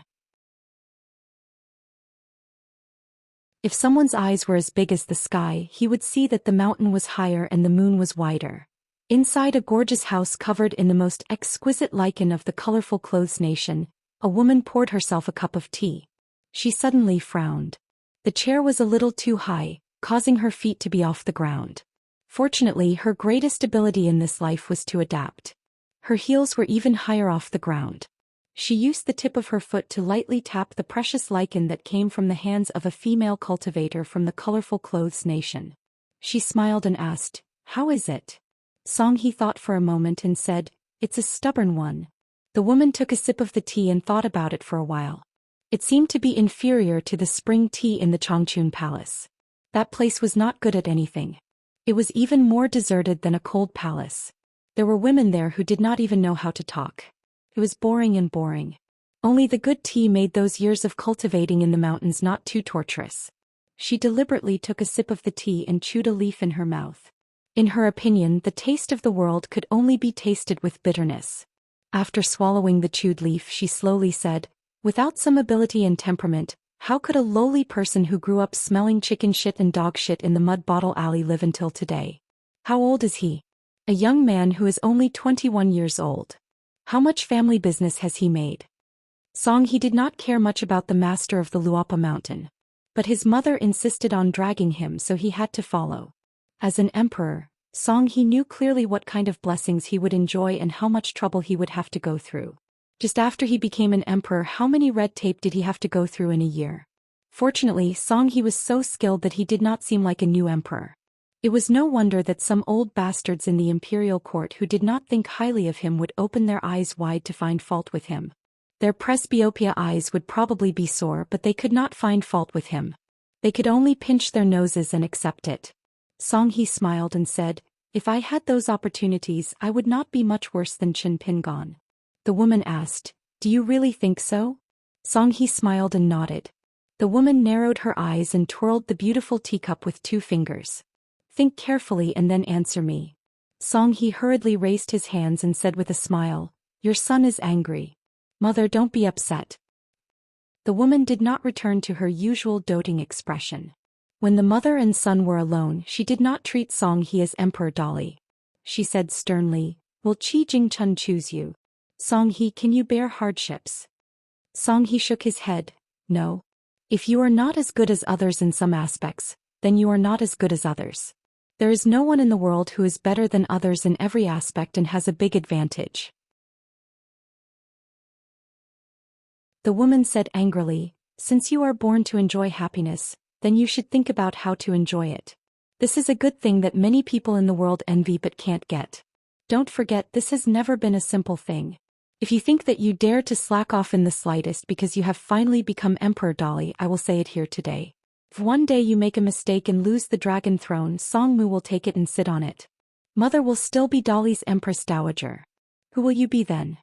Others may not know the truth, or even if they know, they don't dare to mention it. But your husband Cui Dong and your uncle Song Zhengqiang, how can they forget? When they want to talk about it, can we stop them?" He said guiltily, "It is your son's fault. I should not have been so complacent." If it was in the past, the woman would have comforted him with a few words. But today was very different. Her son's docility and obedience seemed to make her angrier and angrier. The woman slammed the teacup heavily, tea splashing everywhere. Her face was gloomy and cold. "What did I teach you in the beginning? Living in the depths of the palace, it was very difficult to see the outside world. That was why I begged His Majesty and asked the state preceptor to personally teach you. Not only that, whenever Mother had the chance, she would secretly take you out of the palace and walk the streets of the capital. It was so that you could see how a poor family rises, how a rich family falls, how a stupid person lives, and how a smart person dies. Everyone has their own way of living and their own advantages and disadvantages. It was to let you see the complexity and truth of this world. Do you still remember why I hit you for the first time in your life?" In the streets, ignorant people laughed and said that the old emperor's family must use a golden shoulder pole and eat several large plates of steamed buns in one meal. When you heard it, you thought it was funny and couldn't close your mouth. Was it funny? Did you know that Xiu Hu, who was traveling with us, looked at you the same way you looked at those common people? Can a dragon chair and a dragon robe be eaten? When you reach the end of the line, can it be compared to a few steamed buns? What did the imperial tutor teach you? In the world, those who achieve great things must have a solid foundation. In the dark place unknown to people, the more compatible it is with the common sense of the world, the more difficult it is to be blown away by wind and rain. Who was the imperial tutor's example? It was the old master of the Guan family who seemed to be sleepy all year round. Who was the counterexample? It was the ancestors of the Yuan and Chao families who seemed to be famous in history. He clearly taught bad people how to live well. How dare you, Song He, not pay attention to it? The woman stood up and was furious. Those lousy books that were kept secret by the kings of the world, the so-called Imperial Tutor's book, and the so-called Southern face art that was hidden and didn't dare to be seen by others, they were fart. Are those great principles not good? Are they wrong? No. They can't be any better, they can't be any better. But do you understand why is it that in the Aquarius continent there were so many emperors and kings, but only a few are left? How many of them had become wise rulers who ruled from the bottom of their hearts? It is because those fellows who sit on the dragon chair with their little vision and temperament, with their little tricks to control people, they can't support the principles in those books. When Xiu Hu taught him all those years ago, which one of his words, which one of his great principles didn't start from the most insignificant and trivial matter? The woman's face was ashen. She pointed at the young Dali emperor's face. Today you are competing with a bastard. You think you are better than him. Tomorrow are you going to compete with your brother? You think you are better? Competing with the imperial tutor in knowledge, competing with your uncle in martial arts. You think you are not bad? Who gave you the guts to let you Song He be so arrogant? The me who lived with my tail between my legs? The late emperor who died young because of the Lu family of the Central Plains? Or the imperial tutor who looked down on your disciple from the bottom of his heart? Song He also stood up. He was silent. There was no resentment or resentment. He humbly listened to the teachings. Even if he was now the man sitting on the dragon chair. The woman sighed and sat back in her chair. She looked at her son who was unwilling to sit down, her eyes filled with resentment. Do you think mother is annoying? Song He then sat down and laughed softly. If not for the fact that I am worried about the criticism of the court, I would want mother to sit behind the curtain and listen to politics. I would have enjoyed it. This way mother can leave more ink in history. The woman laughed angrily. Nonsense. Song He, Song Mu, harmony, harmony, harmony, harmony in the family. Everything will prosper. The door of the marketplace, the family of the emperor, the threshold was as different as heaven and earth, but the principle was actually the same. However, the woman had to make a difficult choice at that time. She had to give up one son and keep one. She had to send her son, who was still in swaddling clothes, to the Pearl Cave for the sake of the Song family's throne. After he died of illness, the name Song Mu, which should have been Song He, was crossed out on the registry of the imperial clan court. The second son was not only able to stay in the capital, but also received the name Song He and the identity of the eldest son. Later there was the Song Jisan of the Mud Bottle Alley. Song Yuzhang left the capital and became the supervisor of the kills. After he succeeded, he returned to the capital to report on his work at the Ministry of Rights. When he returned, his head was personally cut off by the surrendered general of the Lu family, who was by the woman's side, and put it in a box sent to the late emperor. The late emperor spent the night alone in the imperial study, flipping through a file until dawn. Later he issued an imperial edict, ordering the Ministry of Rights to confer Song Yuzhang as the new mountain god of Luopa Mountain, and the statue in the ancestral temple only had the head gilded. In the end, on the top and bottom of Longquan Mountain, there was also the name Golden Head Mountain God. The imperial clan court, which was responsible for compiling the Jade archives and managing the list of the Song clan's members, had a few old people die more than 20 years ago. 20 years later, another group died last year, and this year, all of them died of old age. However, at that time, it was the late emperor's decree that they had to die. This time it was this group of old bones who were tired of living and wanted to die. They actually gambled on a prince with no foundation, wanting to overturn the case and fight for the identity of the elder. Song He bid farewell and left. The woman drank tea alone. Her mood was complicated. Whether it was Song Jisan or Song Mu, they were her flesh and blood after all. How could she not have feelings for them? At that time she held her eldest son in swaddling clothes and stared at her pink and cute son. Her face was full of tears and she murmured, "Who asked you to be the elder brother? Who asked you to be born in the Song clan? Who asked you to have a pair of heartless parents like us?" At that time the late emperor was present, but he was not angry at all. For so many years she did not hesitate to cross the line to peek at the secret file. In the end, after being reprimanded by the late emperor, she completely gave up and treated her son as if he was already dead. In the end, the more guilty she felt, the more she was afraid to face Song Jisan and hear anything about him. She was even more afraid that one day she would implicate the only son by her side and end up with nothing. Song Yuzhong, who had been the supervisor of the kiln for many years, originally had the opportunity to not die. Taking a step back, at least he could have died later and more gloriously. For example, according to the late emperor's earliest arrangements, Song Yuzhong would first transition for a few years in the Ministry of Rites, then transfer to the noble and powerless government office. His rank would definitely not be low. The late emperor would definitely not give him the position of the great 9 ministers, including the 6 ministers, but the minor 9 ministers were destined to be in the bag. For example, the minister of Taichung Temple, or the illegitimate son of the Honglu Temple in the left and right Spring Square. It was equivalent to being imprisoned and enjoying life for 10 or 20 years.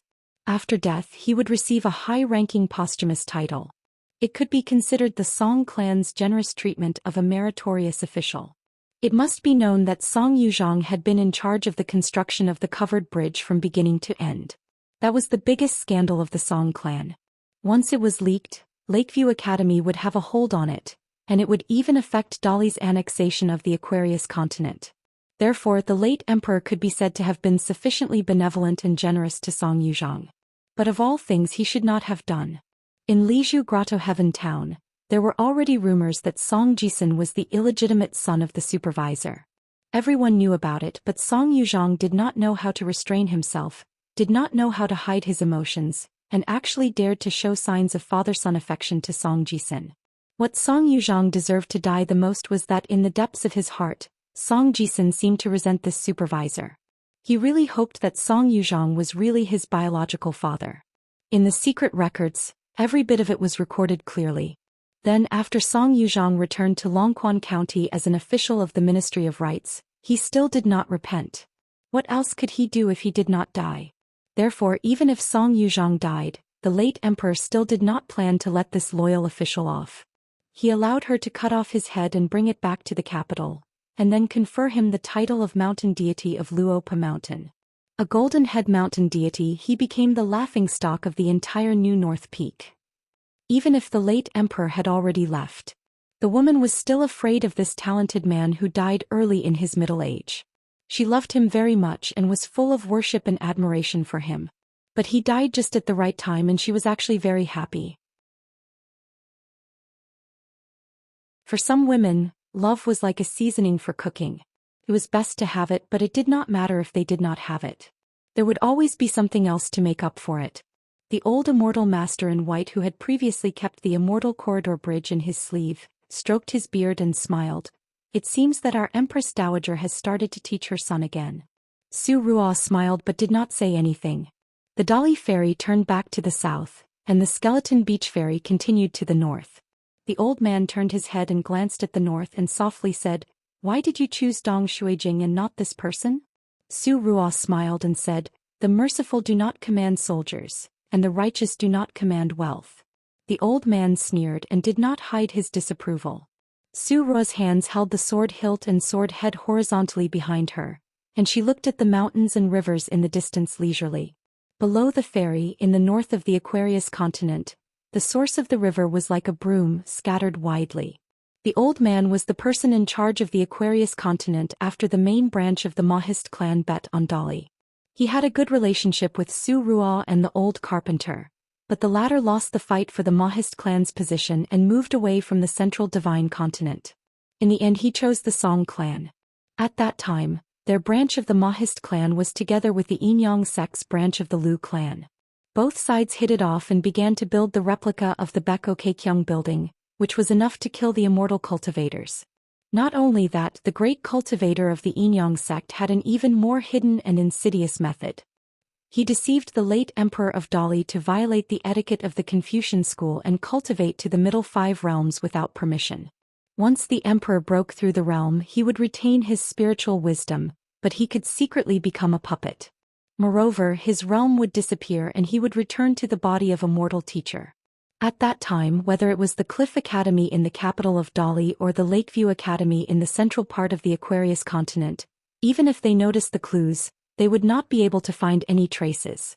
Such a big deal of the immortals, only the Lu clan of the Yinyang sect with a deep foundation could think of and do it. Regarding this matter, Even the old carpenter with the surname Wan was deceived. Even though they lived together day and night, he still did not notice anything. One had to admit that the cultivator of the Lu clan's branch was meticulous, and of course the late emperor of Dali was shrewd. The imperial tutor Tui Dong and Qi Jingchuan's Cliff Academy chose the Song clan after these two branches. As for Tui Dong and Qi Jingchun, the two disciples of the sage of literature, besides assisting in studying, these two brothers who had long turned into enemies but were now neighbors, it was hard to say what they really wanted. Finally, Alliance came. He completely changed the structure of Dali and the entire Aquarius continent.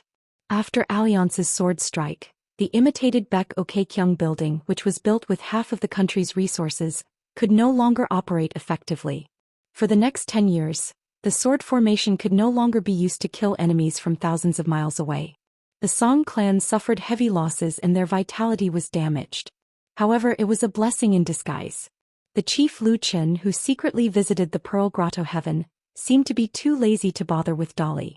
From the time he came to the vast world until he returned to the Qingming world, he did not destroy Dali's Baek Okkyung building. Lu Qin's mercy was still a strange matter that puzzled many experts. If Lu Qin took action because of this, even if it was to vent his anger on the Dali dynasty, it was somewhat extreme. The deputy chief of the Central Plains Confucian Temple and the accompanying saints would not stop him. After that, the Dali cavalry sped up and headed south. Building the imitated Baek Okkyung building consumed half of the Song clan's resources. In addition, Dali had been using a secret source of divine money and credit to get Luan Juzi and the Mahist mechanic to build a total of 8 mountain ferries. It could be said that as long as the Great Li's southward advance was obstructed and halted somewhere, they would only need to drag on for another 3 to 5 years. Even if the Great Li's cavalry did not suffer much damage, the Song clan of Great Li would not be able to hold on any longer. Therefore, when the Zhuang dynasty tried to stop the Great Li's cavalry at the cost of their own lives, it was not an impulsive decision. On the other hand, when the neighboring vassal states fought desperately with tens of thousands of soldiers to wear down the Great Li's cavalry, there was naturally someone guiding and manipulating them from behind the scenes. Otherwise, when there was a huge disparity in strength between the two sides and they were destined to lose miserably on the battlefield, who would be willing to die for nothing? In the past, this old cultivator from the Mahist had a very bad impression of Tui Dong in his early years. He always felt that Tui Dong was too weak to live up to his reputation. So what if he had participated in the iridescent cloud chart with the city lord of White Emperor City? So what if the sage of literature had taken in a disciple in the past? So what if he had a cultivation level of the 12th level? He was a lone ranger with no background and no power. Moreover, in the central divine continent, Tui Dong was still not one of the top few people. After being expelled from the sage of literature's lineage and rolling back to his hometown, the Aquarius continent, what could he do? But after Su Ruo convinced the current magnate of the Mahist lineage, they really came to the remote and barbarian land of the Aquarius continent. That was when they began to realize the power of Tui Dong bit by bit. Last year, at the critical juncture when the Great Li's cavalry was blocked by the Zhuang dynasty, Tui Shi, who did not like to show his face, finally sat down with some old men and had a good chat. He did not talk about the Great Li's inevitable success or how to divide the benefits after the success. Instead, he talked about every step the Great Li's cavalry would take in the next 10 years, including the details of who the 3 cavalry units of the Great Li fought each year, where they fought each other, the losses suffered by both sides, the corresponding state of the Great Li's treasury, and so on. Then he talked about the subtle changes in the attitude of the top forces of the Aquarius continent, such as Lakeview Academy, Marshall Mountain and Wind Snow Temple, and when Divine Grandeur Sex Qizhen would finally agree to meet the Great Li's envoy. After that, Tui Shi talked about the Great Li's resurgence in the future territory of the Great Li, the repeated tug-of-war with the Great Li's garrison, how the fuse was started, how it should be ended, and the Great Li's gains and losses during this period were all detailed. Then he talked about the subtle changes in the attitudes of the top forces of the Aquarius continent, such as Lakeview Academy, Marshall Mountain and Wind Snow Temple at different stages, and when Divine Grandeur Sex Qizhen would finally agree to meet the Great Li's envoy. At the end, Tui Dong told everyone to wait and see if they would believe him or not, and whether he would give up halfway or increase the bet. They were not in a hurry and only cared about watching the fire burn across the river. They wanted to see if the Dali cavalry would follow Cui Dong's instructions and take down the Zhuang dynasty. Reality proved that Cui Dong was right. It was only at that moment that the old cultivator had to admit that Cui Dong was really good at playing chess. However, the old cultivator was also a stubborn person. He did not believe in superstitions and went to ask Cui Dong how he did it. He did not believe that there was a god in the world who could predict the future. After all, the victory of a continent was not a matter of a real chess player playing a few chess pieces. Cui Dong took him to a heavily guarded Dali archive, secretly built on the outskirts of the capital. There were almost 500 people and half of them were cultivators. They were all doing one thing, which was to collect intelligence, extract information and communicate with all the spies and death warriors in the continent. The military allocation of all the dynasties and vassal states in the Aquarius continent, the distribution of power on the mountains, the personal information of the civil and military officials were all categorized. The belly of a mountain was emptied and filled with these 100 years of accumulated files. This was not the thing that shocked the old cultivator the most. The thing that really scared the old cultivator was a small matter that was easily overlooked. At that time, the imperial tutor of Dali, dressed in a scholarly robe, led him to explore the forbidden area of Dali called Book Mountain. Along the way, the people who came and went without exception were all in a hurry. When they saw the imperial tutor, they only slightly avoided him and then said their goodbyes. They did not kneel or exchange pleasantries. Even if the imperial tutor had questions, they would only ask and answer. Both sides spoke concisely and then went their separate ways. As an expert of the school of Moism and an outstanding machinist, the old cultivator felt that when he looked around and realized that he was in the middle of this book mountain, it was like he was in the middle of an enormous and complex mechanism that shocked the ancients and dazzled the contemporaries. Everywhere was filled with an aura of precision and coordination. The grandiose cultivators of history who went down the mountain to support the dragon were like children playing house compared to this embroidered tiger. They would be overjoyed with just a little achievement.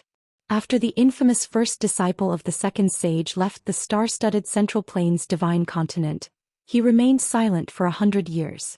It was funny to say that when the 8 mountain fairies slowly rose into the sky and Dali's cavalry officially headed south, almost no one cared about what Cui Dong was doing in the Aquarius continent. Along the way, Qin Pingon was learning the language of the North Continent. In this aspect, the North Continent was better than the Aquarius continent and the Tongye continent. The language of the North Continent was widely used, and there were official languages and local dialects of various countries. However, it was far less complicated than the other 2 continents. Moreover, when outside, people were used to communicating in the language of the Aquarius continent. This saved Qin Pingon a lot of trouble. Over at the inverted mountain, Qin Pingon had suffered. To the cultivators of other continents, the language of the Aquarius continent could not be understood. When the fairies of the hemp sect were about to land, Qin Pingon tidied up his luggage and went to the railing on the first floor. The army of strong men pulling the fairies and flying in the sky were very mysterious. They did not seem to be pure otherworldly items, but a kind of existence that was between ghosts and talisman puppets. Under his feet was the vast territory of the Skeleton Beach. It was not the ghostly and eerie atmosphere that Qin Pingon remembered.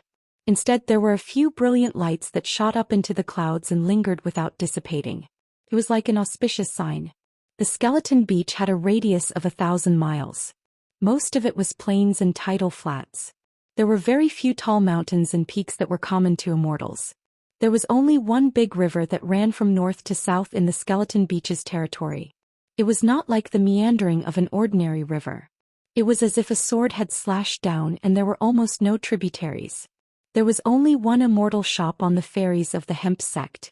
There were a lot of goods, and the treasures of the shop were 2 magic weapons of high quality. They were the damaged swords of ancient immortals. If it was not for the fact that the blades of the 2 swords were broken and the damage to their foundations, causing the 2 swords to lose the possibility of being repaired, they would be worthy of being half-immortal weapons. The most praiseworthy thing was that the 2 swords were the so-called Taoist companions on the mountain. One was called Rain Fall, and the other was called Lantern Chime. It was said that they were the swords of a pair of sword immortal companions in the North Continent. Therefore, the fairies were not sold separately. The price of the 2 swords was 100 grains of grain rain money. There was another gimmick to this deal. If an Earth Immortal Sword cultivator bought it, he could get a 20% discount. If an Upper 5 Realms Sword Immortal bought it, he could get a 40% discount. However, compared to an Earth Immortal cultivator, the price was a little too expensive. For an Upper 5 Realms Sword Immortal, it was even more useless. Qin Pingon was just looking at it. He was shy of money. Besides, even if he had money, Qin Pingon would not be a sucker. However, Qin Pingon still bought a few cheap items from the shop with the plaque, Zhou Xian, hanging on it. One of them was a spiritual weapon that connected to the Julie Mountain's mirror flower, water moon, and a green porcelain brush washer, similar to the water bowl Qin Pingon used in the past. In the immortal book that hung upside down on the mountain, Julie Mountain was specifically mentioned. This place was specially used for sword immortals to practice their martial arts. As long as they agreed to settle any grudges at Julie Mountain, both parties did not need to sign a life and death contract. They would start fighting at Julie Mountain until one of them was killed. For thousands of years there was almost no exception. Then there was an antique poetry inkstone and a box of rearranged stone drum ink made by the last emperor of a destroyed dynasty. There were 10 ingots in total. When Qin Pingon paid for the shop, the shopkeeper personally appeared. He smiled and said that Great Godway of the Cloud-Splitting Mountain had already said that any expenses at Zhou Xian would be charged to the Cloud-Splitting Mountain's account. Qin Pingon did not stand on ceremony. He even asked, "Can I buy a few more items?" The shopkeeper smiled and shook his head. He said that Great Godway also said that after he, the shopkeeper, appeared, the agreement between both parties would be voided. Qin Pingon still smiled and thanked the shopkeeper. After chatting for a while, Qin Pingon found out that although the shopkeeper opened a shop on the Hempen Sect's ferry, he was not a cultivator of the Hempen Sect. The Hempen Sect's selection of disciples was extremely careful. Each name on the Ancestral Hall's registry was more precious than the last. Moreover, when the founding ancestor migrated from the Central Plains, he set the quota of 36 inner disciples and 108 outer disciples. Therefore, most of the people at the Skeleton Beach were outsiders like him. The old shopkeeper was a talkative person. He introduced Qin Pingon to the local customs of the Skeleton Beach, as well as some taboos on the mountain. The two of them talked and laughed at the railing of the boat. However, when Qin Pingon turned his head to look, he saw that at the end of the horizon, there were 2 sword gleams crisscrossing. Every time they clashed, a huge ball of light and electric light would be sent out. The old shopkeeper was not surprised. He smiled and said, "It's common. Our sword cultivators are just stretching their muscles. Young Master Qin, you'll understand when you see that they're always staying away from the center of the Skeleton Beach. Otherwise, if both parties were to really fight, they wouldn't care about the Skeleton Beach or the Hempen Sect. It wouldn't be strange even if they were to fly around the top of the Ancestral Hall. At most, they would be sent flying by the Hempen Sect's cultivators. Vomiting 3 liters of blood is nothing." Qin Pingon was speechless. The North Continent was really a good place.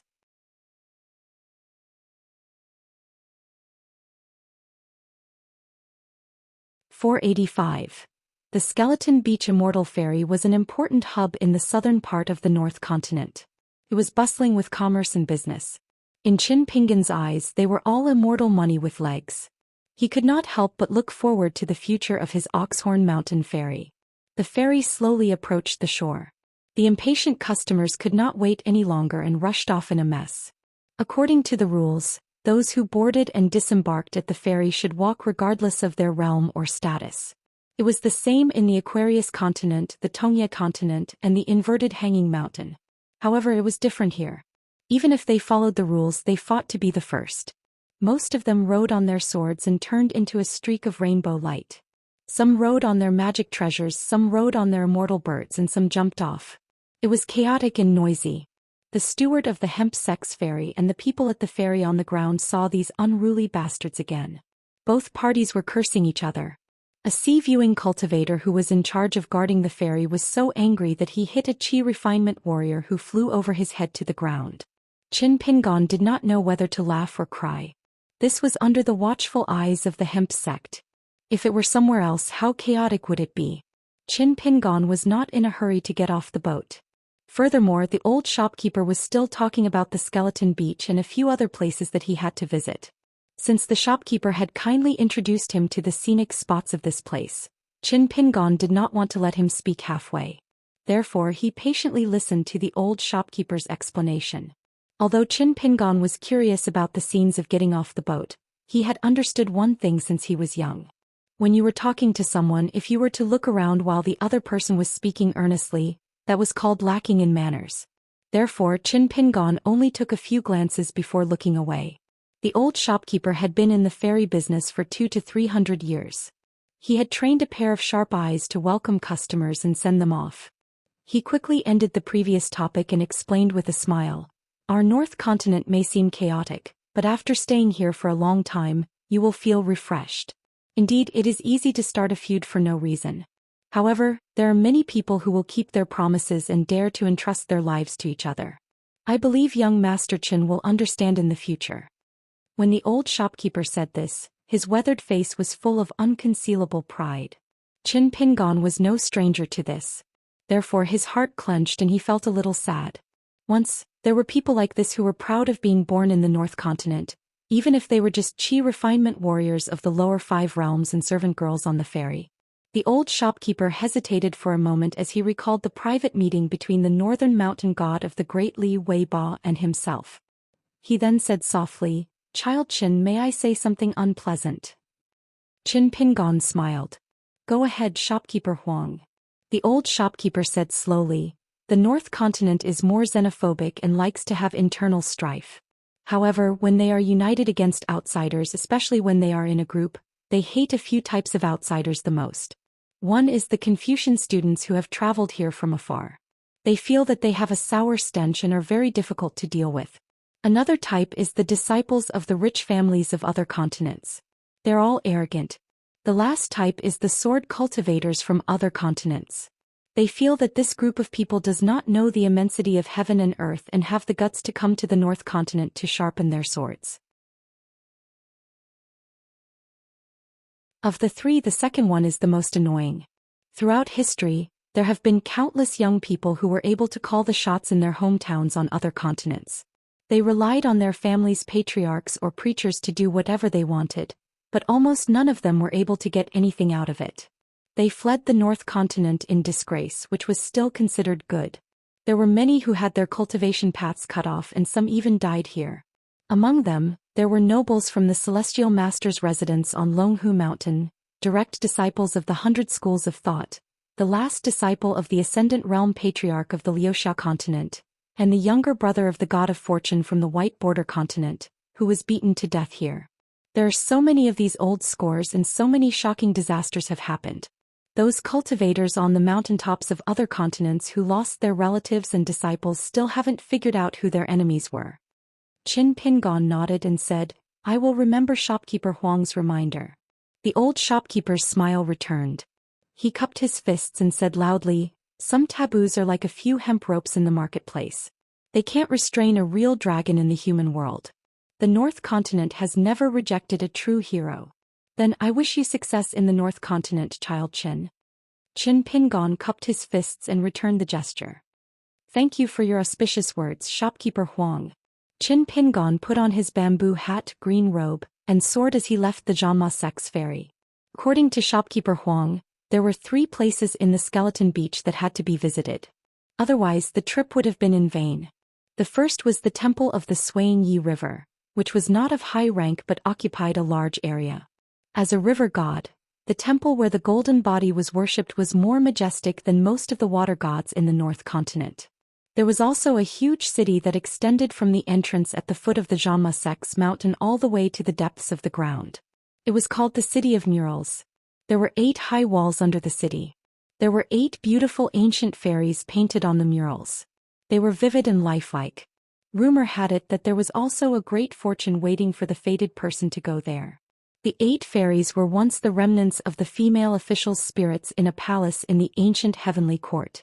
If there was a person who liked the murals, they would walk out of the murals and serve him for life. Their cultivation levels varied.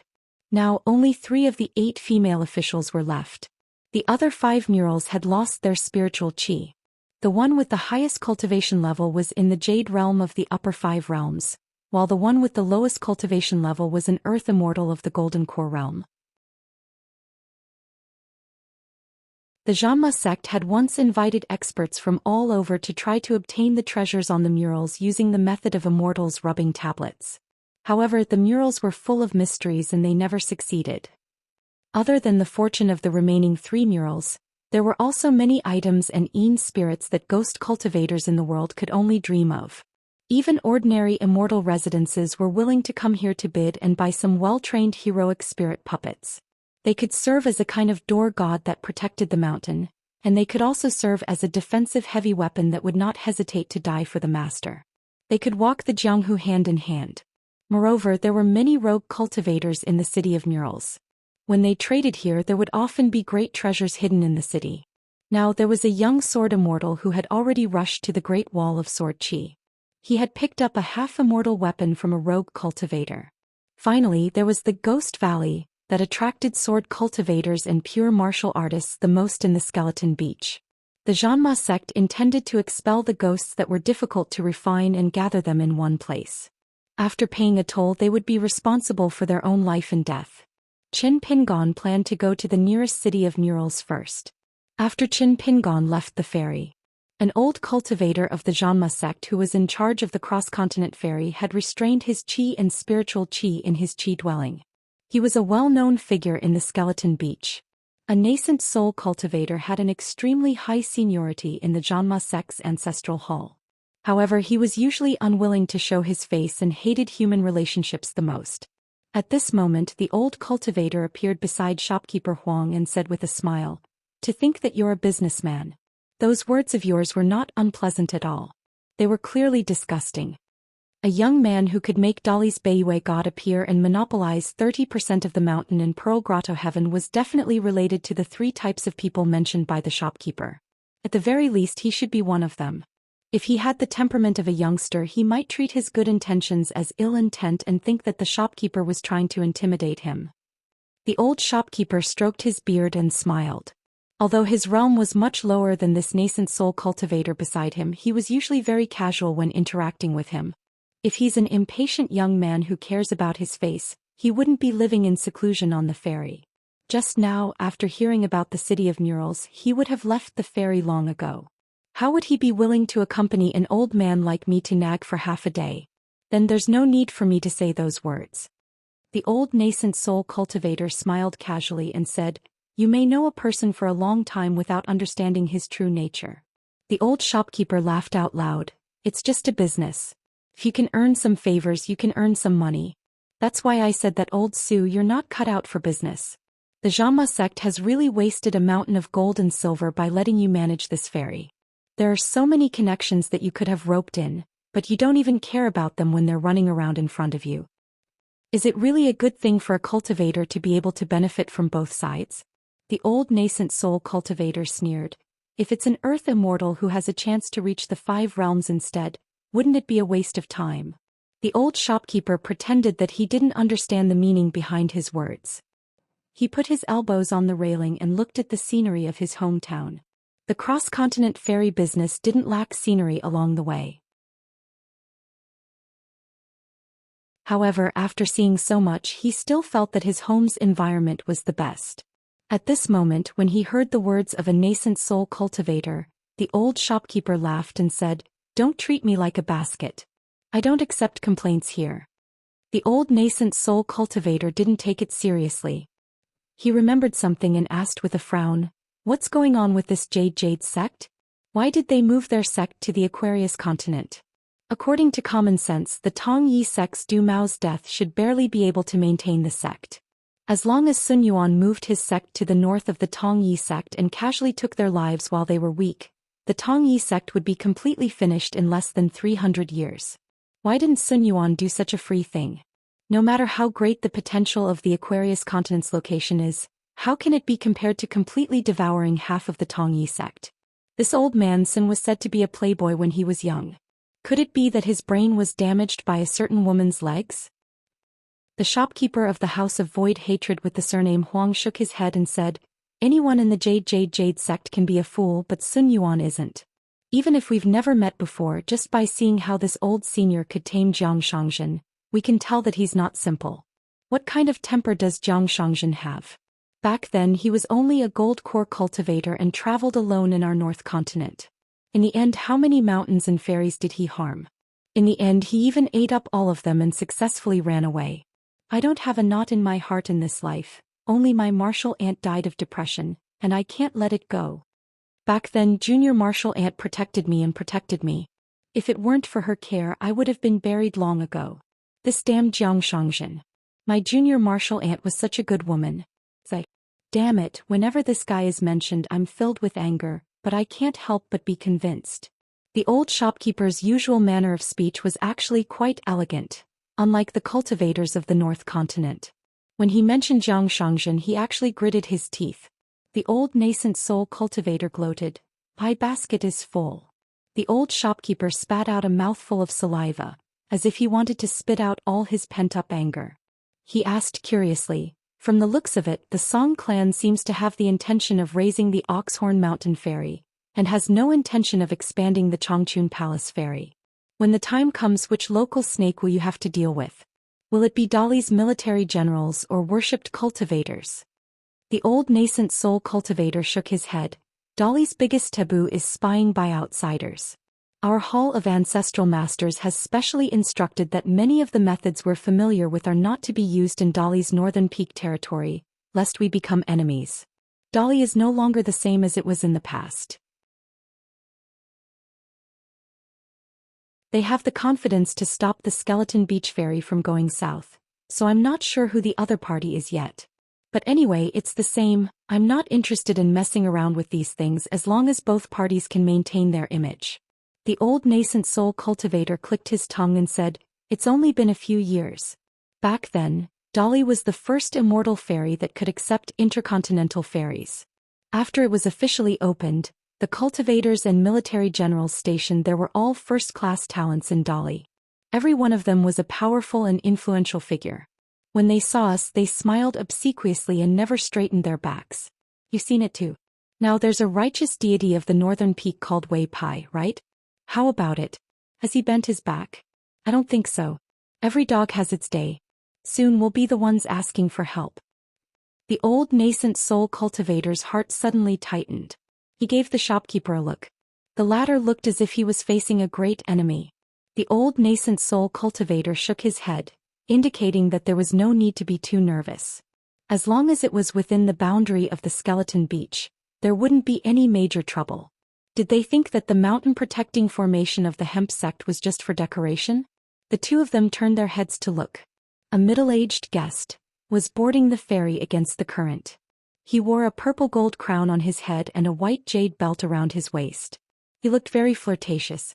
This person walked slowly and looked around. He seemed a little regretful. He finally appeared and stood not far behind the two of them who were chatting. He looked at the old shopkeeper with a smile and asked, "What's the name of your junior master's aunt? Maybe I know her." Other things could be discussed, but when it came to personal privacy, especially when it came to his junior master's aunt, the old shopkeeper couldn't say anything. His face darkened. "Who do you think you are? Where did you come from? Go back to where you came from." The person spoke in fluent North Continent language. He nodded and said, "I'm Zhou Fei from the Spring Tide Palace." The old shopkeeper laughed angrily. "If you're not Jiang Shangzhen, then get lost." The middle-aged cultivator thought for a while and smiled. "All right, then I'll get lost." He really turned around and got off the ferry. The old shopkeeper looked at the nascent soul cultivator with a serious expression and asked doubtfully, "Could he be a nascent soul cultivator like you, old Sue?" The old nascent soul cultivator raised a finger and pointed upwards. The old shopkeeper wasn't afraid. At least he didn't panic. He rubbed his chin. "Why don't I hide in your ancestral hall for a month or so? If a fight really breaks out, then I'll definitely pay for the damages to the hemp sect's ancestral hall. But on account of our old friendship, can you give me a 20% discount?" The old nascent soul cultivator patted his shoulder. "The other party doesn't look like a good person. You're on your own. Good luck. That person hasn't gone far. Why don't you go and apologize to him? You're just a businessman. If you dare to say that I'm not cut out for that, why do you need to be so shameless?" The old shopkeeper spat. That guy is really capable, he can beat me to death in front of old Sue. The old nascent soul cultivator said that he wouldn't meddle in other people's business, but in an instant, the hemp sect expert's body glowed with a treasure light. Then he clasped his fingers together as if he wanted to grab something. But he was still too slow. He saw a green willow leaf hovering over the old shopkeeper's heart. A voice sounded from the railing. You've already used up the incense. If you continue to nag, you'll really be disappointed. The willow leaf flashed and disappeared. A moment later, the old nascent soul cultivator said, "He's gone far." The old shopkeeper had a complicated look in his eyes. After a long silence, he asked, "If I spread this news, how much money can I earn?" The old nascent soul cultivator smiled. "I advise you not to be rash. You can earn it with your life, but you won't be able to spend it with your life." The old shopkeeper endured it and slapped the railing heavily. He wanted to shout at the top of his lungs, "That B***************************************************** Xianxia has come to the North Continent to harm my wife again."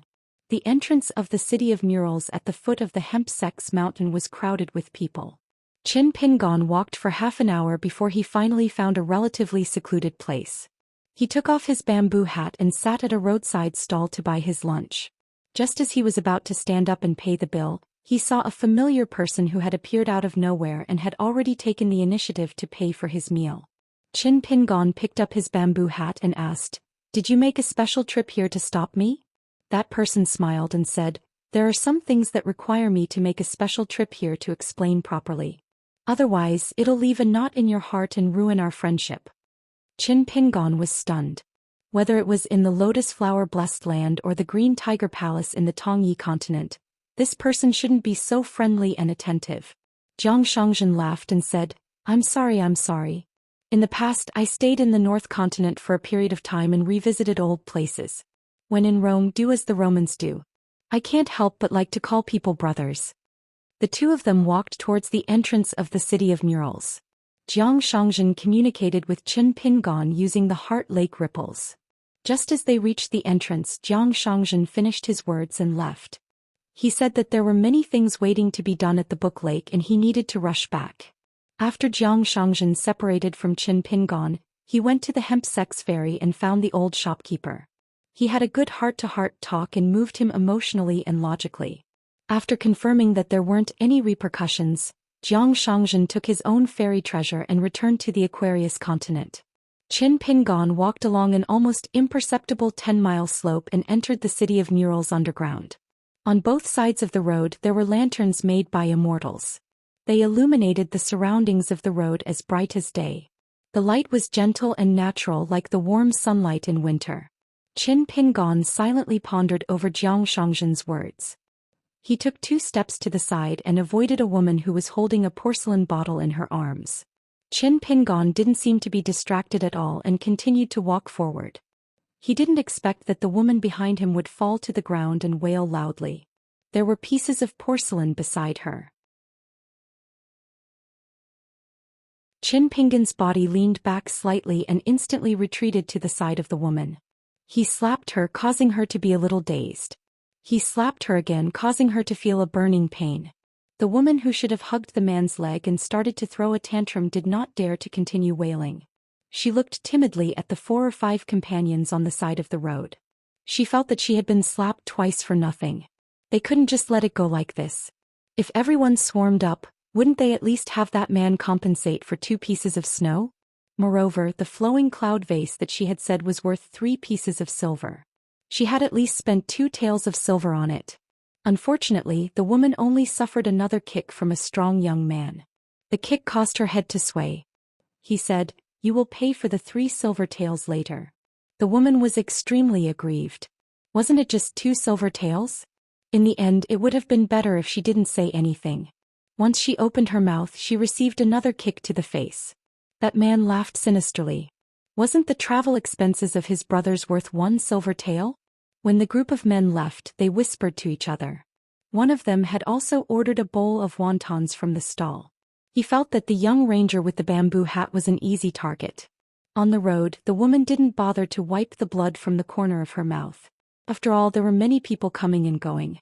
If she obstructed a real immortal, it wouldn't be a small matter. She hurriedly took out a large cotton cloth from her sleeve and collected the broken porcelain before leaving in a hurry. After leaving the entrance of the mural city, she arrived at an alley. There were some faded door gods couplets and the words spring at the top. She rubbed her cheeks, tidied her clothes and squeezed out a smile. He pushed the door and entered. Inside there were 2 children playing in the courtyard. The woman closed the door and went to the kitchen to cook. She looked at the rice jar that was only left with a thin layer at the bottom and sighed softly. She waited until she finished cooking a shabby meal. Suddenly, a child ran excitedly with an even smaller child following behind him.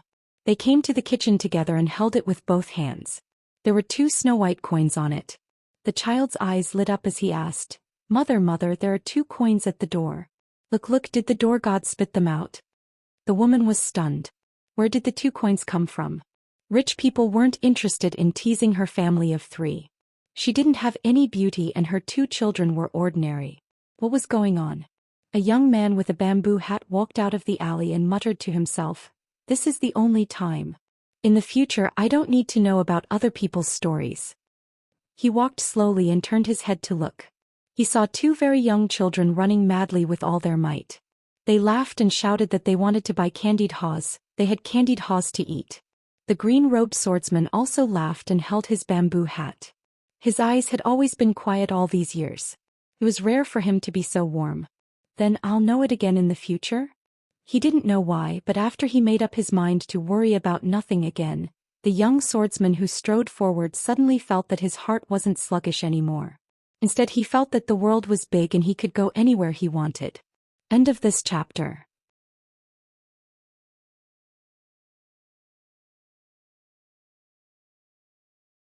486. The mural city occupied an area equivalent to the size of Red Candle Town. However, the streets and alleys were messy with varying width and width. Most of them were crooked and there were very few high-rise mansions. Other than the numerous shops that were the size of tofu blocks, there were also many stalls. The sounds of hawking rose and fell one after another, just like the crowing of chickens and barking of dogs in the countryside. Of course, there were even more silent traveling merchants squatting by the roadside, with their sleeves tucked in and shoulders shrunk.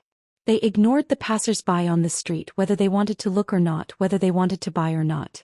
As for the origin of the mural city, there were many different opinions, especially the paintings of the female officials of the heavenly court that were painted all over the walls. They had a myriad of manners and caused people to be lost in wild and fanciful thoughts.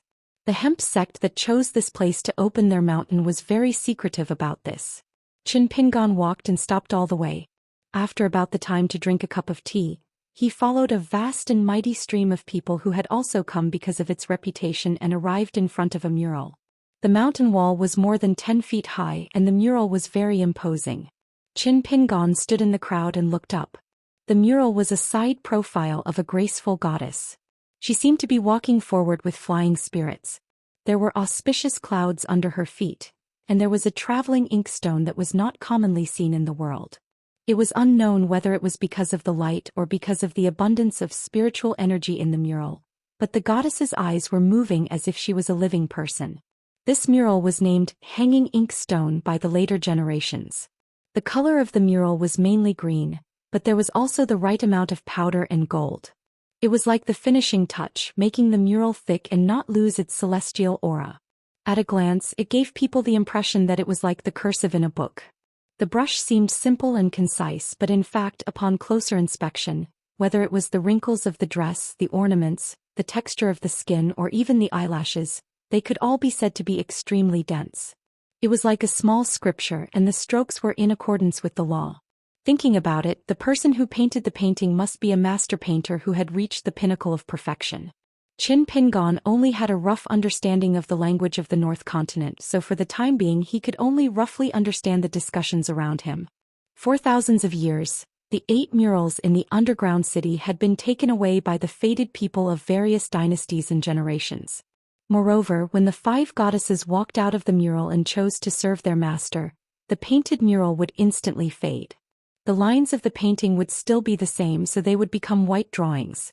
They were no longer colorful and the spiritual energy would dissipate. Therefore, the 5 murals in the hemp sect were invited by the ancestors of the sect of the Liuxia continent. To prevent the mural of the mural that had lost. To prevent the loss of spiritual energy to the mural. To prevent the mural being without the support. Most of the tourists who came to admire the beauty of the goddesses. Of course, Qin Pingan also looked at it. It would be a waste not to look at it. After all, it was just a mural. What could he do if he looked at it? However, Qin Pingan's attention was more focused on the small ancient inkstone hanging from the waist of the goddess. He could vaguely see 2 ancient seal characters, lightning.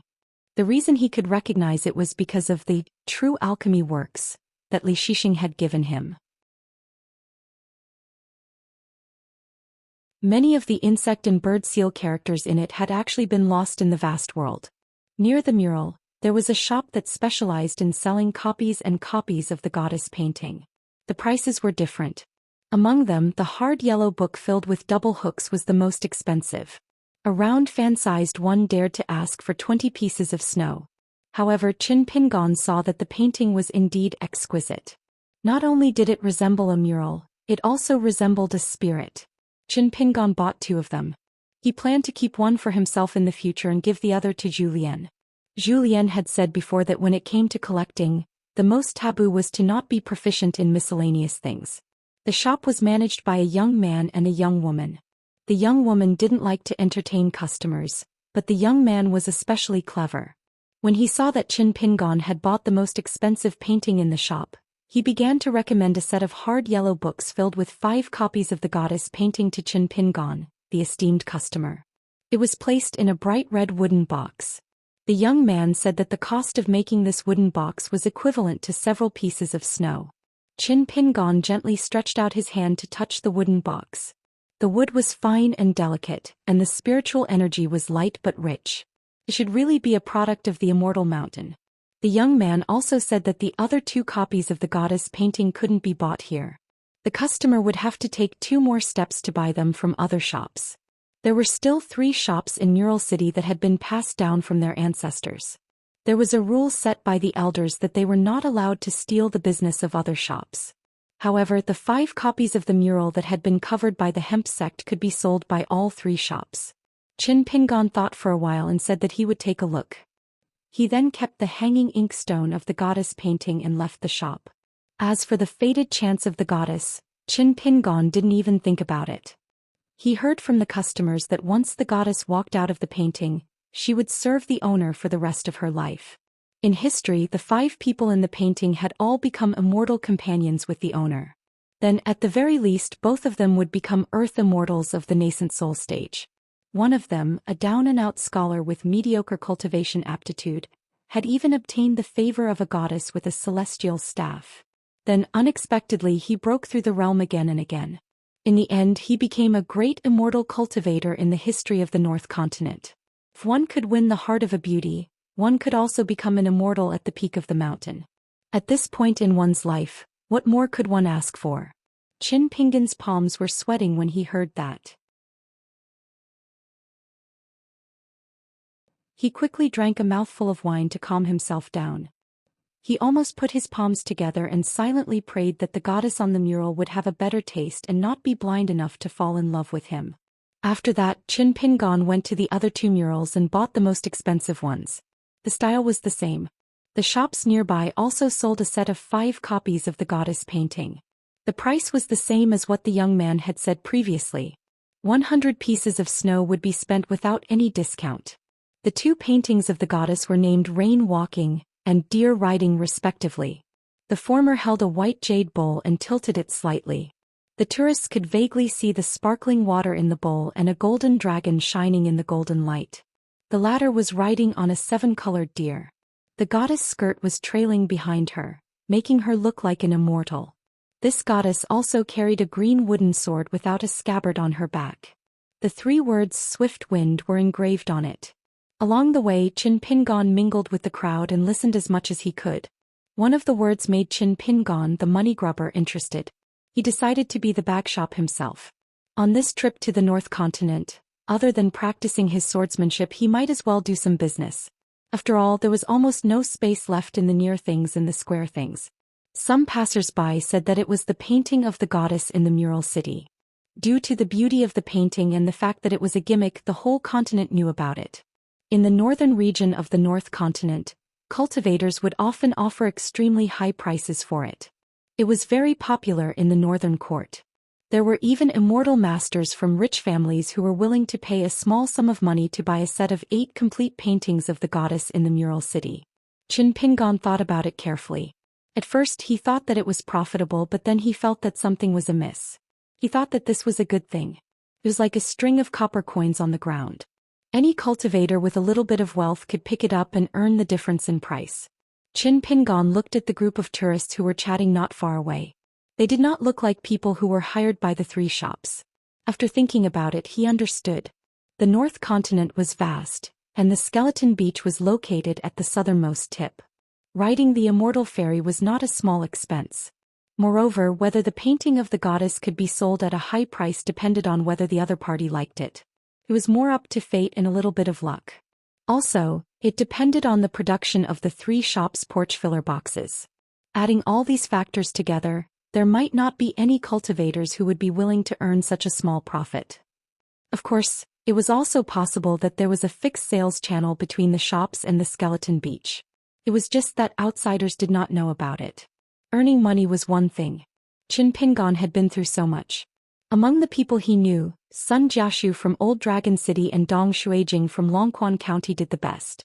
Putting aside Sun Jiaxu, who already had a big family and business, Dong Shuijing, who was born in a shabby alley and suddenly became rich, had an attitude toward earning money that Qin Pingon admired the most. After Dong Shuijing earned a lot of money every day, he made friends with big figures like County Magistrate Yuan, Supervisor Chao, and Guan Yiran, who he was going to visit soon. However, he also earned a small amount of money from the wonton shop.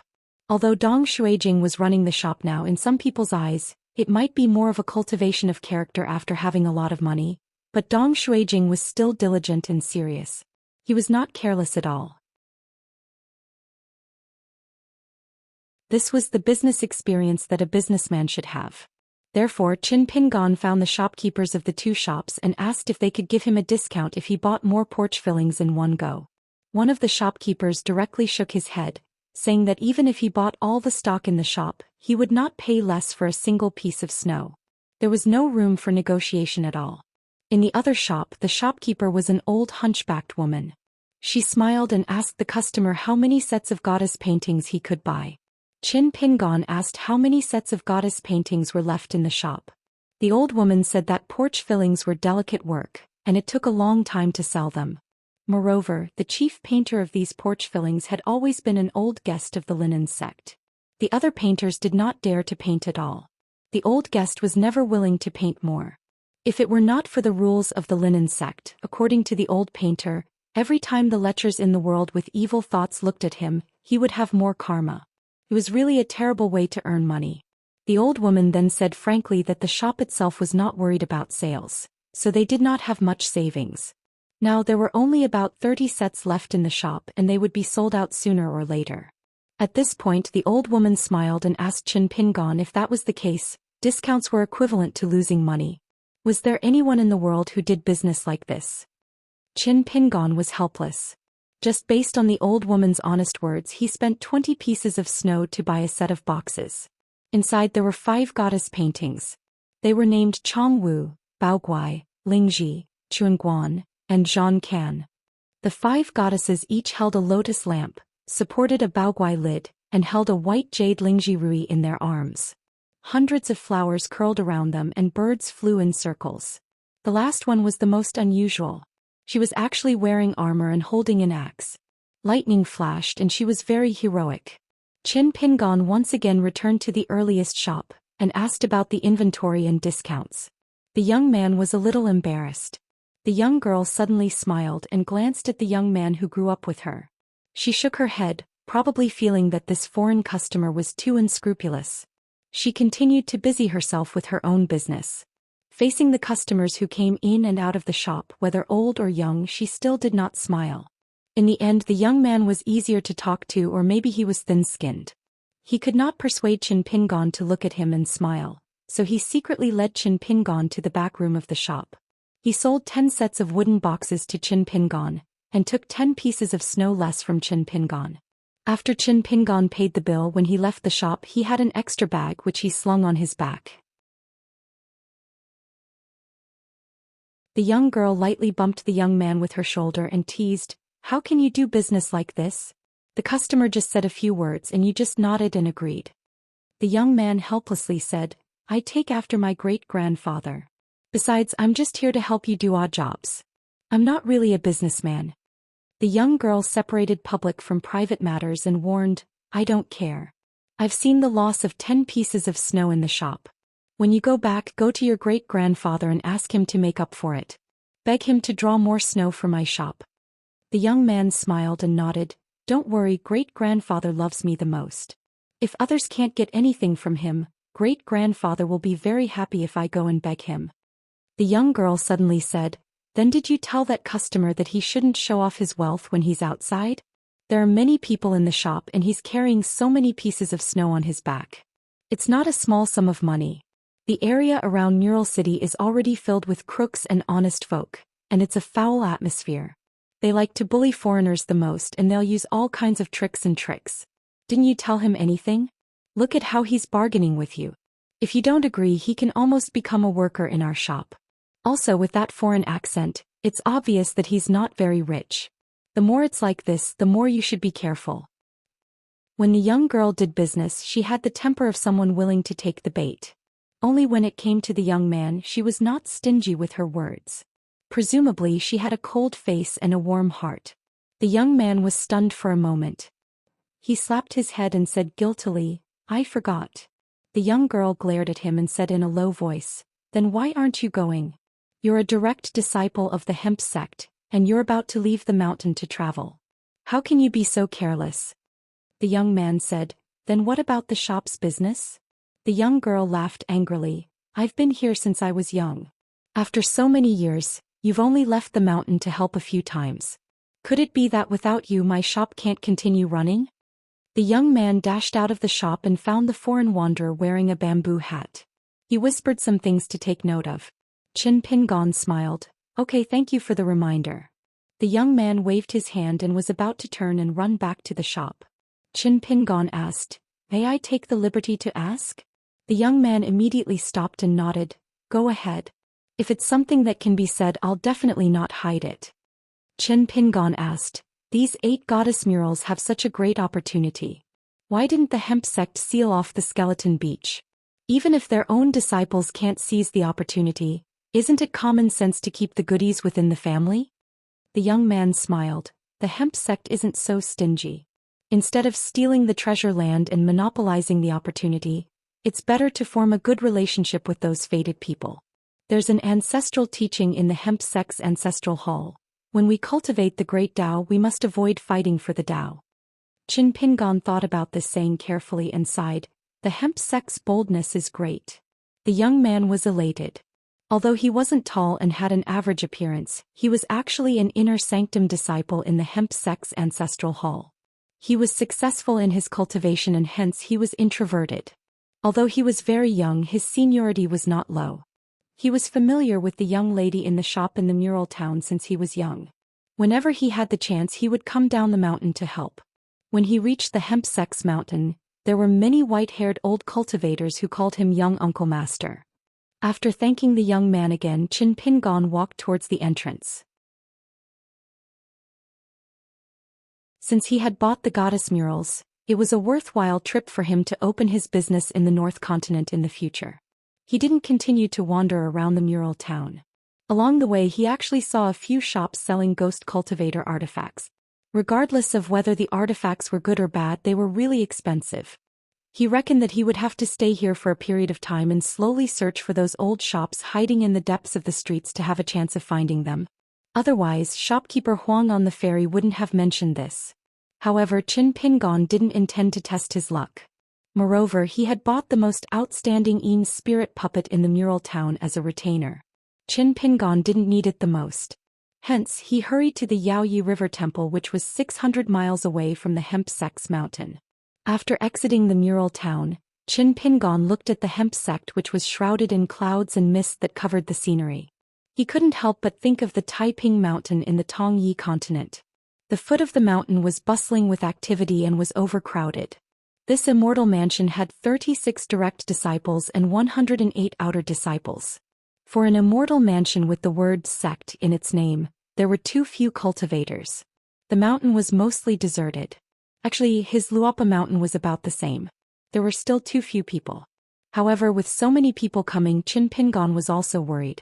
He was worried that a second Guqin would appear. Even if it was half of Guqin, Qin Pingon would have a headache. There was a story in Taoism where the common people worried about the heavens. Qin Pingon had read it many times. The more he read it, the more he thought about it. Qin Pingon took off the blade's strengthening gourd and drank a mouthful of wine. He shook his bag, collected his thoughts and continued to travel. He continued to travel on foot. As for the speed of his breathing and the depth of his footsteps, he deliberately maintained the atmosphere of an ordinary fifth-realm martial artist. The river deity temple was very easy to find. He just had to walk to the swaying river and head north. The Ghost Valley was located northeast of the temple, so it could be considered on the way. The swaying river was extremely wide and boundless.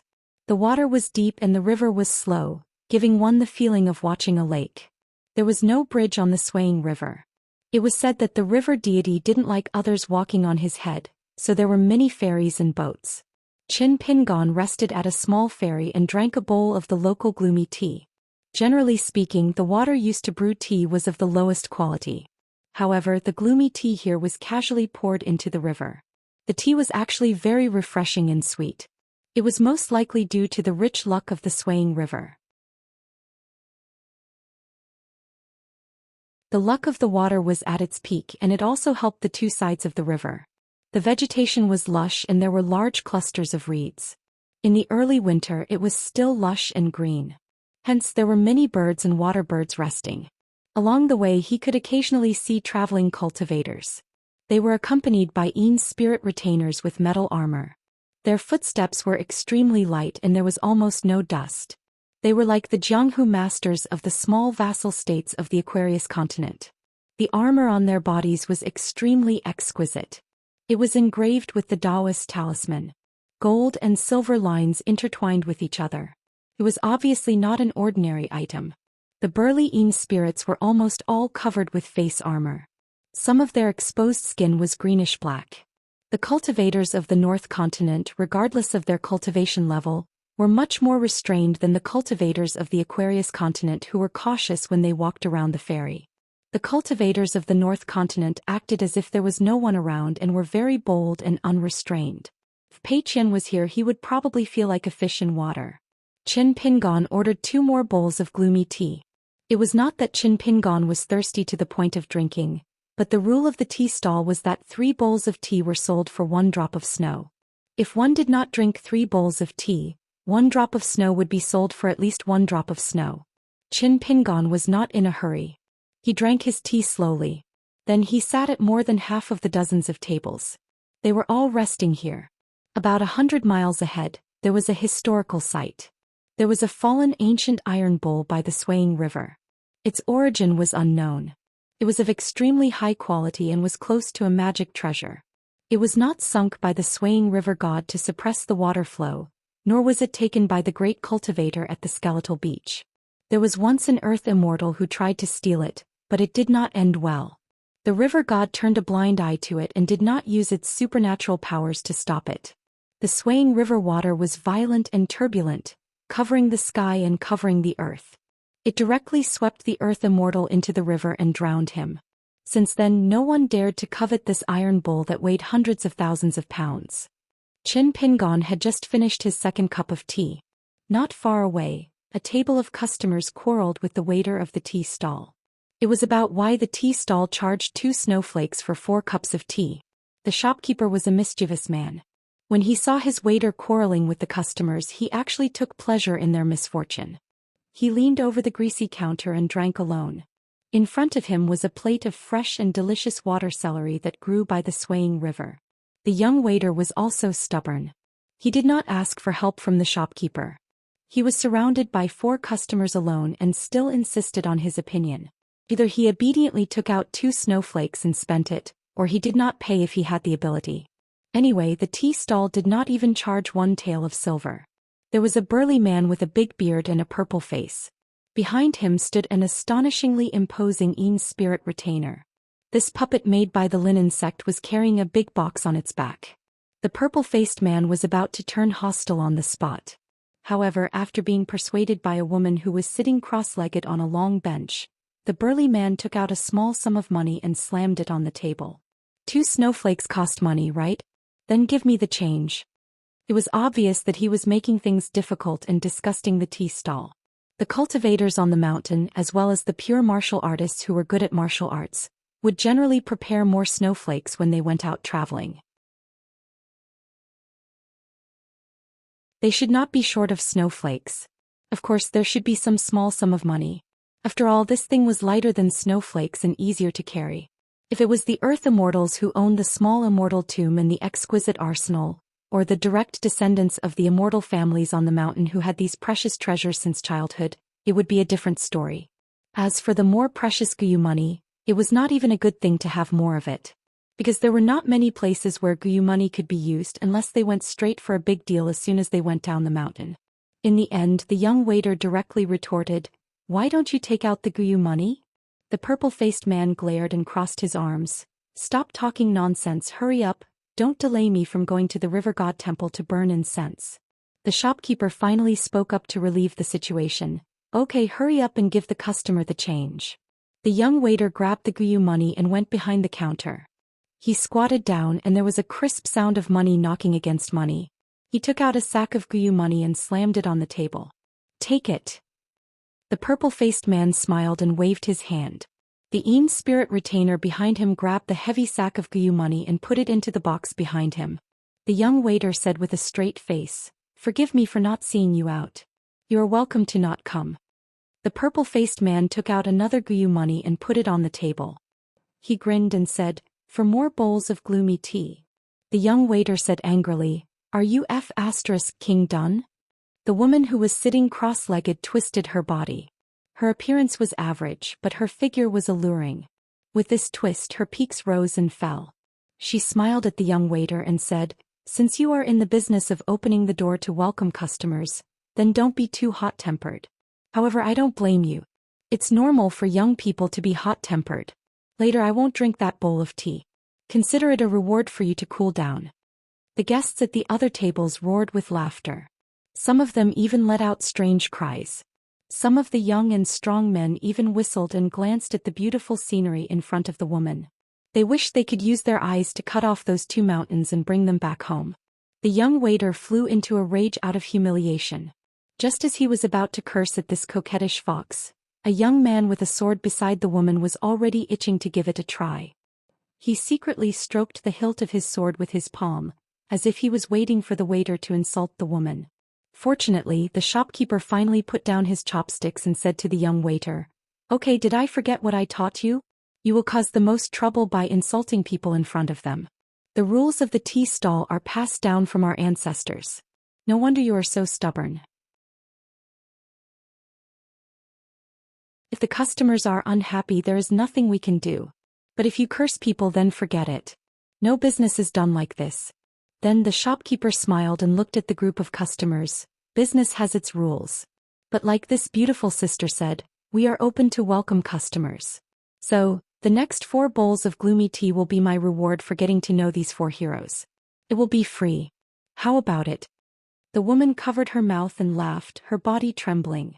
The purple-faced man nodded. He put away the small coin and drank the 4 bowls of gloomy tea. Only then did he get up and leave. The woman didn't forget to turn around and throw a coquettish glance at the young waiter. Qin Pingon frowned. He glanced at one of the white bowls on the table that still had half a bowl of tea left. On the edge of the bowl there was some imperceptible rouge. The shopkeeper smiled and shook his head. He went around the counter and threw the white bowl into the swaying river before the young waiter could. Qin Pingon finished his tea and placed a snow coin on the table. He got up and left. From the mural city to the river crossing, there was a fork in the road. The small road was near the river and the main road was slightly away from the river. There was a particular reason for this. The river god here preferred peace and quiet. On the other hand, the main road at the skeleton beach was filled with endless traffic. It was said that it was easy to disturb the river god's cultivation. Therefore, the hemp sect paid to build 2 roads for people to travel. Those who liked to enjoy the scenery would take the small road. Those who wanted to do business would take the large road. Qin Pingon walked on the small road and there were very few people. After all, no matter how good the scenery of the swaying river was, it was still a gentle river. Previously, when he came from the Mural City, the novelty of it had already passed. The small muddy road was full of potholes and it was not as smooth as the main road. Moreover, there were small stalls on both sides of the road.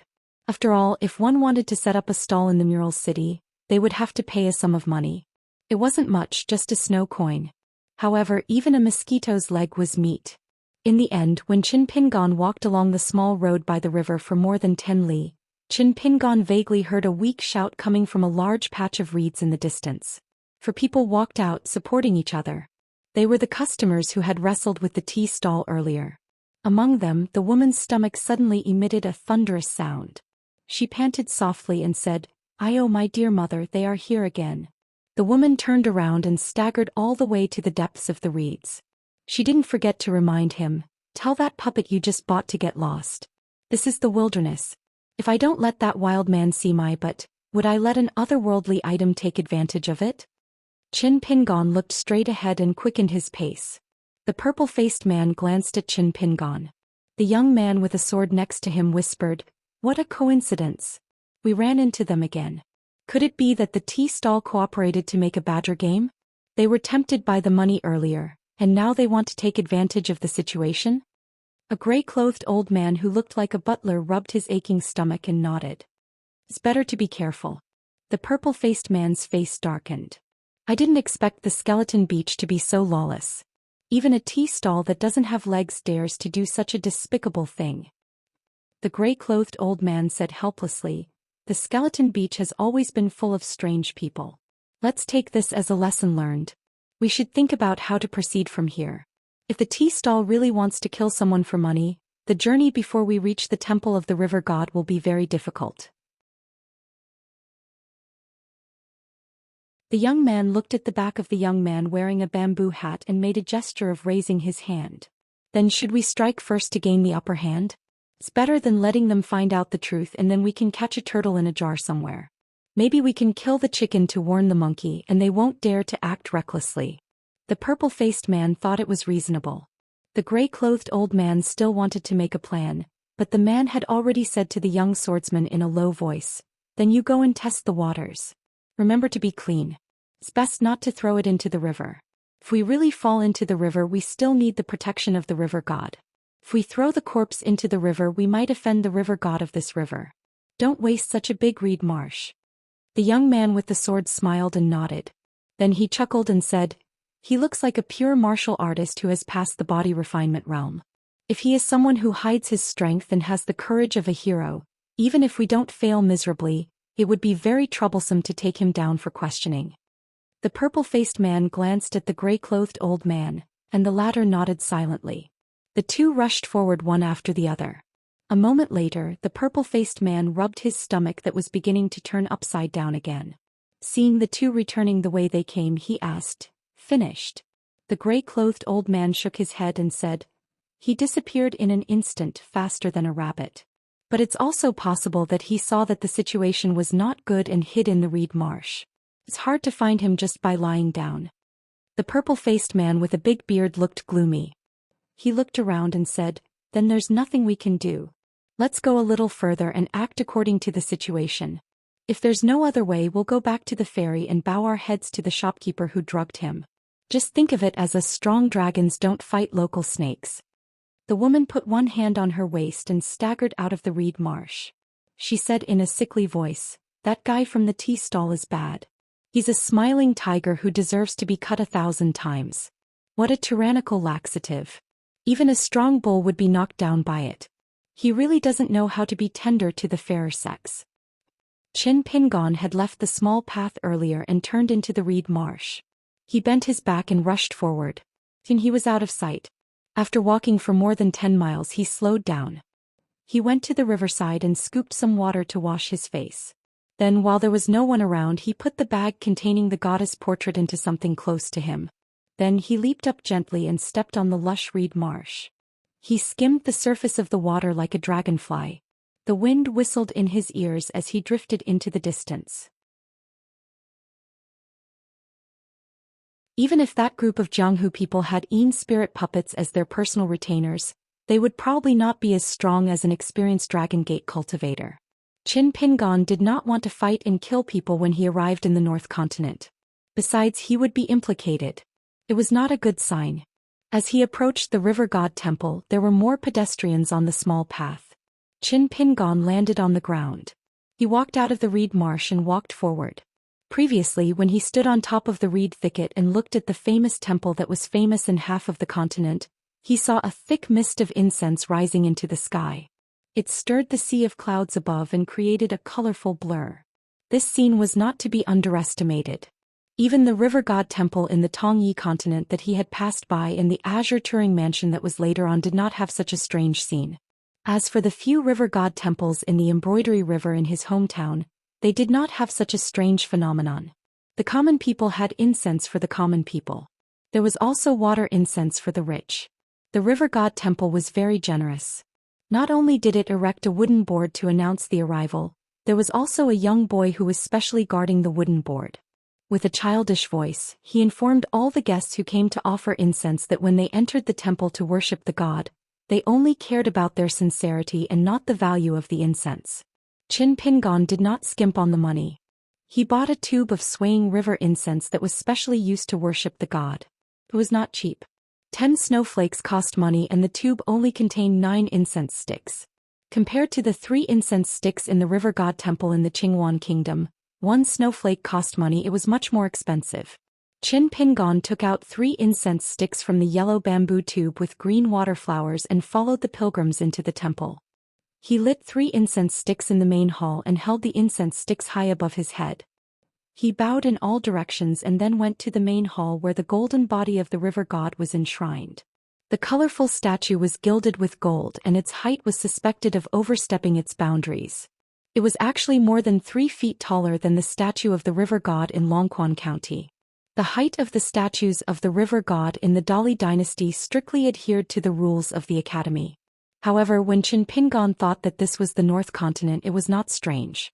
The appearance of the swaying river god was that of an old man in golden armor who held a sword in each hand and stepped on a bright red snake. He looked like an angry heavenly king and was extremely powerful. Then Qin Pingon just walked around the huge temple that had more than 10 entrances. He walked and stopped and spent more than an hour. The roof ridges were all eye-catching golden glazed tiles. Among them, there was a side hall that was built to look like a dragon palace in the water. The statues were vivid and lifelike. They were all large fish, snakes, and flood dragons that had transformed into human forms. There were hundreds of postures. There were old pilgrims and their children laughing and saying that this was the side palace of the river god. At night, these subordinates who could summon the wind and rain would come alive. However, there was a night ban in the temple. At night, only those immortals who rode the clouds and mist were qualified to come here as guests and drink tea with the river god. Qin Pingon had stopped at the back hall for a while and saw a couplet. He took out 3 incense sticks and lit them. He stood respectfully on the white jade square and inserted the incense sticks into the incense burner before leaving. The couplet behind Qin Pingon with golden words on a black background was, "Don't kowtow to a sincere heart, you will be protected by virtue, and burn incense for evil, you will only provoke the water god." After Qin Pingon left the temple of the river god, he continued his journey to the north. At dusk, Qin Pingon came to a small ferry. He needed to take a ferry across the shore to go to the Ghost Valley that Qin Pingon wanted to visit the most in the territory of the Skeleton Beach. However, the fairies and the old and young fairies at the ferry had already stopped work. The fairies stopped at the shore to tie up their ropes and return home. Qin Pingon wanted to increase the price to cross the river, but still no one agreed. It was said that the fairies did not cross the river at night. This was a rule passed down from generation to generation. Otherwise, the river god would be angry. There were only 3 kinds of people who were exceptions. Scholars who came to the capital to take the imperial examinations, people who were sick and seeking medical treatment, and people who were suffering wanted to commit suicide by jumping into the river. Qin Pingon thought about the importance of not building a bridge on the swaying river as well as these rules. He didn't even have the mood to swim across the river. He simply lit a bonfire at a secluded spot near the ferry, planning to take the ferry across at dawn tomorrow. The night was dark and the river was slow. Qin Pingon faced the river and sat cross-legged to practice the sword furnace stance. The night passed peacefully. The sky was slightly bright. Qin Pingon got up and walked towards the ferry. There was a muscular old ferryman with glossy and dark skin. He was already squatting at the ferry waiting for a guest. Qin Pingon and the old ferryman agreed on the price of 8 silver coins. The old man said to wait a little longer. If he only earned 8 silver coins to ferry a person across the river, it would be a waste of his strength. He asked Qin Pingon if he was willing to wait a little longer. As long as another person came and earned 8 silver coins, he could cross the river. Qin Pingon smiled and said it was fine. He just needed to wait. After all, he was not in a hurry. Qin Pingon took off his bamboo hat and sat at the ferry with the old ferryman. He took off the blade-strengthening gourd and drank a mouthful of wine. The wine in the gourd was the home-brewed rice wine that Dong Shuijing had given to Luopa Mountain. The old ferryman smelled the wine and his eyes lit up. He turned around and asked with a smile, "Young master, can you give me some wine to drink?" Qin Pingon was about to pass the blade-strengthening gourd to him when the old ferryman waved his hand and held it with both hands. He smiled and said, "Young master is a particular person, but this old man can't not be particular. Young master just needs to pour the wine into my hands." Qin Pingon then poured the wine. The old ferryman raised his hands that were full of calluses and lowered his head like a cow drinking water. After drinking, he smacked his lips and asked with a smile, "Young master, are you going to that no turning back?" "Oh, this is our dialect. According to the words of the great immortals of the Hemp sect, it is the Ghost Valley." Qin Pingon smiled and nodded. He said, "I am a swordsman and they all say that there are 3 places that must be visited. Now that I have been to the Mural City and the River God Temple, I want to go to the Ghost Valley to broaden my horizons." The old ferryman stretched out 2 fingers and twirled the corner of Qin Pingon's green robe. He clicked his tongue and said, "I knew it. Young master is actually a young immortal. This old man doesn't need to talk about other things. I have been on this river all my life, and even though I don't have any money in my pocket, I still have a good eye. Young master's robe must be worth a lot, right?" Qin Pingon laughed heartily and said, "When I go out, I still need to talk about style. I'm just trying to look impressive." The old ferryman said, "Young master's foreign accent sounds like you are from another continent. You must change it. Here the forest is big and there are all kinds of birds.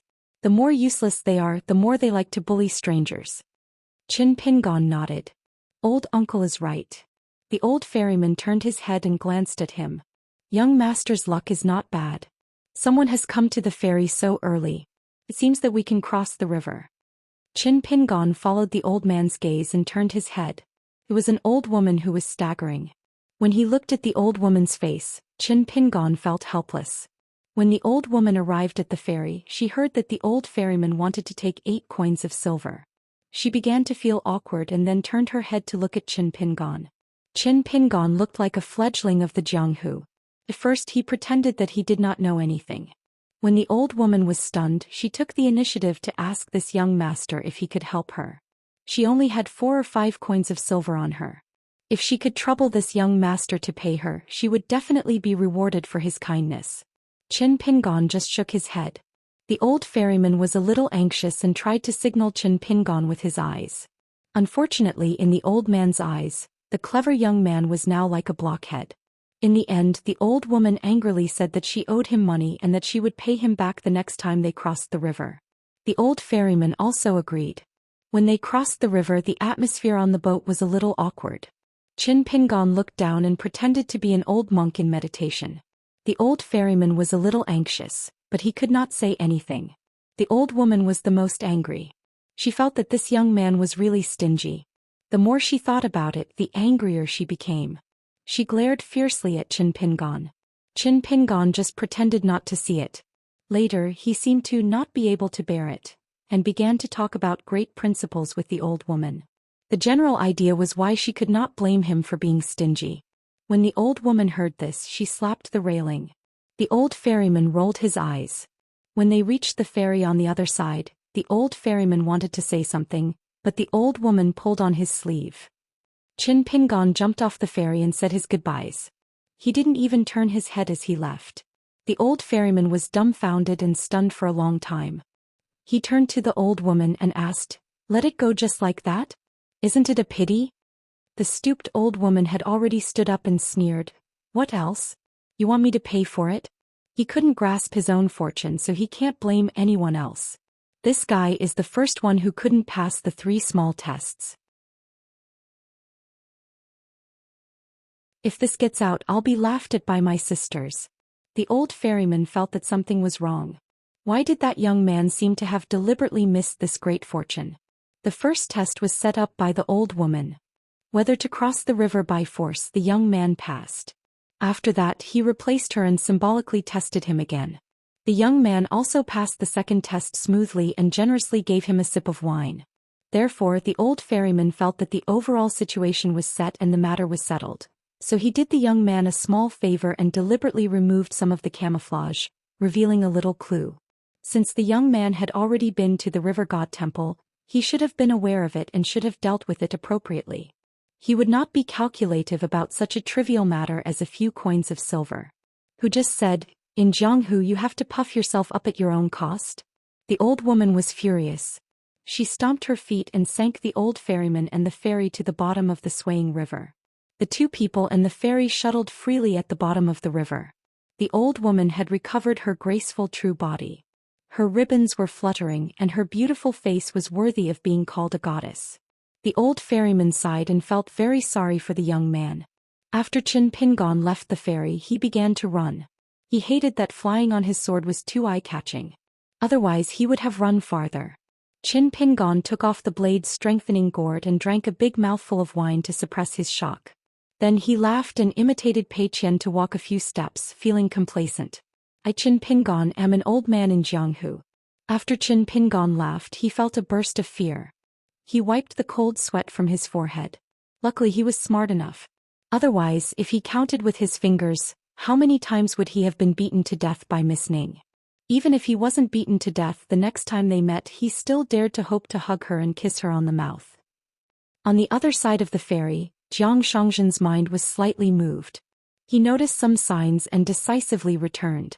At this moment he stretched out his hand to cover his forehead and murmured, "Qin Pingon, brother Qin, uncle Qin. You are still the best."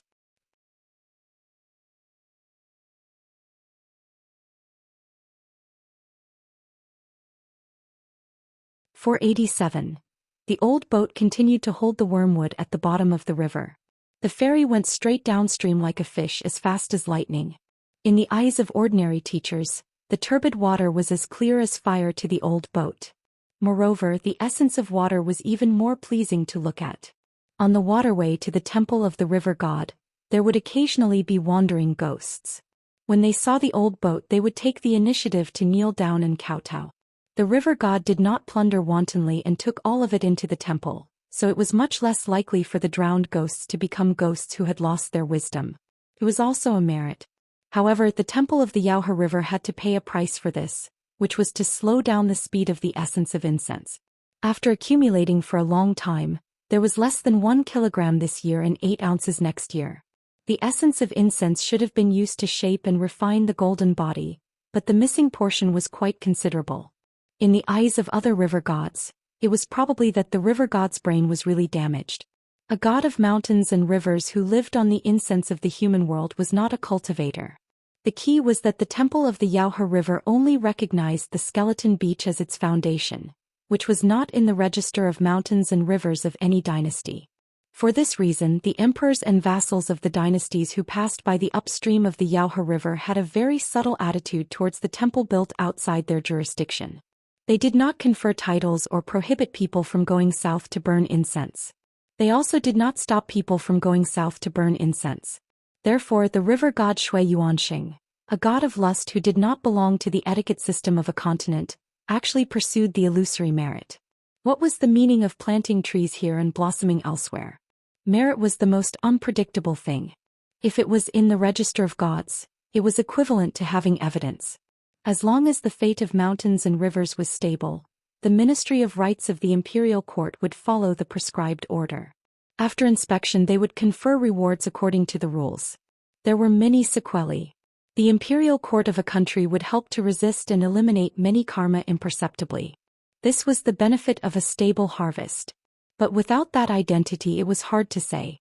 Once a person made a wish and prayed successfully, who could guarantee that there would not be a mess of karma entanglement behind? The goddess who walked out of the mural was in a bad mood and looked depressed. When it came to their respective great Taos as an old neighbor, old boatmaster wasn't in a position to say anything. But his comforting words were just rubbing salt into the wound. The 8 paintings of the heavenly official of the goddess had existed for a long time, even longer than the hemp sect. When the ancestors of the hemp sect first came to the North Continent, it was very difficult. They chose the southernmost point of the continent because they had no choice but to do so. At that time, they had provoked several domineering sword immortals from the north and were unable to establish a foothold. They wanted to stay away from trouble, so they unintentionally unearthed these inexplicable ancient murals. Hence they regarded the skeleton beach as a place with good feng shui. This was also an important reason. However, the hardships within the hemp sect were not known to outsiders. Old Wuxia had witnessed the establishment of the hemp sect bit by bit. Just by dealing with the nether soldiers and generals of the ancient battlefield, the hemp sect had lost no less than 20 earth immortals. Even 2 of their cultivators in the pure jade realm had died in battle. It could be said that if they had not been ostracized, the hemp sect would have been able to establish a sect in the central part of the North Continent. This was also under the premise that the hemp sect had never had any sword immortals and had never invited any sword immortals to be worshippers. It was actually the first time old boatmaster saw the true body of the goddess. In the past, among the 8 heavenly official goddesses, one of the goddesses was called Xianxia. She could travel far in dreams, similar to the Yin spirit of a grand cultivator. Moreover, she could ignore many restrictions and use this to communicate with human cultivators. In the early years, this goddess had visited the swaying river temple. However, not long after, the goddess Xianxia, like Changzhu and Zhangkan, chose the person she wanted to serve and left the skeleton beach. At that time, both sides secretly agreed that old boatmaster would help them set up 1 or 2 symbolic tests. As a reward, they were willing to help 3 times when the swaying river temple was in danger. After that, Bao Gai and Ling Ji also left the city of murals one after another. After more than 500 years, the 3 murals fell into silence. The swaying river temple had already used up 2 chances to pass through the crisis. Therefore, old boatmaster was so attentive, hoping that a new opportunity would fall on the heads of mortals or cultivators. Old boatmaster was happy to see it happen. In the past 1,000 years the situation had changed. Out of the 5 goddesses in the murals, 1 died in battle for their master, and 2 chose to die with their master. Only goddess Zhangkan, who was commonly known as the Celestial Staff, and goddess Xianxia, who had disappeared for unknown reasons. Among them, the shabby scholar chosen by the former was now a cultivator at the peak of a continent in the celestial realm. He was also one of the few cultivators who had achieved Tao other than sword cultivators in the team of sword cultivators who went to the inverted hanging mountain. At that moment, the goddess who was riding the ferry wasn't accompanied by the 7-colored deer in the painting. It was probably because of this that the murals did not fade. Otherwise, old boatmaster would be so embarrassed that he would not be able to show his face. After waiting for a long time, he finally found a person who would accompany him through life and death. In the end, that person did not have the slightest bit of foresight. Not only did he not pass that sesame size test, he even ran away as quickly as possible. If the murals in the city of murals became a white painting scroll, wouldn't it make the goddess seem like she had no home to return to? What was the difference between this and the drowned ghosts in the swaying river and the many wandering Yin spirits in the haunted valley? As for the true roots of these 8 goddesses, even old boatmaster, who was the river god of this place, still did not know.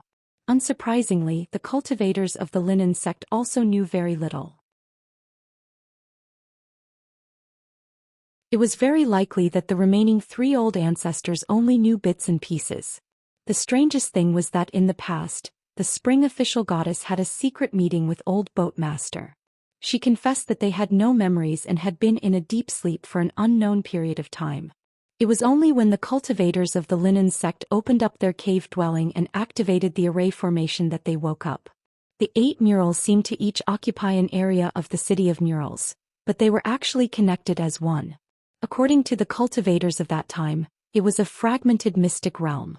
Based on the mountains, rivers, buildings, flowers, ancient trees, books and other relics, they had tried to follow the clues and find out their origins. Unfortunately, it was like a heavenly moat that spanned across the land. There were layers upon layers of fog that could not be unraveled. As they approached the river god temple, old boat master couldn't help but sigh. The goddess standing on the other side of the ferry also faintly sighed. It was especially sentimental, as if it was the sound of nature that did not exist in the mortal world. Old boat master couldn't help but complain about that young man. Just what was he thinking? Previously he had secretly observed him and found him to be quite clever. He also respected the rules and did not seem like a stingy person. So why did he start to act so foolishly when his fortune was right in front of him? Was it really something that should not have existed in his life and could not be grasped when it was in his hands? But that didn't seem right either. If he was able to gain the favor of the goddess and leave the painting, that in itself explained a great deal. The goddess turned her head and glanced over. That male cultivator who was standing on the riverbank, could he be one of the 3 old ancestors of the Linen sect? Old boat master shook his head. I recognize the 3 old ancestors on the mountain. Even if they leave the mountain and show themselves, they aren't heroic characters who like to play tricks. The goddess thought for a moment. Looking at his bearing, I do remember a sister who took a liking to someone in her early years. He was a young golden core cultivator from outside the city, and her heart was almost moved by him. But his disposition was too heartless. If she followed him, she wouldn't be able to endure any hardship or anger. Old boat master was stunned for a moment. He asked about the approximate time. After obtaining the answer, old boat master felt a headache coming on.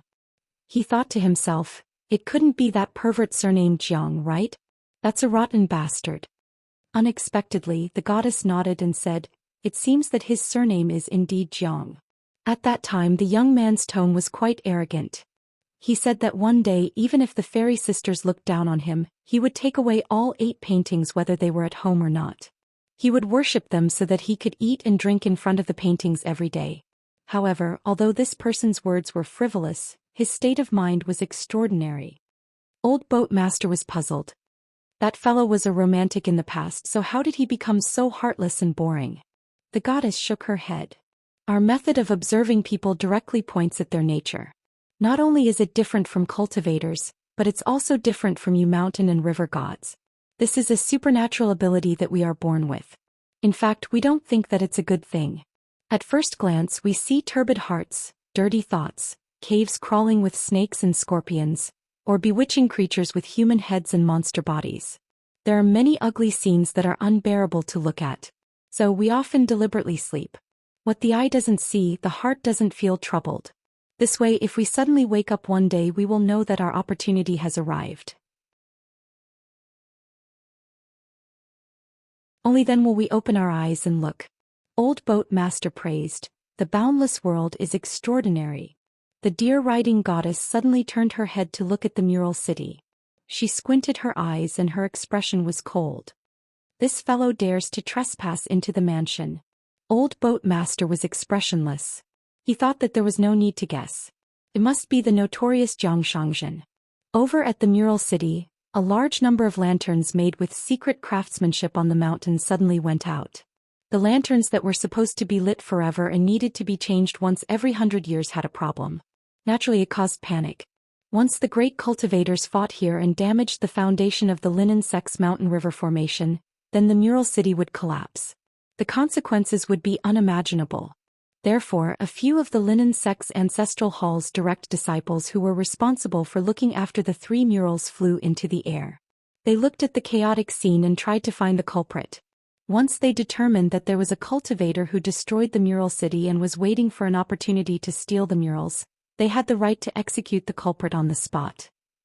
Near one of the murals of the goddess, when the Linen sect's guarding cultivator was distracted to look into the distance, A wisp of green smoke first climbed up the wall and slithered like a spirit snake. Then it instantly entered the mural. It used some unknown method to directly break through the celestial spell restriction of the mural itself. It flashed and disappeared like raindrops falling into a lake. The movement was subtle, but it still made the linen sect's earth immortal cultivator frown. He turned his head to look, but he did not find any clues. He was still worried. He excused himself from the mural goddess and flew into the air. He came to a place 10 feet away from the mural and used the linen sect's unique magic. A pair of pale golden eyes scanned the entire mural so as not to miss any clues. However, after checking it twice, he still did not find any abnormalities. The ancient mural in front of him was one of the 3 remaining blessings in the City of Murals. It was one of the most important mural of the 8 female officials of the Heavenly Court. In the secret archives of the Linen Sect, the goddess depicted in the mural was riding on a 7-colored deer. She carried a wooden sword with the seal script "Swift Wind" on the side of the sword. Her status was revered and she was ranked 2nd. However, her importance was above the goddess that was commonly known as the Celestial Staff, but was actually named Zhou Xian by the Linen Sect. Therefore, the Linen Sect sent an earth immortal of the Jindan realm who had the potential to enter the upper 5 states to supervise this place. The middle-aged cultivator couldn't find the answer, but he still didn't dare to let his guard down. After hesitating for a moment, he looked at the shop beside the Swift Lightning goddess in the City of Murals. He used the sound of ripples in his heart to tell the young man to immediately return to the ancestral mountain of the Linen Sect and inform the ancestral hall that there was something strange about the deer-riding goddess. They must invite an old ancestor to personally inspect this place. Although the young man had previously gone down the mountain to help his childhood sweetheart do business and wasn't very enlightened, his state of mind was extremely stable when he encountered a major event. After bidding farewell to the young girl, he walked out of the shop. With a solemn expression, he formed a seal with 2 fingers and lightly stamped his feet. Immediately, a woman of the land under the jurisdiction of the Linen Sect broke out of the ground. It was actually a beautiful young girl. She raised her arms high and held a sheathless ancient sword with awe-inspiring sword chi. However, from the moment she left the underground palace of the Linen Sect to the moment she appeared with the sword in her hand and respectfully handed over the ancient sword that had to be sharpened underground all year round, this pretty landlady had used a camouflage technique. No one below the earth immortal could see her. The young man thanked her and put 2 fingers together. With a gentle touch, the ancient sword trembled and broke through the air. The young man stepped on the sword and the tip of the sword pointed straight at the mural. The top of the city was almost in a straight line. The thick layer of soil supported by the mountain and river formation didn't hinder the young man's sword at all. 1 man and 1 sword rushed into the sky, breaking through the sea of clouds that was like a white jade belt of the ancestral mountain of the Linen Sect in one go and flew towards the ancestral hall. The middle-aged cultivator landed back on the ground and stroked his beard with a smile. Although this little martial nephew wasn't from the same branch as him in the ancestral hall, everyone in the sect thought highly of and liked him. The Linen Sect had a lot of rigid rules. For example, except for a few people, the rest of the cultivators had to start climbing the mountain on foot at the sword pavilion halfway up the mountain. Even if the sky was about to collapse, they had to walk obediently. And this young man who had been secretly recognized as the master of the half-immortal weapon since childhood was one of the exceptions. It wasn't that the middle-aged cultivator couldn't send a flying sword message back to the ancestral hall, but there were many inside stories. Even the young man himself was unaware of it. This was also the mystery of cultivating on the mountain. What you know is what you don't know. If someone else pointed it out, it would seem that he knew and the opportunity that could have been in his hands would run away. Therefore, it was best to let the young man report this matter and let him bear more karma. Although he might not succeed, at least it wouldn't be a bad thing. Although the Linen Sect was magnanimous and didn't mind outsiders taking away the fortune of the 8 goddess portraits, the young man was the most likely person to seize the opportunity of the great Tao in the Mural City since the establishment of the sect. Back then, when the Linen Sect was building the mountain and river formation, hundreds of mountain-splitting puppet soldiers were deployed. There were also dozens of mountain-moving apes and mountain dogs. They almost turned the Mural City upside down, and so many great cultivators who left their names in the ancestral records of the Linen sect couldn't find the ancient sword left behind by the sect's founder. And this half-immortal weapon was said to be inextricably linked to the deer-riding goddess. Therefore, the Linen sect had to fight for the opportunity of the Mural City.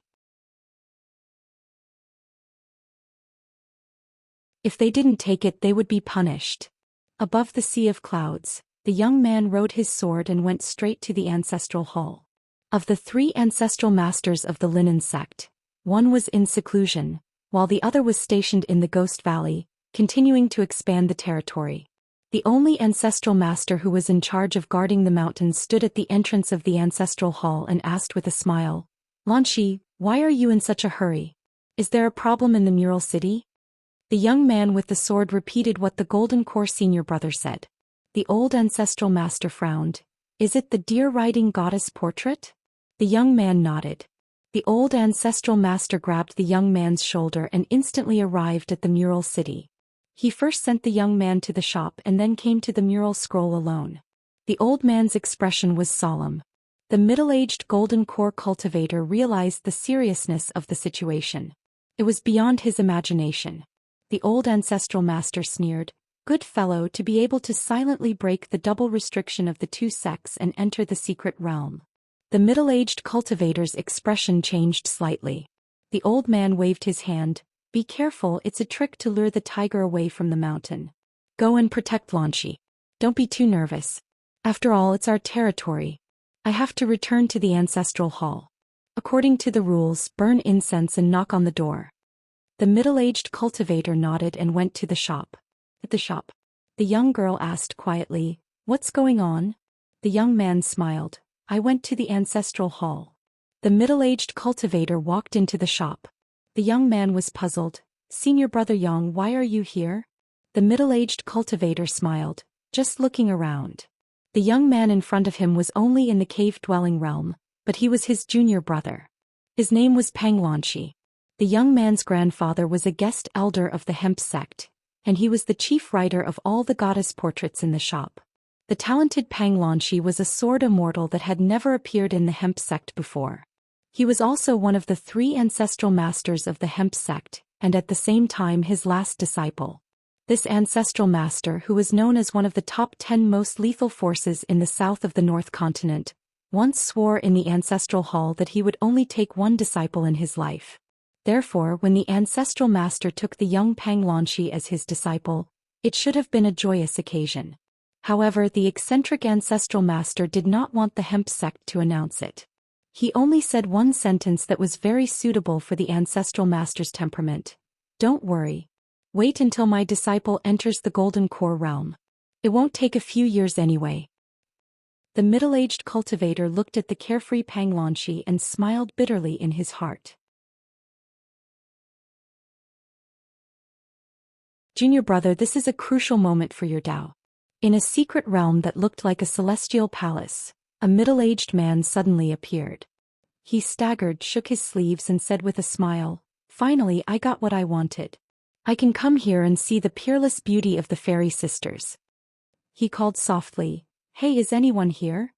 He strolled slowly and looked around, admiring the celestial scenery. Suddenly, he raised his hand and covered his eyes, muttering, "This is the boudoir of the fairy sisters. I don't want to see anything I shouldn't see." North of the Skeleton Beach, a young female Taoist priest left the mountain of a sect that was beginning to take shape. She was the youngest immortal sect leader in the history of the North Continent.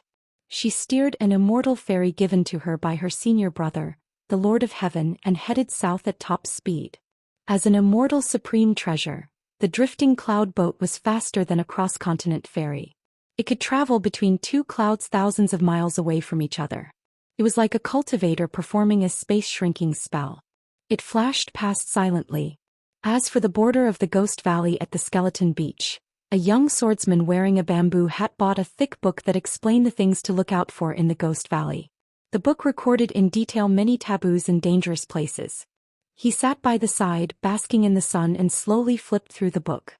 He was not in a hurry to pay the toll and enter the Ghost Valley to gain experience. Sharpening a knife would not delay the work of cutting firewood. The winter day was warm and the young man looked up at the sky. There were no clouds for thousands of miles. The weather was really good. First he set a small goal such as 1 second. Remember, book guest house.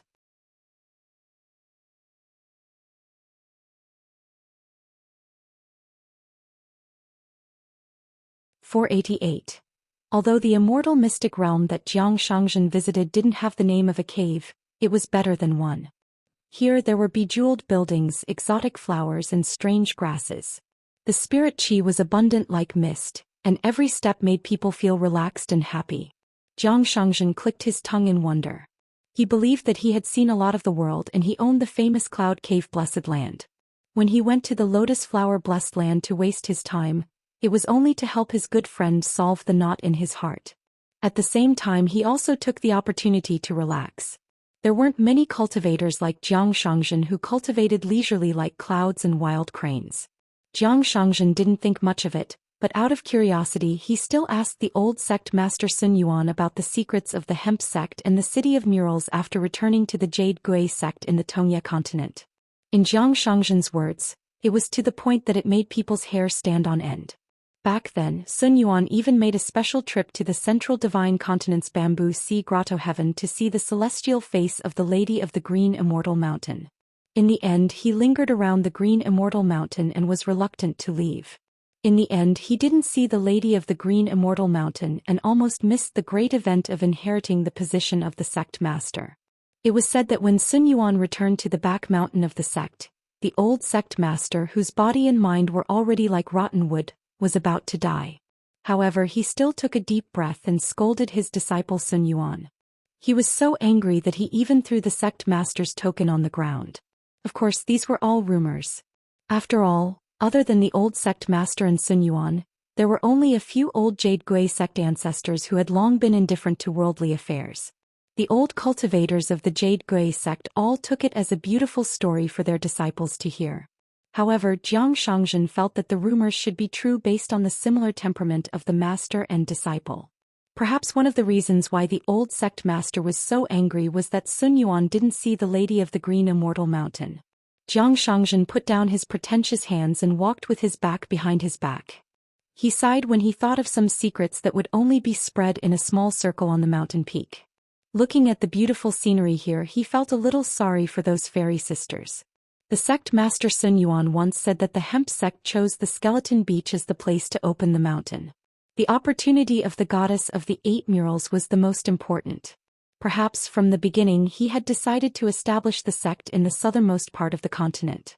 The so-called hostility with the native sword immortals of the North Continent was just a convenient way to deceive others and was forced to choose the southernmost location. In his life, Sun Yuan had read many secret files passed down from generation to generation by the top celestial families of the central region, especially the records of the ancient families of the Confucian school.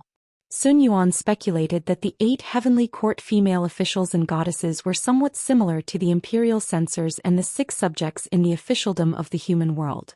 They patrolled the world and were specifically responsible for supervising the deities of the Thunder Department, the Count of Wind, and the Lord of Rain in the ancient heavenly court to prevent the deities of a certain department from abusing their authority. Therefore, the 8 heavenly court female officials and goddesses who were sealed in the murals by some ancient great cultivators were once low-ranking and powerful positions in the ancient heavenly court.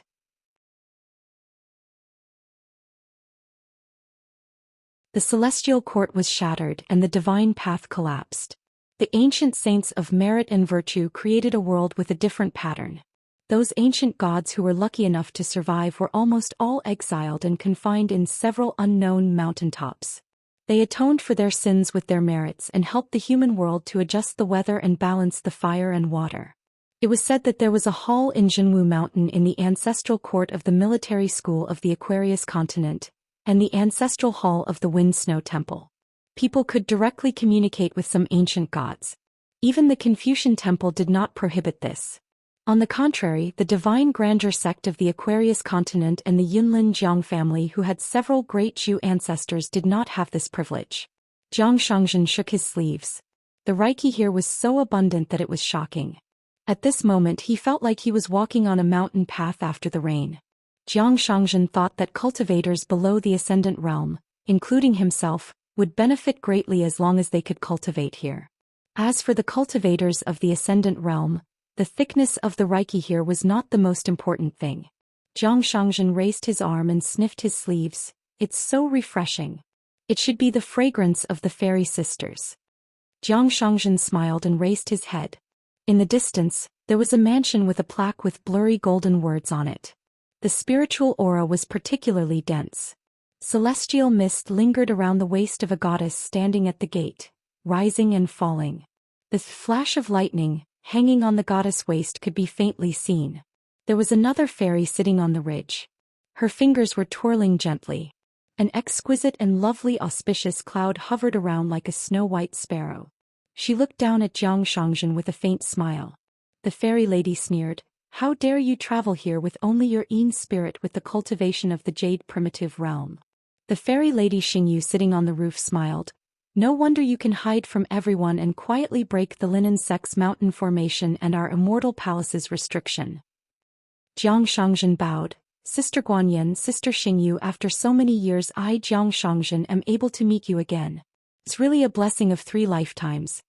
The fairy lady Guanyin had purple lightning lingering around her sleeves. It was obvious that this person was glib-tongued. Even if he was just moving his lips and his heart was as calm as water, it still made her unhappy. The fairy lady Xingyu asked, "Outside the Mural City, we have an agreement with the Linen Sect. It's not good to see too much. Did your real body go to find our sister?" As they were talking, there was a 7-colored elk jumping on the ridge of the houses in the distance. It was agile and mystical. Jiang Shangzhen nodded and focused his gaze on the 7-colored elk. He asked curiously, "I heard that the fairy He Xiaoyang from the Xinyao sect in the Aquarius continent was the most blessed in the continent. Now she has even established a sect in our Julu continent. She always has a fairy deer by her side. I wonder if that deer is related to this one?" The fairy lady Guanyin was a little impatient. "You vulgar person, quickly leave the immortal palace." Jiang Shangzhen looked solemn and said seriously, "If the 2 sisters are tired of me, just beat me and scold me. I won't fight back. However, if the Linen Sex cultivator comes to chase me away, I, Jiang Shangzhen, don't have much ability. I just have a bit of strength of character, so I won't leave." The fairy lady Guanyin's body suddenly burst with lightning. Her clothes fluttered as if she was wearing a purple fairy dress. It could be seen that she had already planned to do it herself without the Linen Sex ancestor burning incense and knocking on the door to enter this place. According to the agreement, no one was allowed to disturb their cultivation. However, the fairy lady Xingyu with a slender figure and a cloud hairstyle slowly stood up and floated beside the fairy lady Guanyin. She had a graceful figure and said softly, "Wait for sister to come back." The fairy lady Guanyin was far less graceful than the fairy lady Xingyu. Although she was reluctant, she still wanted to teach this sweet-talking lecher a lesson. So what if he was a cultivator in the pure jade realm? His own spirit came alone and he was in his own immortal palace. At most, his cultivation level was in the nascent soul realm. Not to mention that both of them were here. Even if she was alone, she could easily drive him out. However, the fairy lady Xingyu gently pulled the fairy lady Guanyin's sleeve. The latter restrained herself and the purple lightning slowly flowed into the ancient traveling inkstone at her waist. Outside the mural there were 3 knocks on the door. Inside the immortal palace's secret realm, it was as heavy as the sound of a deity beating a drum. The fairy lady Xingyu looked up and said softly, "Celestial Master Guiqi, long time no see."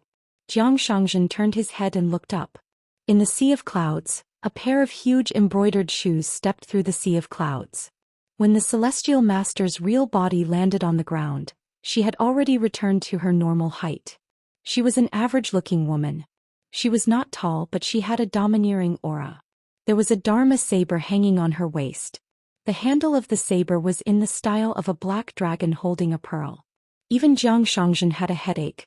This woman did not look good and her temper was really bad. He had suffered in her hands before.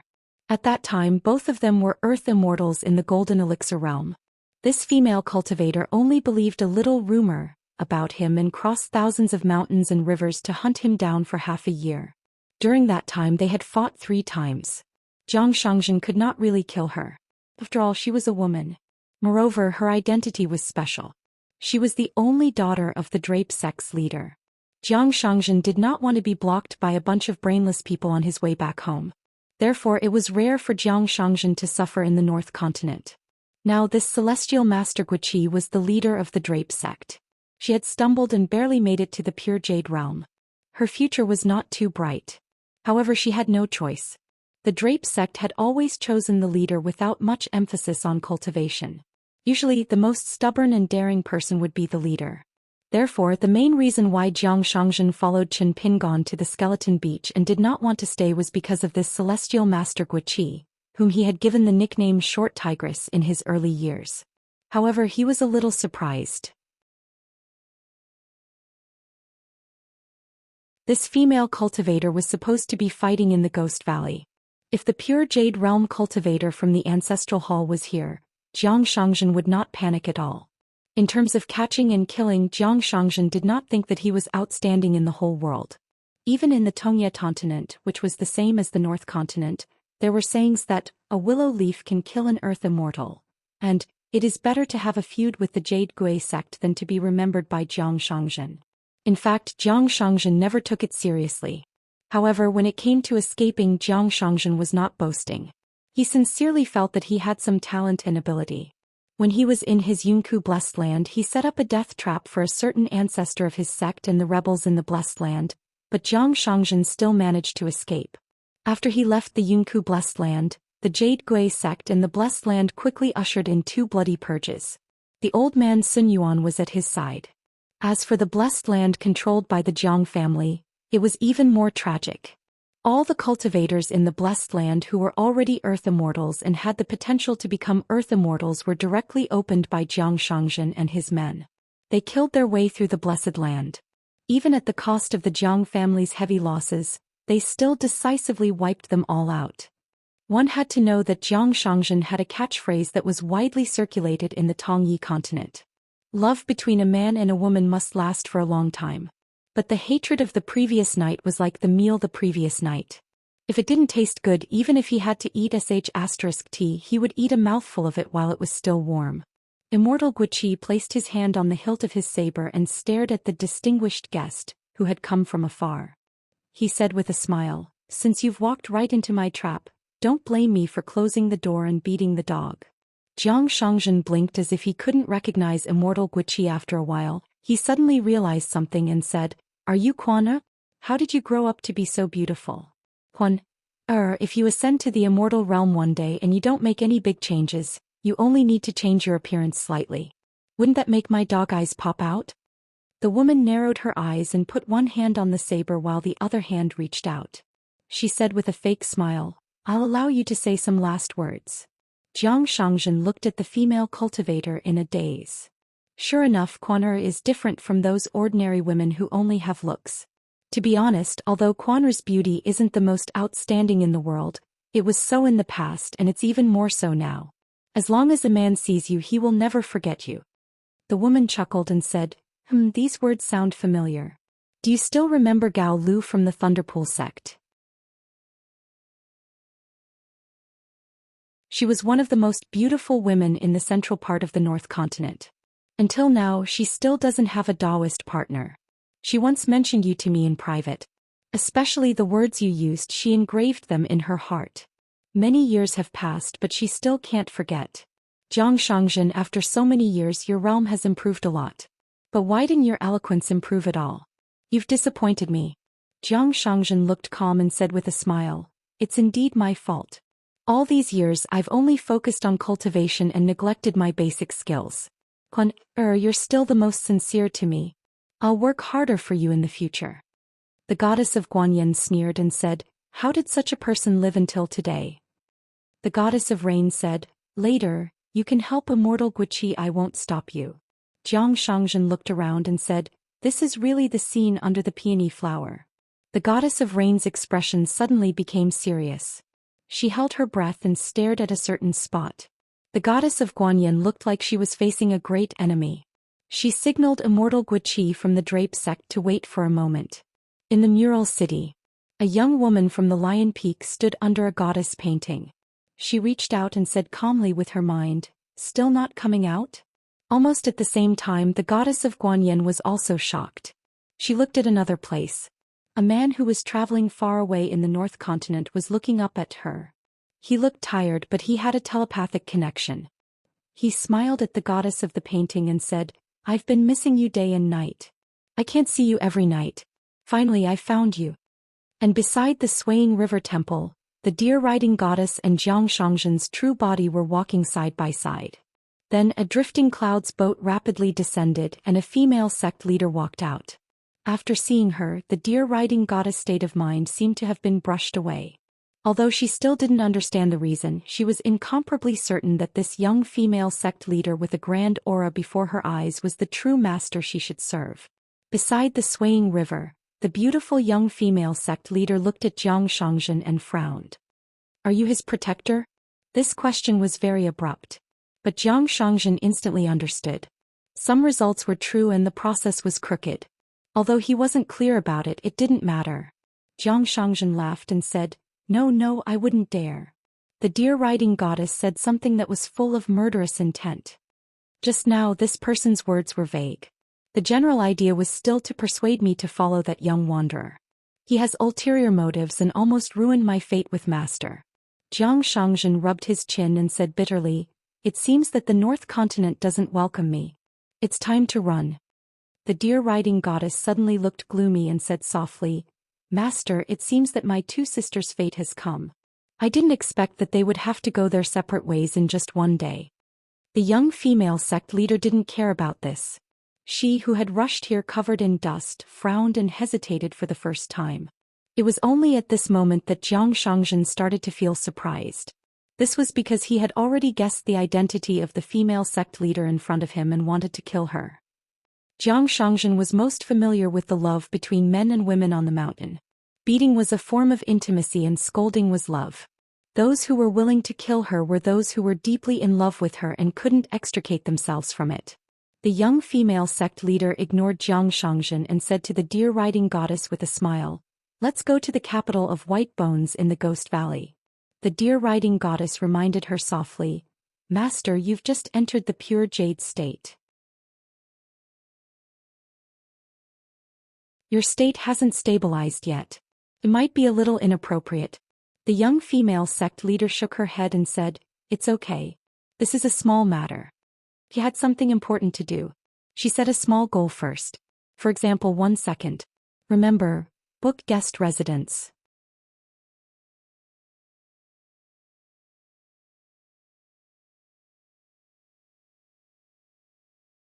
For 89. At the entrance of the Ghost Valley, there was a row of huge archways.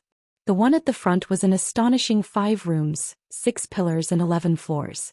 The walls were inlaid with precious yellow and green glazed bricks. Every dragon pillar was engraved with the demons subduing diagrams of the previous generations of the Linen sect's ancestors. The inscribed board read, "Magnificent and wondrous." Cultivators and pure martial artists usually had excellent eyesight. However, when Qin Pingon looked at the archway, he couldn't see the end of the road at all. Moreover, it didn't seem to be because of a trick. However, compared to the door that connected the inverted mountain and the Great Wall of Sword Qi, the mysteries of the archway didn't surprise Qin Pingon. Qin Pingon casually sat near the archway and flipped through the book for more than 2 hours. Because he read very carefully, he didn't want to miss any details. After reading less than half of the book, he planned to rest in the market and not far away and make plans tomorrow. He wasn't in a hurry to visit the border scenery of the Ghost Valley or enter the Ghost Valley through the row of archways to gain experience in the depths of the Ghost Valley.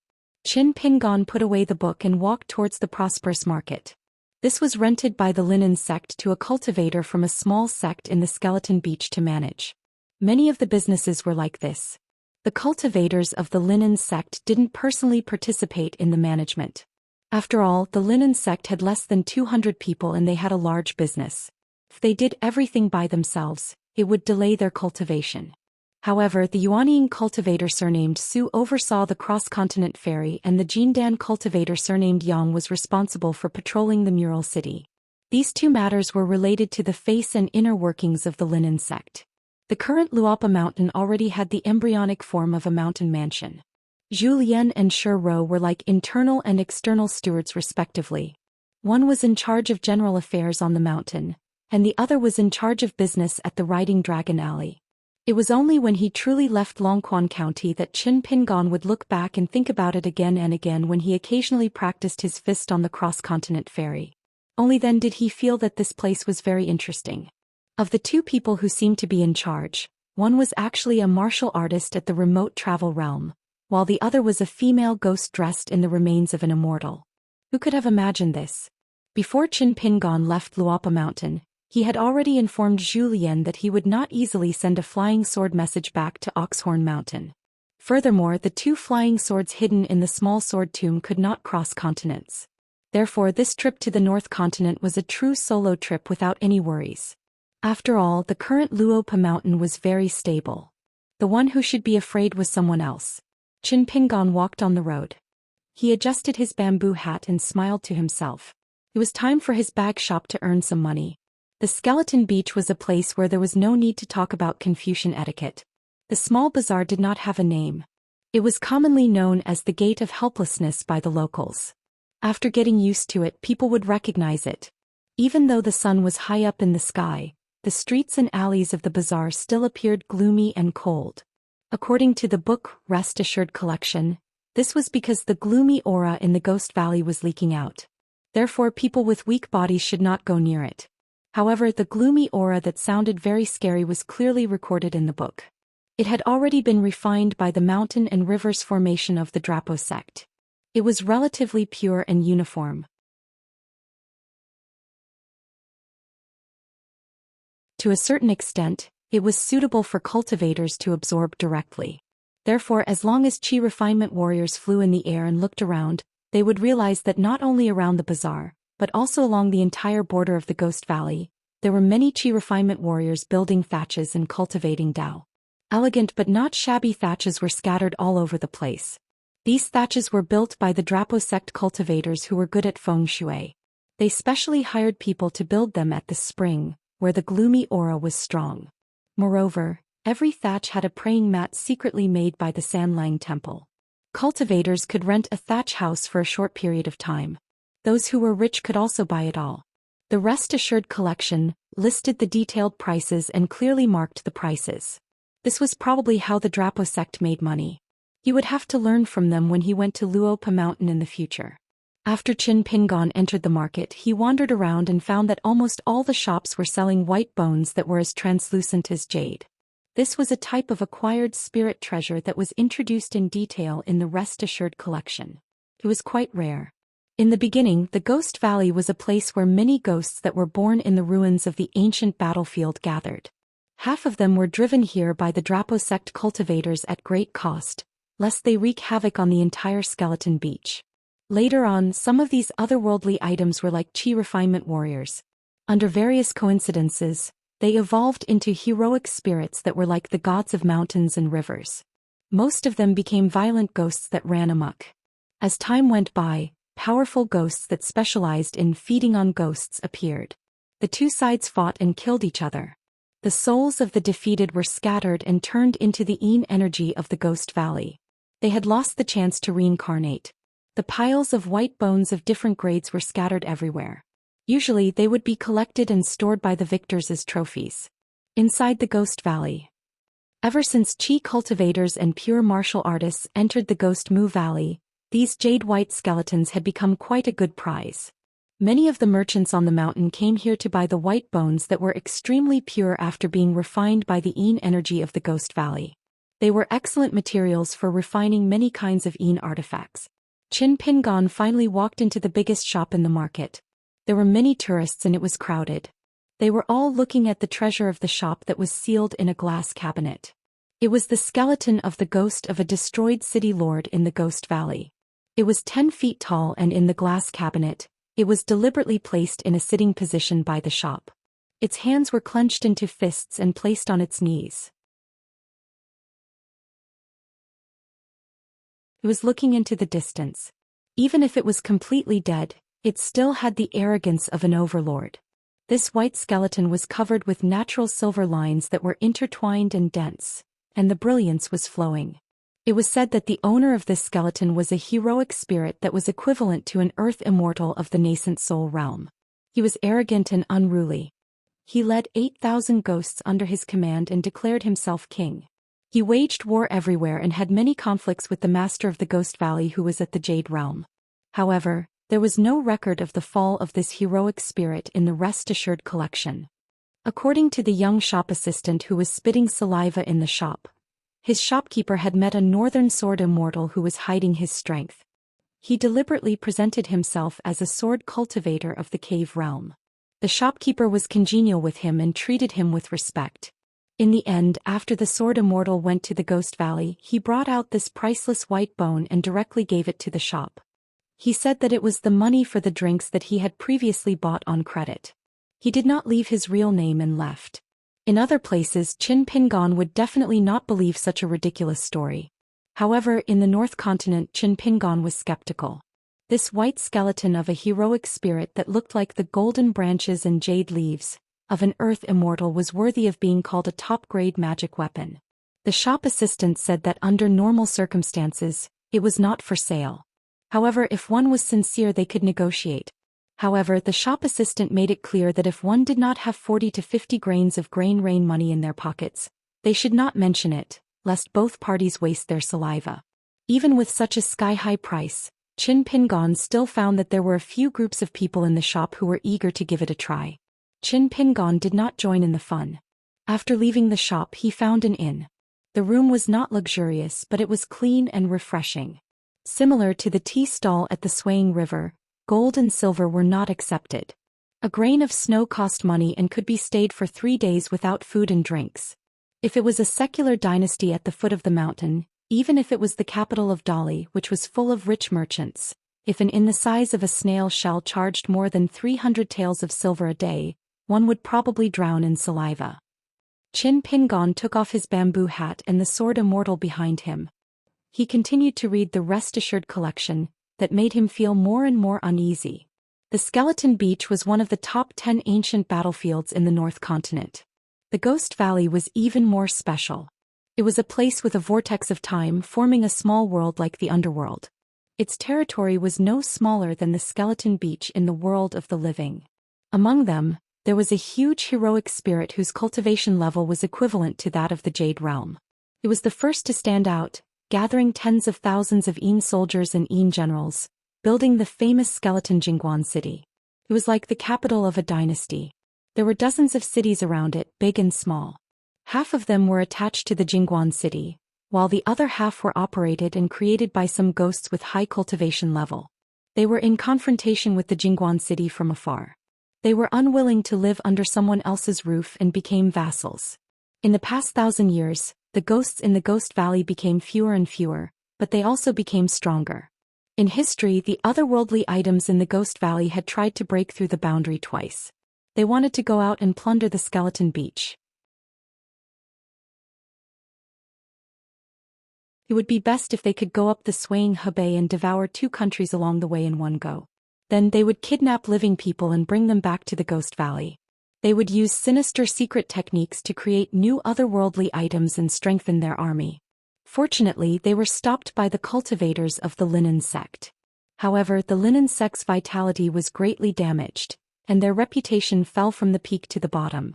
From the time the Linen sect gained a firm foothold in the North Continent to the time they expanded their territory, it could be said that everything went wrong. However, the North Continent had a deep foundation. It could be seen that the Linen sect alone had 3 ancestors of the Jade Realm in the Skeleton Beach, and the Ghost Valley also had one. On the other hand, in the Eastern Aquarius continent, if one did not mention the group of experts who secretly infiltrated the continent, the number of cultivators who were born and raised in the Aquarius continent could be counted on one's fingers. However, regarding this matter, Cui Dongshan had already reminded them that the Aquarius continent's territory was less than 30% of the North Continent's. The number of Jade Realm cultivators in the Aquarius continent was very few, and they could not be compared to the other continents. However, as long as the cultivators in the Aquarius continent were in the upper 5 realms, they were not easy to deal with. For example, the Lu Laoqing of the Calligraphy Lake and the Wei Jin of the Wind Snow Temple were all eccentric existences who had a share of the continent's fate. If they were to fight with cultivators of the same realm in the North Continent or the Tongya Continent, especially those who lived like princes, Lu Laoqing and Wei Jin had a high chance of winning. Once the Qi cultivators and martial artists chose to enter the valley to train, it was equivalent to signing a life and death contract with the Linen sect. Whether they were rich or dead, it was all based on their ability and luck. If they earned a windfall, the Linen sect would not be jealous or coveted, and would not accept a single cent more. If they died in the Ghost Valley, they would not be able to transcend, and they would not be able to blame anyone else. This was an unwritten rule. In history, there were immortal mansions that were distressed over the premature death of their proud disciples. After the incident, they would call their friends and come to the Skeleton Beach to argue with the Linen sect. They wanted to denounce them and also wanted some compensation from the Linen sect. The Linen sect's cultivators never explained a word. When they came, they would set up a table at the entrance of the mountain, serve a cup of gloomy tea and then start fighting. Either the other party would fight to the ancestral hall, or they would beat the other party until they handed over all their treasures and immortal money.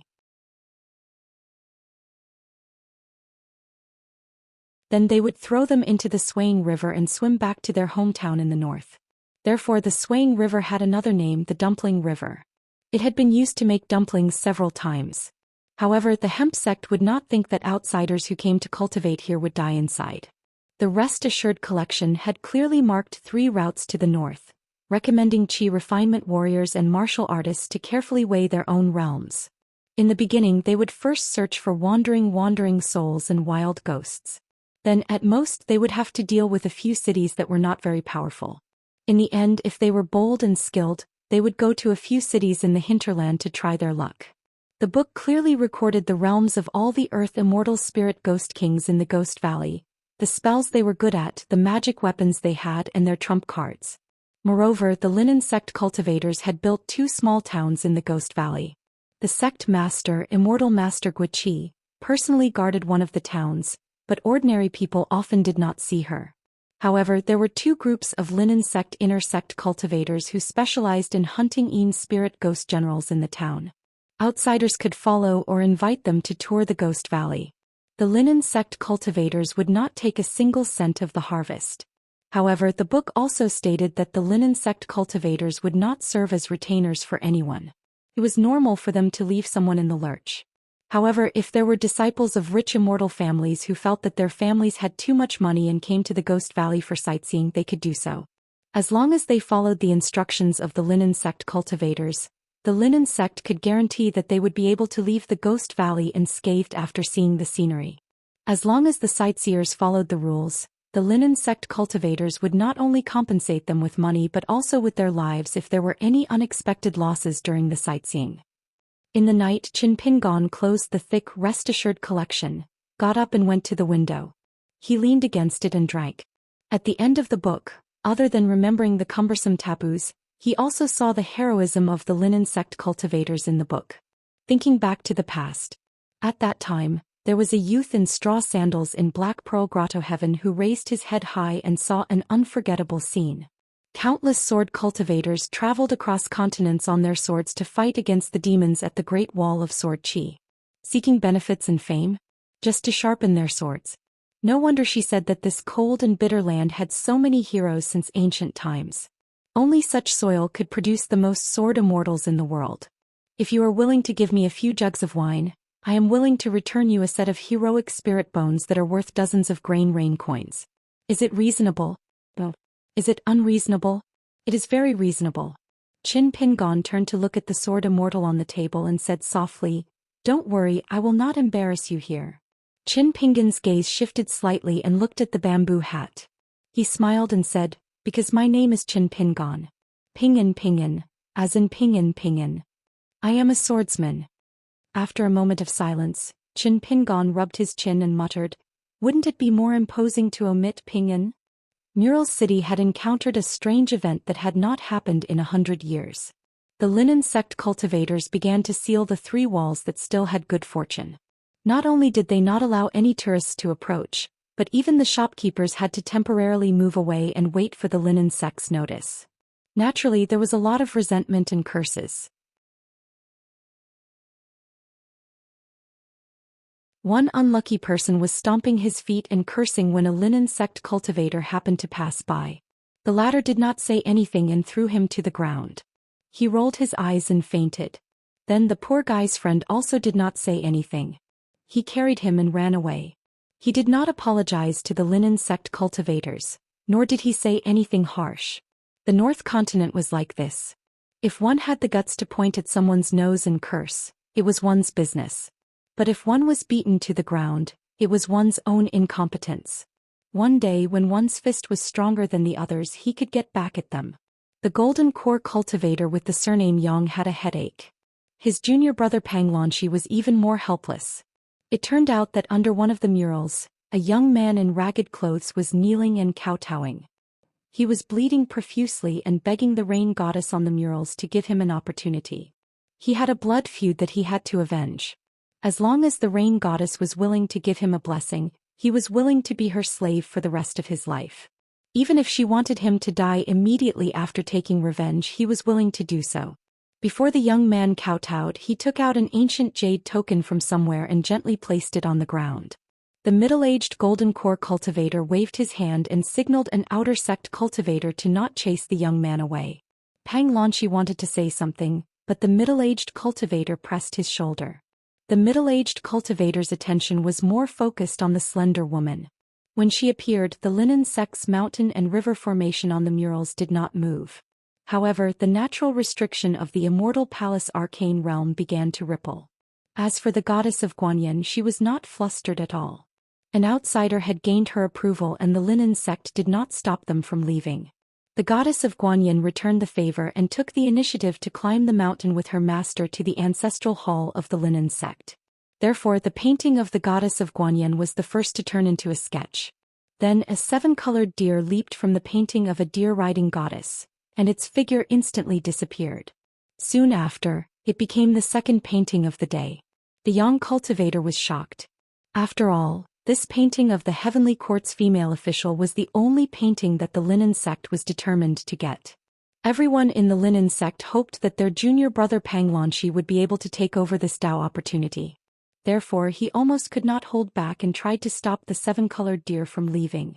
However, the sect master, Immortal Master Wuxia, quickly walked out of the murals and asked him to leave and guard the last painting of the goddess. Then Immortal Master Wuxia returned to the Ghost Valley. She said that there was an important guest and she had to receive them personally.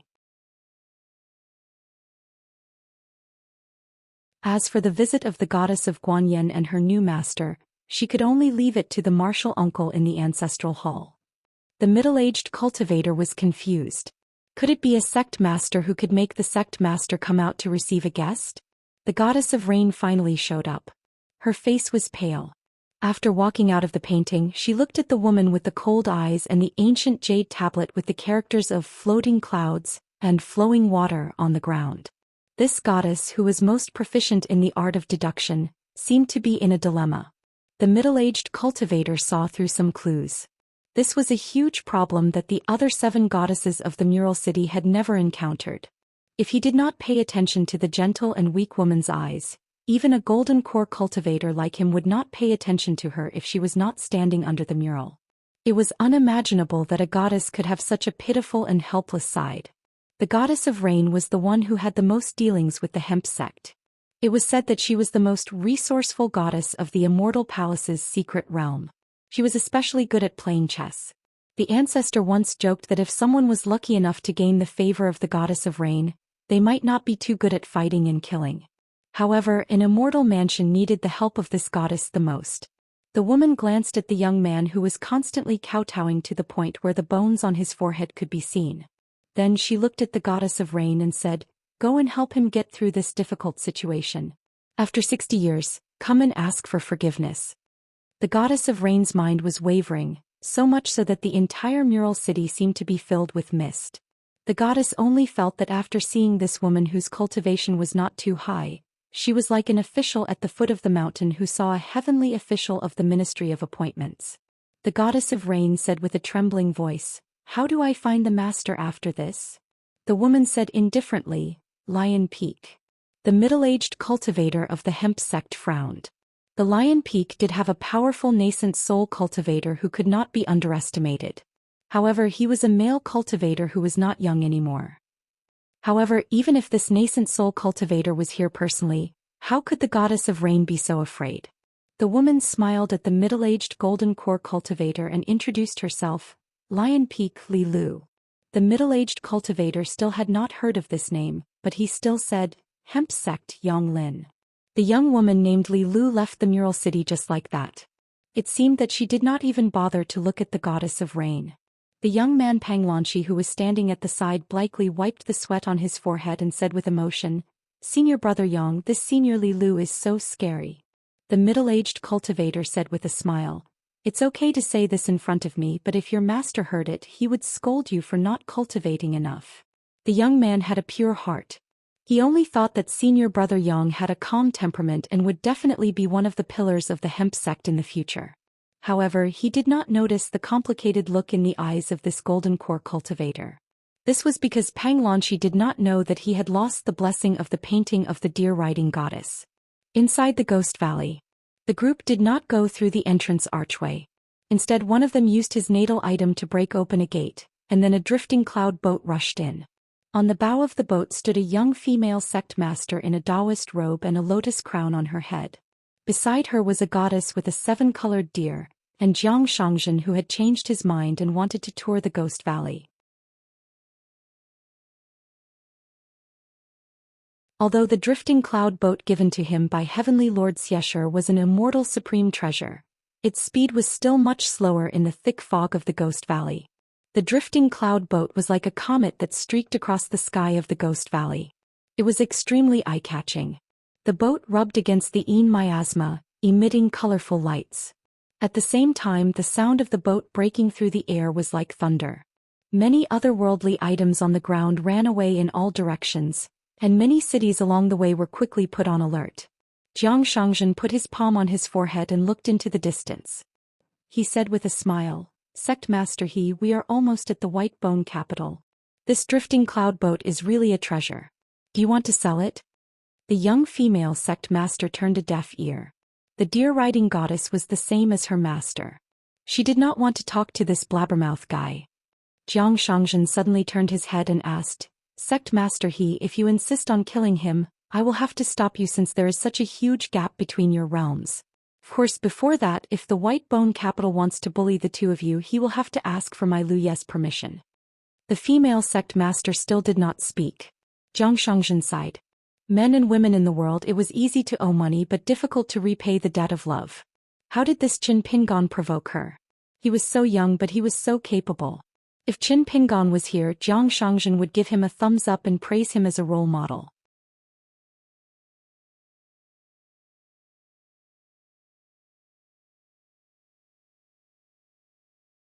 For 90. At dawn, Qin Pingon left the inn and told the waiter who was dozing off at the counter to check out. The young waiter did not mind and nodded. Although the young ranger with the bamboo hat had checked out 2 days in advance, the young waiter didn't have the money in his pocket. Therefore, the young waiter was a little dispirited and asked the inn's handywoman to clean the room. He would talk about it later. The young waiter turned his head and looked at the deserted street outside the inn. The figure of the young wanderer had already disappeared. When he thought of the news that came from the mural city, he became a little unhappy. The opportunity to obtain the 3 portraits of the female officials of the celestial heavens had been snatched away by an outsider. To think that he would go there whenever he had nothing to do. He thought to himself that the 3 goddesses didn't have much celestial aura and were definitely after the man's appearance and family background. When the young shop assistant thought of this, he became more and more discouraged. Rats were born to dig holes in the ground. It was infuriating. Qin Pingon left the market and went to the archway at the entrance of the Ghost Valley. He paid 5 snow coins to the gatekeeper of the hemp sect and received a 9-fold seal jade token. If he could leave the Ghost Valley alive, he could ask for 2 snow coins back with the token. The toll was not expensive. It was only a dozen bowls of swaying river gloomy tea. Moreover, this amount of celestial money could be bought on credit with the hemp sect. Therefore, many desperate people in the northern countries of the Skeleton Beach would do 3 things when they entered the Skeleton Beach. They would spend a few coins at the Swaying River Temple, burn 3 incense sticks, pray to the river god, then go to the mural city to try their luck with the portraits of the goddesses. Finally, they would go to the market to buy a rest-assured collection. After passing the archway, they could leave their lives to the heavens. After paying the money, they would receive the seal inscription, "Impressive heavenly might, kill thousands of ghosts." Most of the powerful Yin spirits in the cities near the south of the Ghost Valley would not take the initiative to provoke the guy with the jade token. After all, the leader of the hemp sect, Wuxia Immortal, was stationed in the Ghost Valley all year round and often led the cultivators of the two towns to hunt for otherworldly items. However, the city lords would not deliberately restrain the evil ghosts under their command. In the early days, many southern city lords did not believe in evil and liked to wait for the opportunity to kill the person with the jade token.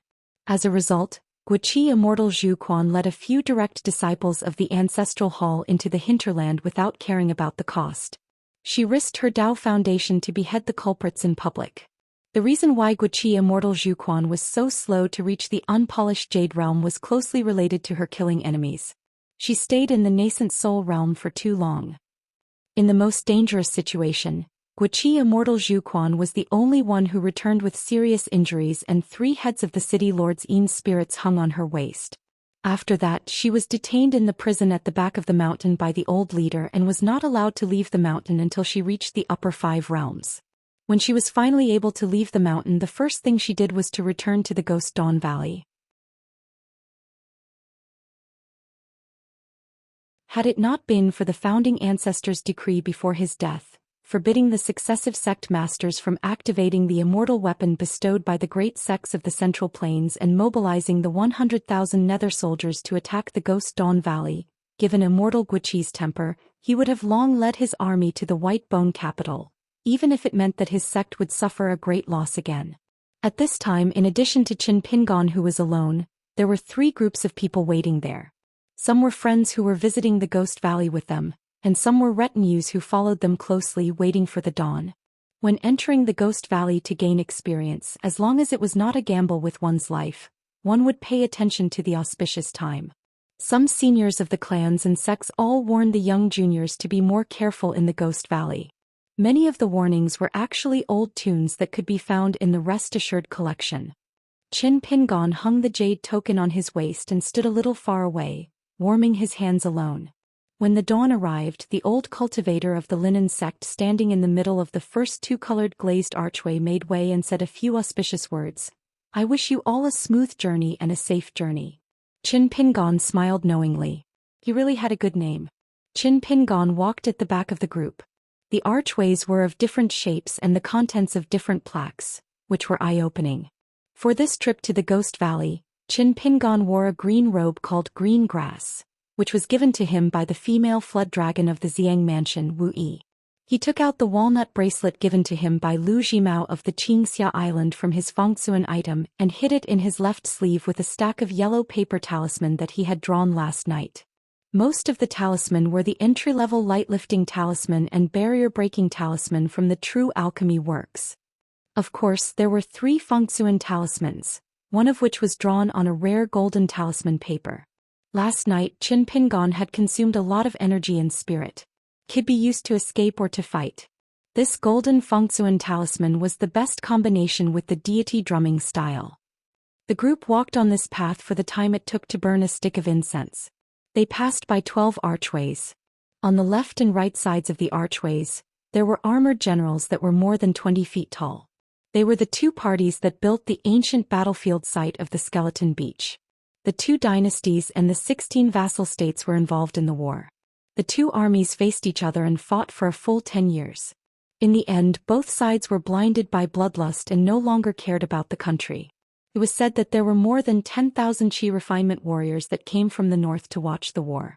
Qin Pingon looked back and saw that the figure of the linen sect cultivator that was guarding the door was already blurred and could not be seen. The group stopped one after another. The sky was wide and the ground was wide, but the clouds were gloomy and gloomy. The Yin energy in this small world was so dense that the seawater instantly poured into the major acupoints in Qi residence.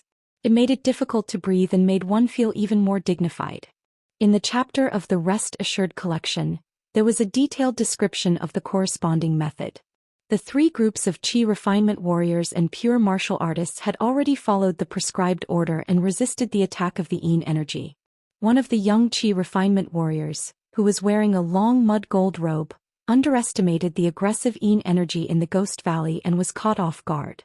In an instant his face turned red.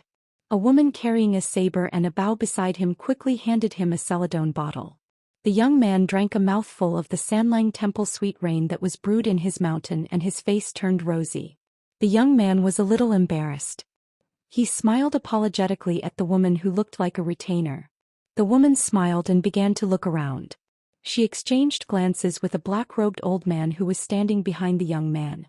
The old man signaled her not to worry. The Ghost Valley was not only a good place to gain experience but also a good opportunity for the enemy to send men of sacrifice to assassinate.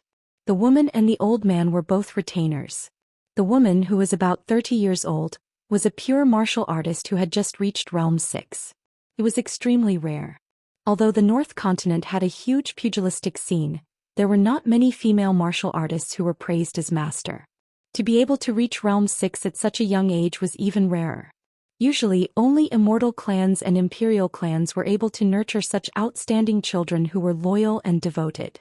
As for the black-robed old man, he was even more unfathomable. One could not even tell if he was a pure martial artist or a Qi refinement warrior.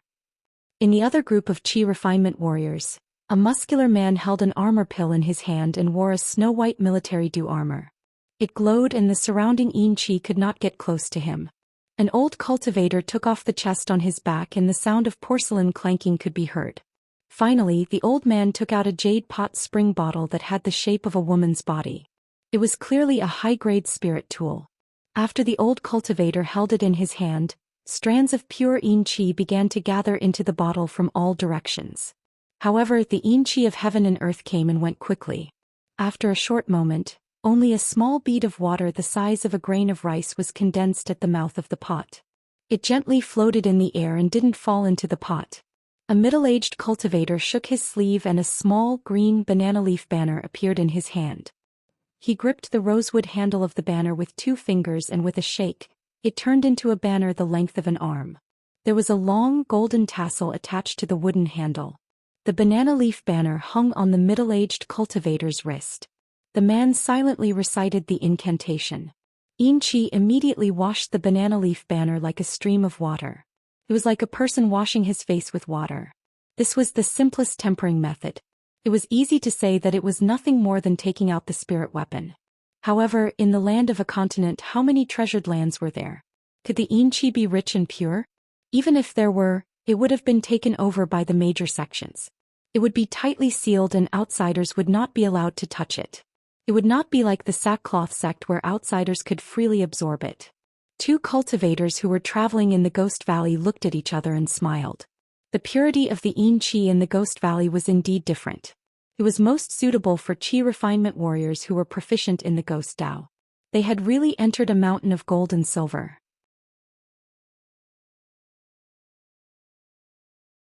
Next, they would have to see how much they could take away. As for the military sect cultivator who had an armor pill, he was a guard they hired together. Compared to the Yin Qi in the border area between the Skeleton Beach and the Ghost Valley that had been filtered by the Sackcloth sect's mountain water formation, the Ghost Valley's innate Yin Qi was not only more abundant, but also stronger. The closer to the hinterland, the more valuable and dangerous it would be. They might have to fight with the Yin Qi along the way. If they succeeded, they would get a few sets of bones and make a profit. If not, everything would be over and their fate would be extremely miserable. Qi refinement warriors knew more about the pity of being an otherworldly item in the Ghost Valley than ordinary people. Qin Pingon glanced at them and stopped looking. Entering the Ghost Valley to absorb the Yin Qi was a big taboo. The Sackcloth sect had clearly warned in the Rest Assured collection that this would easily provoke the hatred of the local Yin Qi in the Ghost Valley. After all, who would be willing to have a thief in their home? However, everyone had their own fate. If one was capable and bold enough, the Sackcloth sect would not stop them. The last 2 people looked like a pair of young Taoist couples. They each carried a huge wooden box and seemed to have come to the Ghost Valley to pick up the leftovers. Other than the Yin Qi and bones, the most precious things in the Ghost Valley were many strange flowers and herbs, as well as spiritual birds and beasts that grew in this small world. The Rest Assured collection had many records. However, the sackcloth sect had been open for thousands of years. Countless people came here to try their luck. The sackcloth sect also had people who specialized in searching for all kinds of heavenly materials and earthly treasures. Therefore, in the past 100 years, there were very few people who were lucky enough to find any treasures. Qin Pingon squatted down and grabbed a handful of soil. He held it in his palm and gently twisted it. It was indeed very cool, similar to the 1,000-year-old soil in the graveyard. Qin Pingon threw away the soil and picked up a stone that could be seen everywhere. He gently pinched it with 2 fingers and frowned. The stone was similar to mud and was quite soft. As expected of the Ghost Valley, such as strange water and soil. The hemp sect had built 2 towns in the Ghost Valley. One town was called Orchid Deer and the other was called Green Cottage. The former was located in the southernmost part of the Ghost Valley, and the latter was located in the westernmost part of the Ghost Valley. It was half of the cultivation grounds of the female sect leader, Zhou Xian. This immortal Wuxia stayed here all year round. In the past 300 years, the city lord of Jingguan City had visited Green Cottage town twice.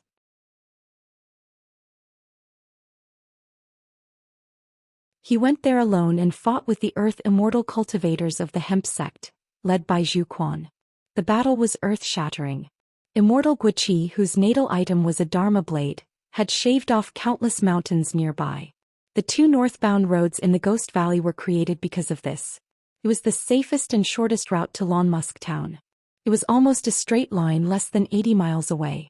Although the journey was short, there were a few places around Lonmusk town that one had to visit. There were scenic spots for people to visit. For example, there was an ancient underground palace that had been abandoned for a long time, a rugged mountain peak that was as white as snow, and a city that chose to attach itself to the hemp sect. The city lord was a spirit of the state preceptor who was proficient in Taoist talismans. He would often barter with foreign cultivators. The road to Qinglu town was actually more than 800 miles long due to the winding mountains and rivers. As for riding the wind and flying swords or riding a magic weapon, it was stated in the Rest Assured collection that even if you were an earth immortal of the Jindan stage, you would still be courting death. As for the great cultivators of the nascent soul stage, unless they were ghost cultivators, there was no point in coming to the Ghost Valley that was filled with yin qi and evil qi. It would even weaken their cultivation.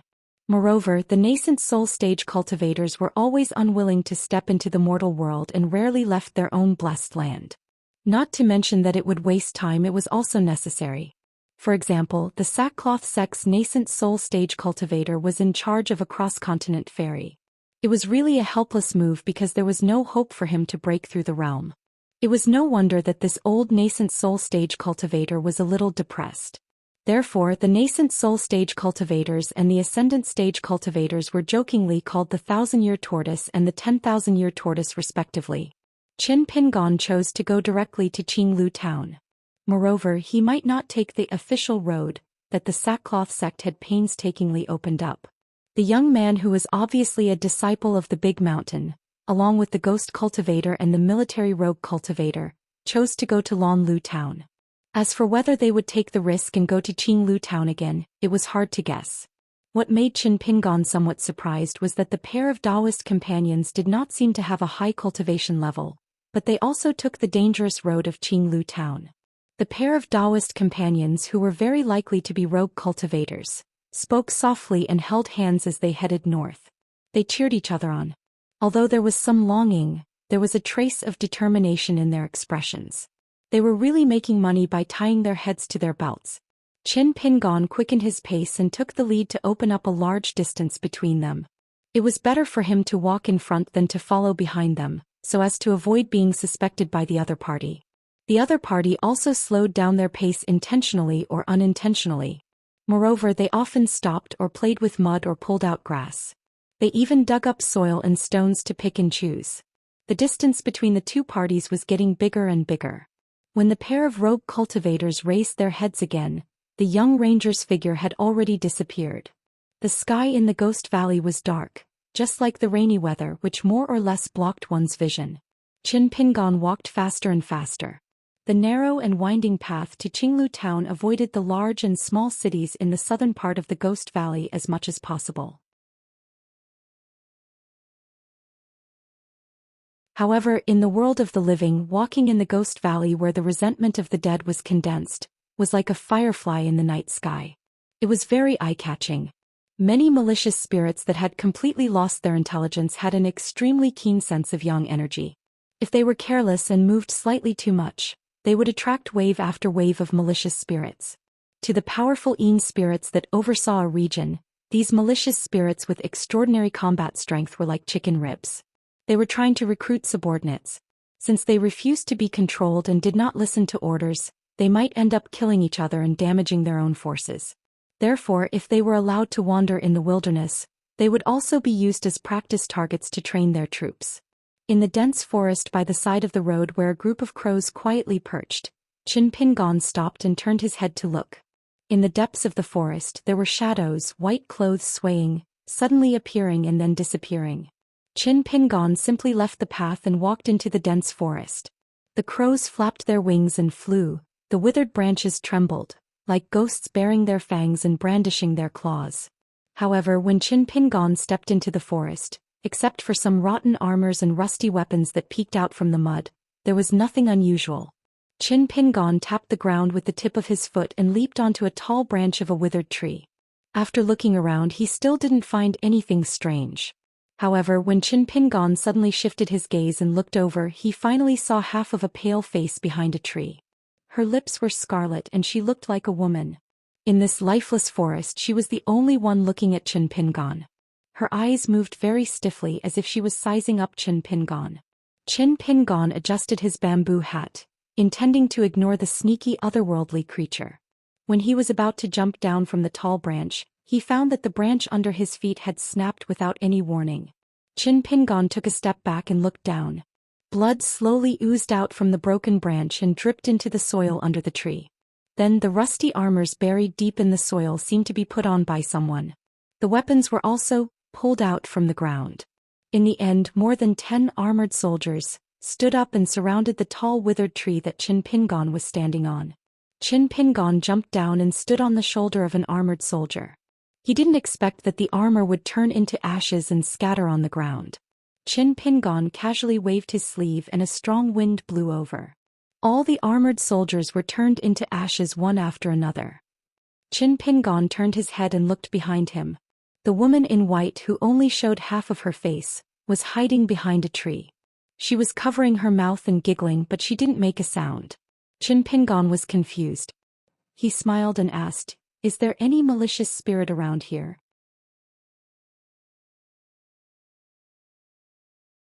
The woman's movements were stiff. She slowly raised an arm and pointed at herself. Qin Pingon smiled and shook his head. "I mean the kind that can't be killed with one punch." The woman in white was stunned. Her face suddenly became ferocious. Under her pale skin there seemed to be earthworms crawling. She used one hand like a knife to cut tofu, chopping down a big tree that was as thick as the mouth of a well. Then she slammed her palm heavily toward Qin Pingon. Qin Pingon thrust his hand forward. His strong wind formed a wall in front of him. After the broken tree hit it, it turned into powder. For a moment the broken pieces covered the sky. 2 snow-white sleeves wrapped around Qin Pingon's feet. Then a woman's head popped out of the mud. No wonder she had to show half of her face to others. It turned out that although half of her face was deathly pale, she still had the appearance of a woman. The remaining half of her face was only covered by a thin layer of skin and bones. At first glance she looked like an ugly woman with only half a face. Half of her face was like a pitiful woman on the verge of tears. She said in a trembling voice, "General, if you hate me for betraying you, you can just kill me. Don't cut my face with a knife. I can't take the pain." Qin Pingon allowed her sleeves to wrap around his feet. He lowered his head and looked. "You're one of the 4 trusted ghost generals of the nearby Greasy City's city lord, right? Why are you so close to the road?" "I have the jade token of the draped hemp sect. You shouldn't have come here to look for food. Aren't you afraid that the draped hemp sect's cultivators will cause trouble for you?" The female ghost in white didn't listen. She stretched out 2 fingers and tore off half of her face. The white bones inside were still covered with cuts made by sharp weapons. It was obvious that she had suffered an unusual pain before she died. She cried silently and pointed at the exposed white bones on half of her face. "General, it hurts, it hurts." Qin Pingon squatted down and looked at her with his hands in his sleeves. "All right, your mental manipulation is useless against me. I heard that Greasy Skin City has always been on good terms with the hemp sect. However, you have a group of archenemies. The leader is an earth immortal nether spirit who is good at close combat. He has few soldiers and horses under his command, only a dozen or so malicious ghosts. However, he often roams around and commits crimes. For example, the elite scouts over there come and go. That gold core nether spirit loves to eat people alive, especially chi cultivators. If you fall into their hands, you will suffer a fate worse than death. You are like pigs and dogs. Today you can cut off a leg, tomorrow you can cut off a piece of meat. They don't dare to offend the ghosts in the big cities, so they pick on the weak ones. They target Greasy City and secretly kidnap one or two female otherworldly items every now and then. Your situation is even worse." The female ghost in white turned a deaf ear to his words and muttered, "It really hurts, it really hurts. I know I'm wrong. General, please be gentler." At this moment, Qin Pingon was surrounded by white fog, as if he was wrapped in an invisible cocoon. Qin Pingon's shoulders moved slightly. His gang chi shook and the white fog shattered. The female ghost knew that she was in trouble. Just as she was about to dig into the ground to escape, Qin Pingon quickly punched her forehead. The yin chi around her body froze. Then Qin Pingon reached out and grabbed her neck, pulling her out of the ground. He shook his wrist and threw her heavily to the ground. The female ghost in white curled up like a snow-white mountain snake that had been beaten to a pulp. She collapsed on the ground. Qin Pingon sighed. "If you continue to dawdle like this, I'll really hit you hard." The female ghost in white chuckled and floated up. She turned into an otherworldly item that was 30 feet tall. Her snow-white clothes also grew bigger. There were a few concise sentences in the Rest Assured collection to introduce this otherworldly item of Greasy City. The female ghost called herself Half-Face Makeup. When she was alive, she was the concubine of a meritorious general. After she died, she turned into a vengeful spirit. Because she owned a robe of unknown origin, she was good at transforming into beautiful women. She used the fog to deceive cultivators' minds, allowing them to be slaughtered. She broke their bones and sucked their marrow. She was extremely difficult to kill. Once she was hit by an earth immortal sword cultivator who was traveling in the Ghost Valley, but she still survived. The gigantic white-clothed ghost's sleeves fluttered like ripples on a river. She reached out a hand that was as big as a praying mat and wiped her face. She and Qin Pingon stared at each other, and her remaining eye glowed with 7 different colors. Then, in a flash, she created a face out of thin air. Qin Pingon squinted his eyes. "You're courting death." The female ghost began to circle Qin Pingon. Her lips did not move, but her voice lingered around Qin Pingon. It was extremely seductive and bewitching. "You're willing to kill me? Can you kill me? Why don't you make love to me? You'll only have to consume some yang qi and spiritual qi. You can get what you want. I won't lose anything from you. Why not?" If it was in the past, no matter if it was when he traveled around the Aquarius continent or Tongyi continent, or when he accidentally entered the Lotus Blossom Blessed Land, Qin Pingon would carefully hide his trump card, and use his strength and methods according to the strength of his opponent. Could be said that he was cautious and advanced step by step. If it was in the past, when he met this white-clothed otherworldly creature, he would definitely fight with his fist first. Then he would use some talisman methods. Then he would use the flying sword 15 in the blade strengthening gourd. Finally, he would unsheath the sword saint on his back. But today, Qin Pingon directly unsheathed the sword and chopped off the head of the otherworldly creature with the sword saint in his hand.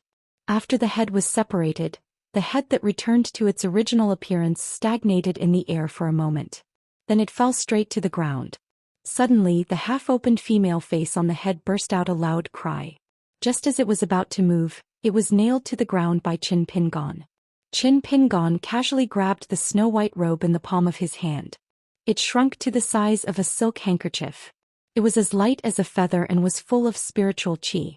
It was slightly cold to the touch, but it did not have any yin qi. It was a good robe. It might not be inferior to the grass robe he was wearing. This female ghost did not have any combat power. As Qin Pingon said, it was not difficult to beat her half to death with one punch. However, her real body was not here. No matter how hard he beat her, he could not hurt her. She was extremely difficult to deal with. Moreover, in this place full of Yin Qi, the female ghost without a real body might be able to use her secret skills to kill Qin Pingon countless times. She would not stop until the Yin Qi in the skin, which was similar to the traveling Yin spirit, was exhausted and broke off from the real body. The flying sword 15 was the same. After all, they could not be like the natal flying sword of the legendary land sword Immortal, which could penetrate time and water and ignore thousands of miles of mountains and rivers. As long as they followed the slightest trace, they could kill the enemy without leaving a trace. Only the sword saint on his back was different. The inexplicable appearance and inexplicable disappearance of the female ghost from Greasy City not only dissipated her physical body in the blink of an eye, but she must have also injured some part of her original true body. The sword Immortal returned to his scabbard on his own and remained silent. Qin Pingon had just put the exquisite robe into his sleeve when he saw a stooped old woman not far away. She seemed to be walking slowly, but in fact she had shrunk the ground into an inch. She stood 10 steps away from Qin Pingon. The old woman's face was gloomy. It was just a harmless test. Why do you have to kill me? Do you really think that the Greasy City is a soft persimmon? The city lord is already here. Just wait for your death. Qin Pingon looked up. There was a huge carriage floating in the air. It was surrounded by a large number of female officials. Some were holding a treasure cover to block the sun, some were holding a jade tablet to open the way, and some were holding a huge feather fan to block the wind and dust. It made the carriage look like an emperor on a tour. It seemed that the city lord of the Greasy City had come in person. In the Ghost Valley, whether it was the heroic spirit who ceded the land to become the king or the powerful Yin spirit who occupied the mountains and rivers, they were all more lawless than the island lords of the Book Lake. This group of female ghosts of the Greasy City was just not powerful enough. The bad things that they could do were not that big. Compared to other cities, their reputation was slightly better. Qin Pingon held his bamboo hat and retracted his gaze. He looked at the old woman with a gloomy expression. I'm not scared. First set a small target such as 1 second. Remember, book guest house. You're tuning in to the Zhou Xian's Legacy YouTube channel. Don't forget to subscribe and join us on this journey to catch the most captivating stories.